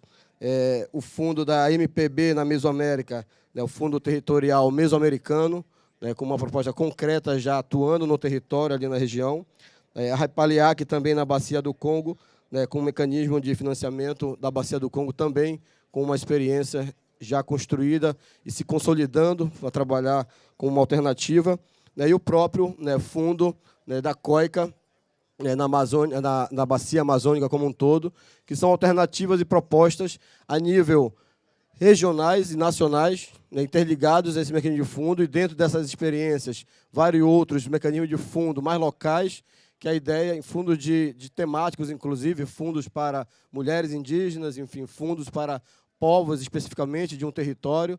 E a ideia do Xande é justamente fazer com que esses fundos todos se conectem em um grande portfólio, um mosaico de iniciativas de fundo, para que a gente consiga apresentar essas alternativas para os países, para os apoiadores, diretamente como um mecanismo de apoio direto. Então, nesse sentido, que a gente estar aqui na COP também para trazer essas propostas dos povos indígenas, né, construídas em conjunto entre todos nós, como suporte para esse debate de como trabalharmos, atacar esse subfinanciamento, né, de não chegar a maioria desses recursos diretamente nas comunidades, e a gente poder oportunizar projetos de sustentabilidade, projetos, né, de fortalecimento, projetos de demarcação dos territórios, né, enfim, toda uma estrutura pensada para fortalecer essa estratégia. Então, nesse sentido, queria finalizar, para além do evento do Xandia,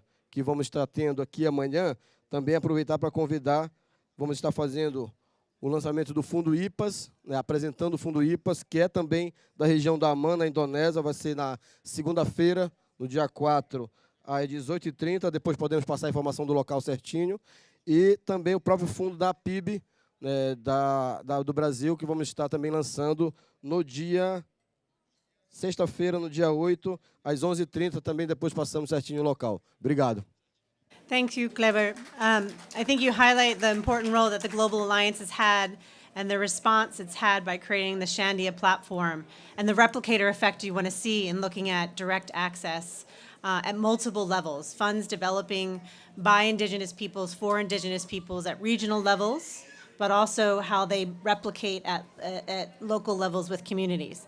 I'm going to turn to our last panelist right now, Maika Ruda, who has been involved with one of the forerunners to these financing mechanisms, which is the Climate Investments Fund's dedicated grant mechanism for Indigenous peoples and local communities. And he's going to talk a little bit about the lessons learned. And this was an early forerunner to all of this discussion about financing, and give us some of your 3 top points of lessons learned from the DGM.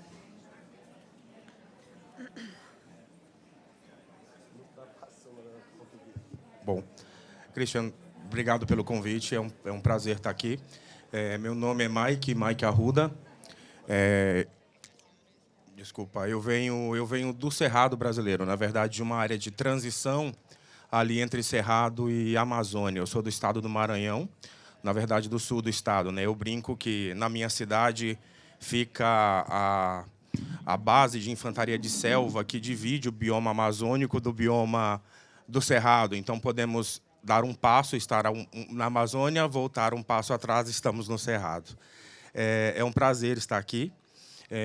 Eu venho de comunidades que são de quebradeiras de coco, de mulheres, minha avó, minha mãe, minha bisavó, todas elas formam o movimento de Mulheres Quebradeiras de Coco Babaçu no Brasil, que é um movimento que hoje atua com mais de 300 mil mulheres em 4 estados, dentro tanto da Amazônia, como do Cerrado, como da Caatinga, dentro do Brasil. E represento a Rede Cerrado. Aqui quero deixar um abraço para a dona Lourdes, que é a nossa coordenadora geral da Rede Cerrado, que está aqui com a gente. Obrigado pelo privilégio de estar aqui, dona Lourdes. Represento a Rede Cerrado no comitê gestor do mecanismo de doação dedicada a povos indígenas e comunidades locais do Brasil.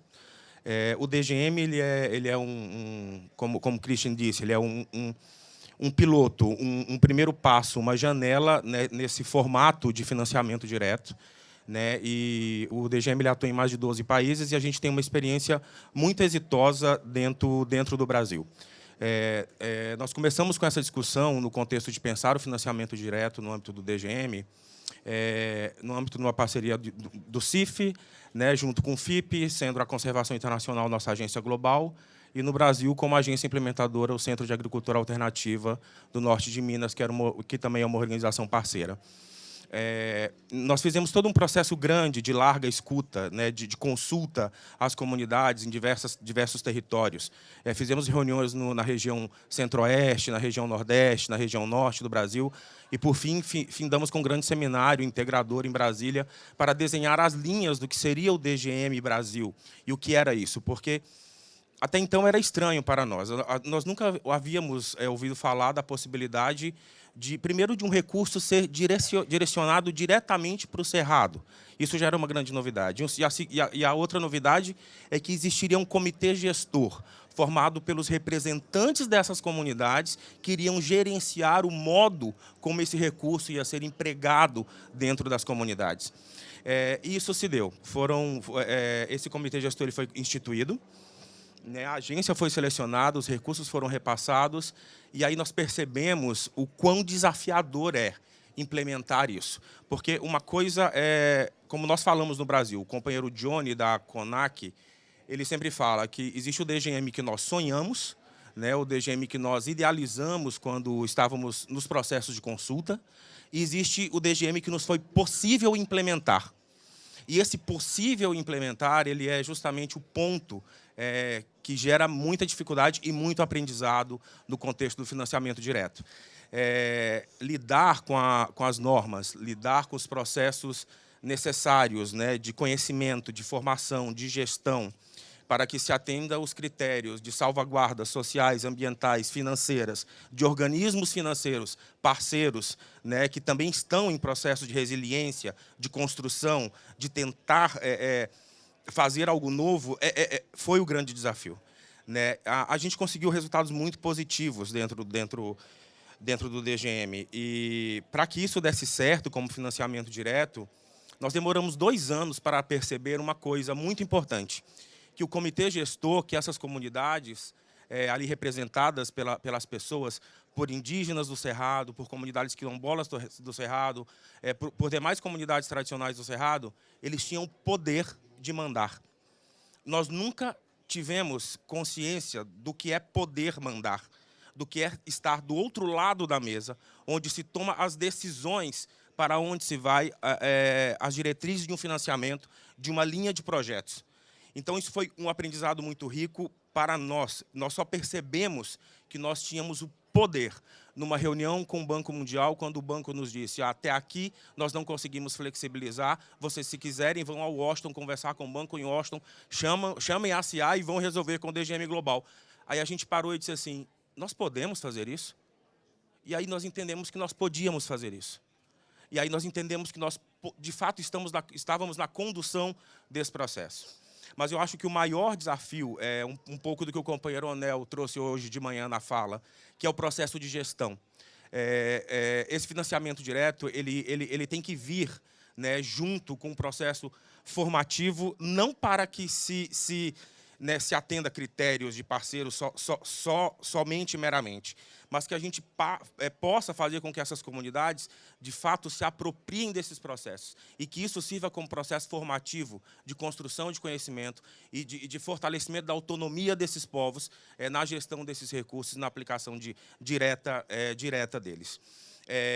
Quando teve a Covid, eu sou chorão, me desculpem, mas a gente tinha um recurso do DGM em Brasil e nós definimos usar o recurso para apoiar diretamente várias famílias do Cerrado em terras indígenas, em áreas quilombolas, para dar comida, material de higiene pessoal, água potável, e poder fazer aquilo foi incrível, foi incrível.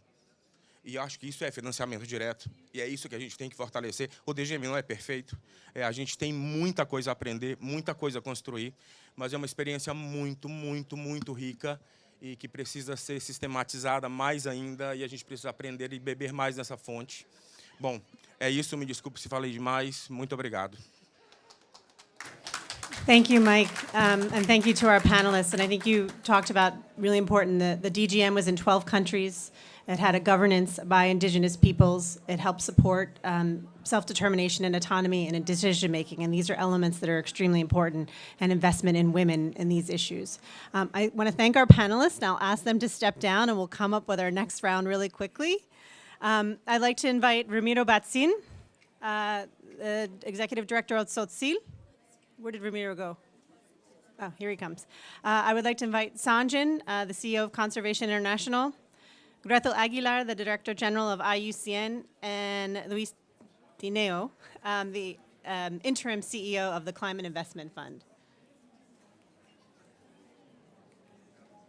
And I can't move that.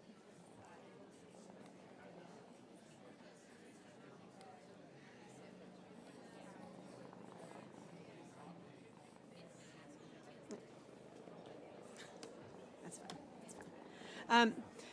So you all heard here today about experiences of indigenous communities and leadership. And we really want to talk about what are the real opportunities to harmonize financing for indigenous peoples and local communities. And I'd love to hear from each of you. Ramiro, you are the executive director of an indigenous organization, but also the head, or one of the co-chairs for the International Indigenous Peoples Forum on Biodiversity. You're also vice president on the IUCN Council as well. So I'd love to hear from you about, give me a couple of points of what is needed to scale up and what is needed to transform financing for indigenous peoples.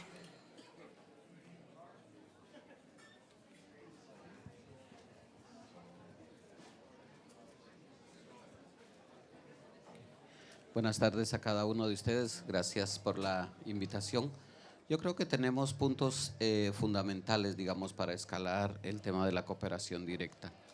Uno es el tema del fortalecimiento de las capacidades de las organizaciones indígenas, porque en estos momentos estamos desarrollando procesos en un sistema que no es el propio de los pueblos indígenas. Los pueblos indígenas tienen sus propios sistemas de rendición de cuentas, sus propios sistemas de inversión, su propio modelo de desarrollo. Y ahorita estamos entrando a un sistema, digamos, que nos está pidiendo indicadores, que nos está pidiendo diferentes respaldos para hacerlo. Entonces hay que hacer ese proceso de transición para fortalecerlo. Lo otro, tenemos que mostrar el aporte que los pueblos indígenas están desarrollando a la conservación de la biodiversidad. Esos conocimientos tradicionales que los pueblos indígenas están aportando para mitigar los impactos del cambio climático.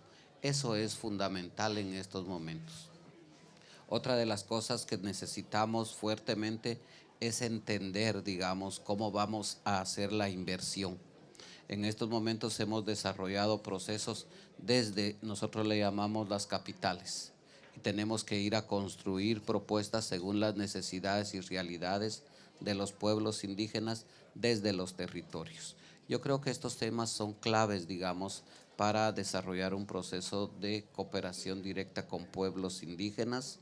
Tenemos que revisar esa cooperación realmente, y hoy encontramos, digamos, un marco de biodiversidad, digamos, que nos está hablando también sobre los procesos de inversión, pero también de esa cooperación que ha afectado y está dañando, digamos, los territorios indígenas. Entonces creo que también es un elemento clave de revisar para poder tener, digamos, una cooperación que realmente conserve la biodiversidad, los recursos naturales y esos recursos culturales o derechos de los pueblos indígenas. Gracias. Thank you, Ramiro. So I'm going to turn now to Luis, because one extreme to the other, talking about something like the Climate Investment Program. We heard a little bit about the experience of the DGM. We've heard a little bit from Ramiro. What do you think are those transformations, or how does something like the Climate Investment Fund need to respond and adapt based on its first experience? Thank you so much for the invitation. We are super happy to be here. And I'll go quickly because Mike already alluded to to the DGM. And that is a program that is very critical for us in the CIF. I would say, let me take one step back, because we need to recognize the context. Indigenous peoples and local communities sit in lands that are critical for the climate effort. Let's not forget that. It sits in about 90% of the land critical for sequestration, carbon sequestration, and that is super important, for the whole global effort.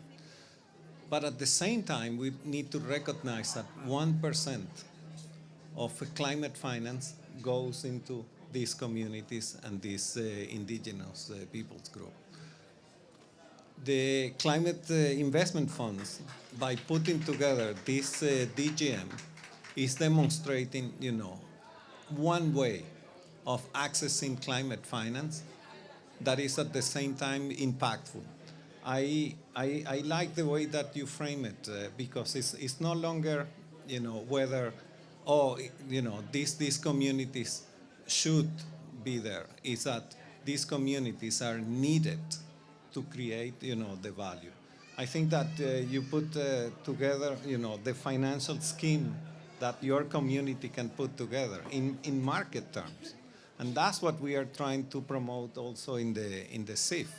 The use of climate innovation, whatever that is, whatever, a community or individual or, groups that can accelerate climate action, we are behind them. Now, what happens, and with this I finish this point, is there are enormous transaction costs. And you recognize that, Mike, as well.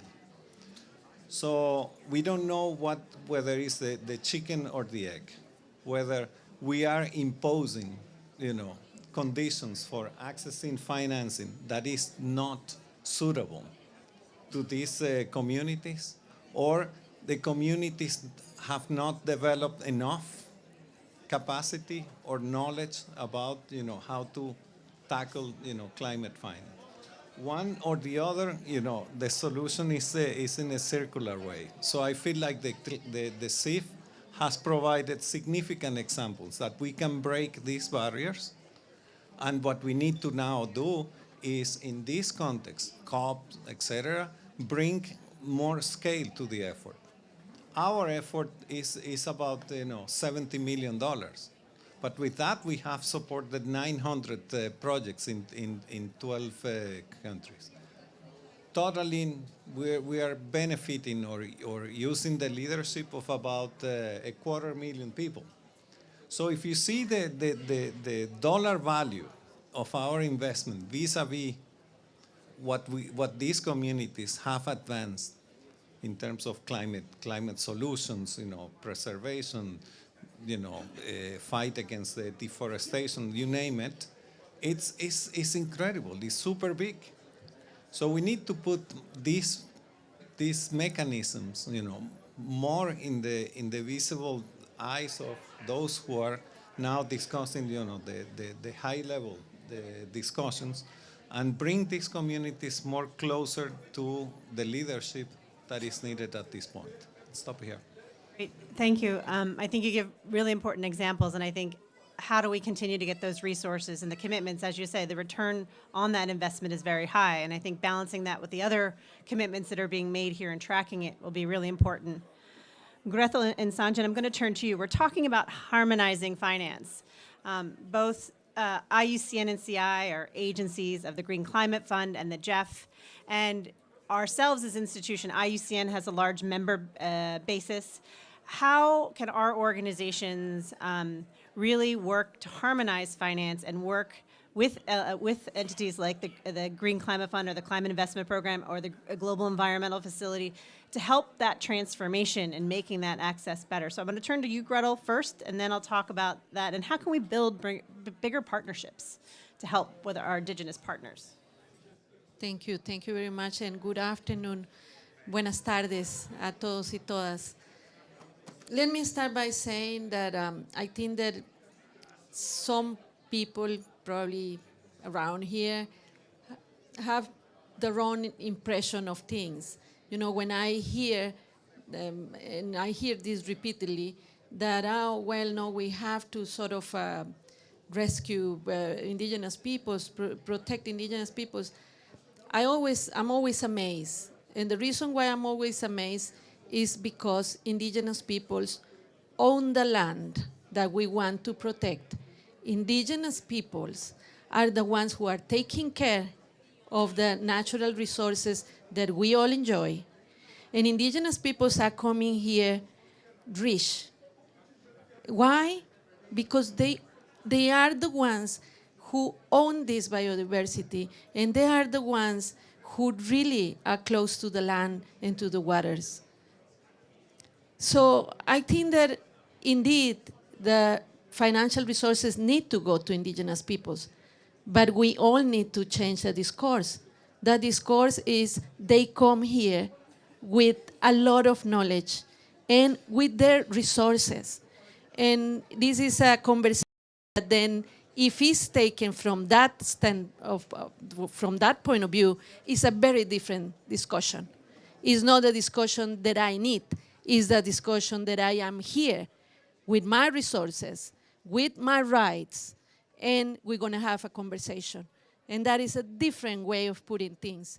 So in a UCN, we are committed to have this conversation and to push very hard for these financial institutions to change. Because it's not possible that we said, oh, well, because it is too complicated, and now it is very difficult for the indigenous platforms to access. So if it's complicated, let's complicate things. Let's do things differently. I mean, I don't think that we cannot change. We should change. Change is good. And I think that also financial institutions need to understand that indigenous peoples, as Ramiro said, have their own ways of working. So it's not just adjusting one side, it's respecting both sides. And I think that that is a very, very different discourse, different point of view. And if we start just by recognizing that, then we can do it much better. IUCN is an implementing agency of the GF and GCF, and we are committed to support indigenous peoples to claim direct access. This is what IUCN will do. Because I heard, you know, in the previous panel, the friend from Brazil explaining, enumerating all the indigenous platforms that already exist and that are asking for those resources. So from IUCN, we are ready to work with all of you so that those resources go to you directly. Thank you, Gretel. And I think that issue of direct access and that transformation. Sanjan, I want to turn to you. And we're really talking about how we transform the system, how we change the discourse, how we can create greater partnerships to support community-led solutions. So I'm going to put you as my CEO on the gauntlet here, as we have all of our partners here to respond to that as well, and committing to those issues. And how do we as an institution continuously need to change? Thank you. Thank you, Kristen. And you really should tell me what to do. You all should tell me what to do. Look, it's a long day. And I have talking points here, but I'm going to leave those behind. I can't even read at this point. I looked at it and I thought it was in Portuguese, but I realized it's actually in English. Let me be very plain and simple. You know, indigenous peoples have long knowledge and long timelines. And they really think generationally. And I've spent enough time with different communities around the world to understand that. Even though I was born in Sri Lanka and I grew up in Africa, I live in the United States. And my timeline is short. I'm in a very privileged position right now, leading Conservation International with great people like Kristen and the rest of the team here. We have a wonderful board. We have wonderful partners, Mary, we have wonderful partners who are in this room here today. My timeline is in the timeline of my daughter, right? I have a 4.5-year-old daughter. So I look at her and I think to myself, you know, what can I do now, today, to affect that change? So I'll be very practical about it. You know, what we want ultimately, you know, President Macron just a few hours ago here very eloquently talked about how he does not want to see a nature COP and a climate COP. These two COPs are one and the same. And he used our science to say 15% of the planet, just a small part of the planet has most of the world's nature, biodiversity, and has most of the world's carbon. The carbon in these forests, in mangroves, in grasslands, that if we lose, you know, it doesn't matter if we all go renewable overnight. We will still far exceed the Paris climate target. But there's one other COP that he should mention. I'm sure he is thinking that way. And that's sort of the indigenous COP. Because as you clearly pointed out, most of that land and waters really are now in the hands of indigenous stewardship for one reason or the other. Sometimes because in the old days, it was the worst bit of land. Because everyone took the other stuff. They put agriculture here, they put buildings there, they built cities, and then what you have left, they put the indigenous people. Guess what? What you're sitting on now can save the rest of the world. And the world is starting to wake up to this, but it's not going to do it fast enough.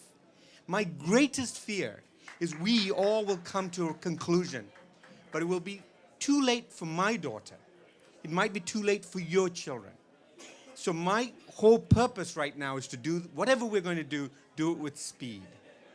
So what we'd like to propose is really to create to expand the work that we've done with the direct grant mechanism and all these other inclusive conservation, to really embrace that and take it further. To say, let's think about creating a $500 million fund. Let's start there. Let's set a relatively high bar. It's not enough, but it's a higher bar than anything you're hearing here today. And let's see if we can create this kind of fund that ultimately will provide direct funding for conservation, restoration, the bioeconomy, and really create that value chain for communities so they can remain on the land and they can benefit from exactly what you've all been doing.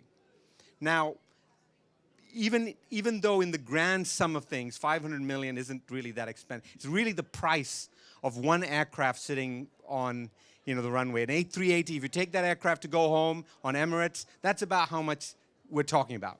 So for us in conservation, it sounds like an enormous sum of money, but in reality, for the world that we're in, it's not that big. But it is a good benchmark. And it's a serious enough benchmark that we can get people to align around it. Now, you had a creative name for it, and it's like CLSP, right? Community-Led Solutions Partnership. Community-led solutions. This is not about talk, it's about action, and it's a partnership. And it's a partnership amongst indigenous peoples, but it's also a partnership with the other world, the world that has to provide that funding. And so that's what we want to try and create and really get it going now. And we are prepared to commit 5% of that. If we raise more, we'll keep committing on that so that CI has skin in the game. And with Kristen's leadership and all of you here, with your leadership, we believe we can make a real go at this. So that's sort of my, let's get to work, let's create some action, let's create some momentum. Cannot do this on our own. We have to have your partnership on this. And I hope you'll join us, give us all your ideas, sit at the table with us, sit around the room with us, and help do it. And really credit to you and your team, Kristen. Thank you. Thank you. Thank you, Ramiro. Thank you, Gretel. Thank you, Luis and Sanjin. And I believe some of you have to run off to another event right now, if I recall. But I think the idea of expanding partnerships, and we've been hearing that, right? Shandy is a platform that's a replicating platform. And we have colleagues here from the tenure facility that I'm going to invite up really quickly, and Luis Barquin to take us home with a couple really quick lessons learned. But I want to thank you all, and I want to be able to wrap this up, and we'll have a conversation about where this partnership can head. So thank you, Sanjin, Gretel, Luis, and Ramiro. And I'm going to just bring up Luis and Nonette, very quickly. Just to, no, you're good. That's another Luis, sorry.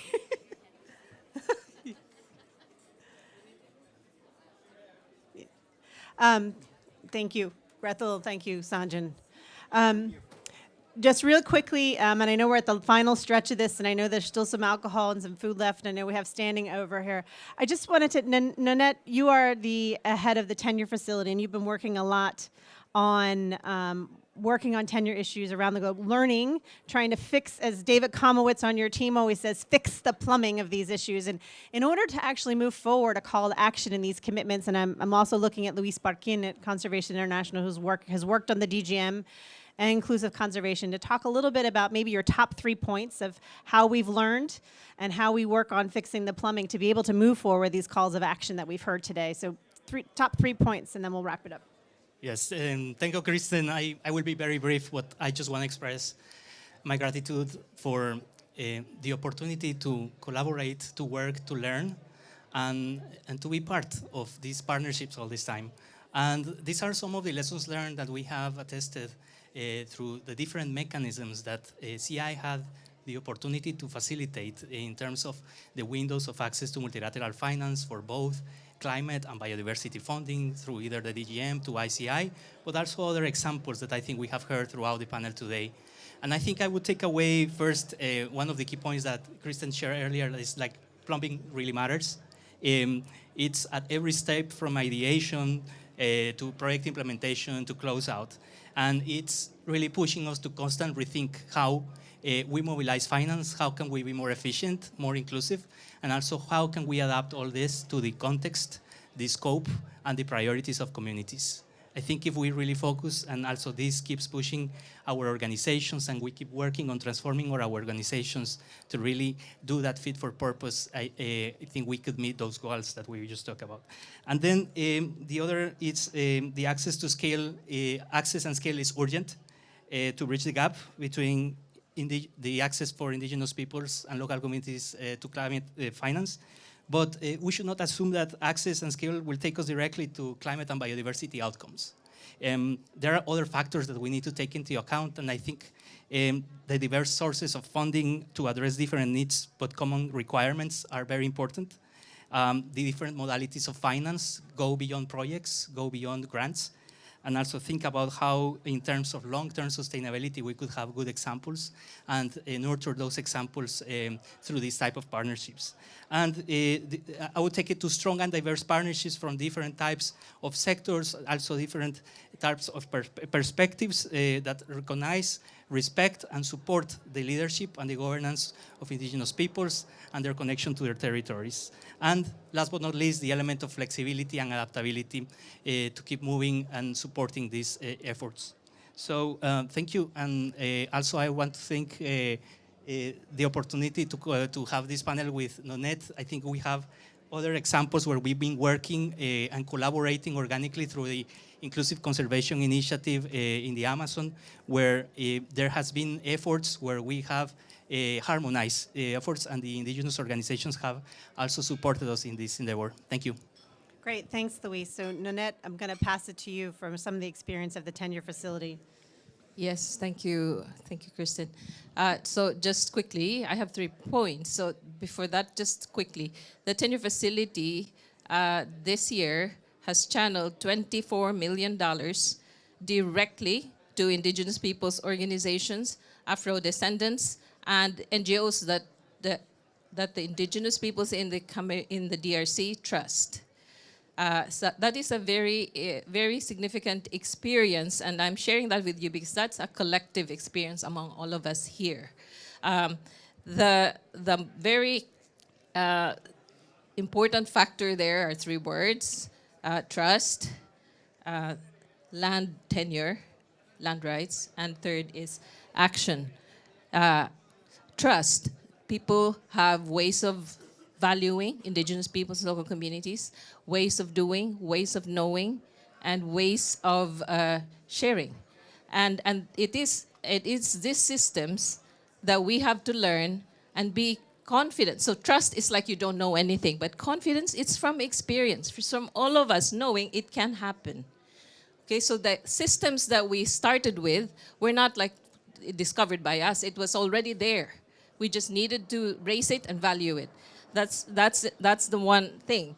Now, second, we have to take into account in all of our processing of funding that somebody, or we partner with someone who talks about land rights and helps indigenous peoples get that. Without that, it is very hard to get them at the table to talk about how much, where, what for, what's the governance mechanism of it. It cannot be done. It cannot be done. They cannot just be speaking on behalf of what's aspirational. They have to speak on behalf of what is there and what they have so far stood and defended and managed. And the third part is action. Larger funds for longer term and consistently flexible. Larger means for a 10-year facility, $1 million a year to each organization and commit to 5 years. It's not easy, but you know what we have shown in our experience is it can be done. So let's figure out a way. There are many ways. Of course, our donors, our bilateral donors tell us this is not possible, but it was possible. It is possible. We can do it. Thank you. Thank you, Nonette.